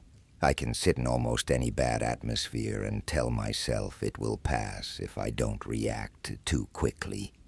I think that's why I kept the job at the office building as long as I did. I wasn't a security guard exactly. More of a facilities night coordinator, which is a grand way of saying I was the guy who handled after-hours maintenance calls, let the cleaning crew into locked areas, signed for emergency deliveries, and made sure nobody left a copier overheating in some forgotten department at midnight. The building was 12 floors, mostly insurance and legal offices, and after 7 p.m., it emptied out so completely that the whole place felt less like a workplace and more like a stage set after the actors had gone home. I liked that about it at first. Everything became cleaner at night, simpler. Elevators silent for long stretches, rows of dark cubicles, conference rooms with city lights reflected in the glass. It felt orderly. If something went wrong, there was usually a reason. A motion sensor failed. A pipe leaked. A cleaner forgot to badge out. Problems you could point to. Then the 12th floor started showing occupied on the system. The 12th floor had been vacant for months. A law firm had moved out after some merger, and the space was in between tenants. Most of the furniture was gone. The reception desk was still there, a few filing cabinets, one huge conference table nobody had bothered to dismantle, and a scattering of desks waiting for removal. The utilities were still live, but the place was basically dead. One Tuesday, a little after 10, the building management software showed motion triggered in the 12th floor corridor. That wasn't impossible. Sensors glitched. I took the freight elevator up, did a quick loop, found nothing, and reset it. 20 minutes later it happened again. Same corridor. I went back up. Nothing. The third time, I brought one of the cleaners, a quiet man named Hassan, mostly because I wanted another body there with me to make the exercise feel less stupid. We stepped out onto the floor, walked the corridor, checked the empty offices, looked into the conference room, found nothing. Hassan shrugged and said maybe rats. I said rats were unlikely to badge through elevator controls. He gave me that look people give you when they're not sure if you're joking. The next day I filed a maintenance request for the sensor. The technician came, checked it, said it seemed fine, recalibrated it anyway, and left. That night, no alerts.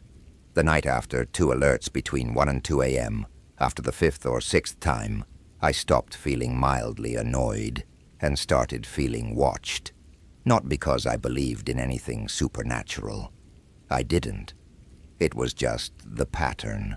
The sensor would stay silent for hours, then trigger when I was alone at the lobby desk or in the basement, checking a supply delivery, as if something on the 12th floor kept noticing when I wasn't nearby. I never found a person, never heard footsteps, never saw doors moving, but I started noticing small changes. A chair in the empty reception area angled toward the elevators. One desk drawer left open. A used plastic water cup in the sink of the break room kitchenette. Again, all things that could be explained. Contractors, building management, leftovers from move-out. I hadn't noticed before. But when you're the person doing the same rounds every night, you build a private map of normal, and these things were outside it. I asked day management if anyone had been on 12 after hours. No. I asked if any contractors still had access. Maybe. But they were supposed to sign in downstairs. The camera outside the 12th floor elevator lobby showed only me, Hassan once, and the daytime technician, nobody else. That should have settled it, except the sensor kept triggering. A week later, I got a call from one of the cleaners saying the women's restroom on 11 was locked from the inside. That can happen if a privacy latch gets stuck. So I took the master key up. The restroom lights were off. I unlocked the door and pushed it open, expecting empty stalls and maybe a maintenance issue. Inside, every sink was running, not full blast, just turned on enough for a thin, steady stream. I stood there listening to the water hit porcelain. It's amazing how creepy a restroom can feel when it's otherwise silent. All that tile and mirror, the fluorescent hum, the sense that someone has just stepped out but is still nearby. I shut the faucets off one by one. As I turned the last one, I saw in the mirror that the stall at the far end was closed. I'm not proud of the way I reacted. I jumped hard enough to hit the sink behind me. Then I told myself to stop being an idiot and asked if anyone was in there.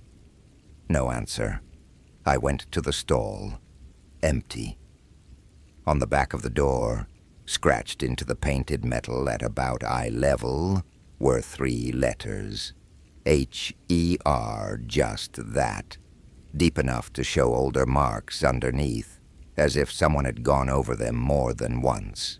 I reported it, took a photo, filled out paperwork, and spent the rest of the shift feeling vaguely foolish. Graffiti in a downtown office building is not exactly front-page horror. Probably some bored contractor months earlier. Still, the timing got to me. The locked room, the running sinks, the sense of walking into a setup a second too late. The next strange thing happened to the cameras. Not the main building cameras, just one internal feed from 12. There was a camera inside the old law firm reception area, pointed toward the hallway and former partner offices. Nothing special. Black and white at night. Low frame rate. I pulled footage after another motion alert, expecting to find static, or a shadow, or some technical issue. For about an hour, the feed showed nothing. Then at 12:43, a woman walked through frame. Not quickly, not sneaking, just walking from one office to another with her head lowered slightly, like someone moving through a place she knew well. Dark skirt, light blouse, shoulder-length hair.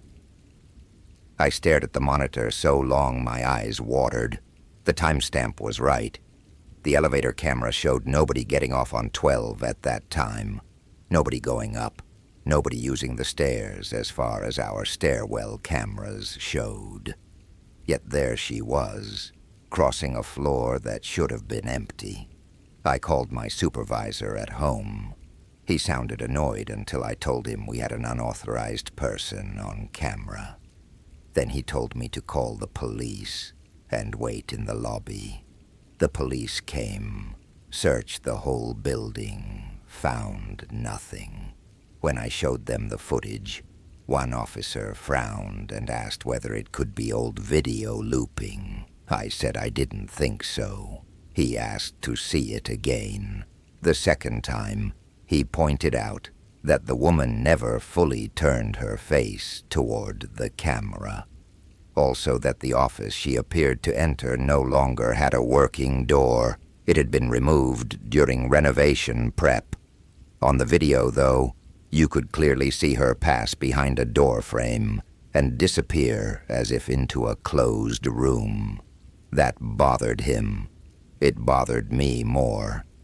It later said it was likely a corrupted clip from archived footage, somehow crossing with the live feed. That was the official explanation. They reset the system. My supervisor accepted it because he wanted to. I tried to accept it because the alternative was that the building had started creating impossible women to walk through impossible doors. But I couldn't stop thinking about how ordinary she looked. That was the worst part. Not ghostly, not blurred into nonsense. Just a woman at work, late, moving like she'd rather be anywhere else. The cleaners started talking then, in the cautious way people do when they don't want to sound credulous. Hassan told me one of the women on his team refused to clean 12 alone because she kept hearing a phone ring in one of the empty offices. Another cleaner said he once found a legal pad on the conference room table with a fresh indentation on the top sheet, like someone had been writing and torn the paper away. No ink, just pressure marks. I didn't tell them about the video. One Friday near the end of the month, I got stuck covering late because the guy reloving me called out sick. By midnight, the building was almost completely empty except for me and 2 cleaners finishing a bank office on 5. Rain hit the windows. The lobby doors sighed every time the wind changed. At 12:51, motion alert on 12 again. I sat there staring at the screen. Then I did something I still don't fully understand. Instead of taking the elevator, I went up the stairwell and stopped on 11. I think I wanted to approach without announcing myself with the elevator chime.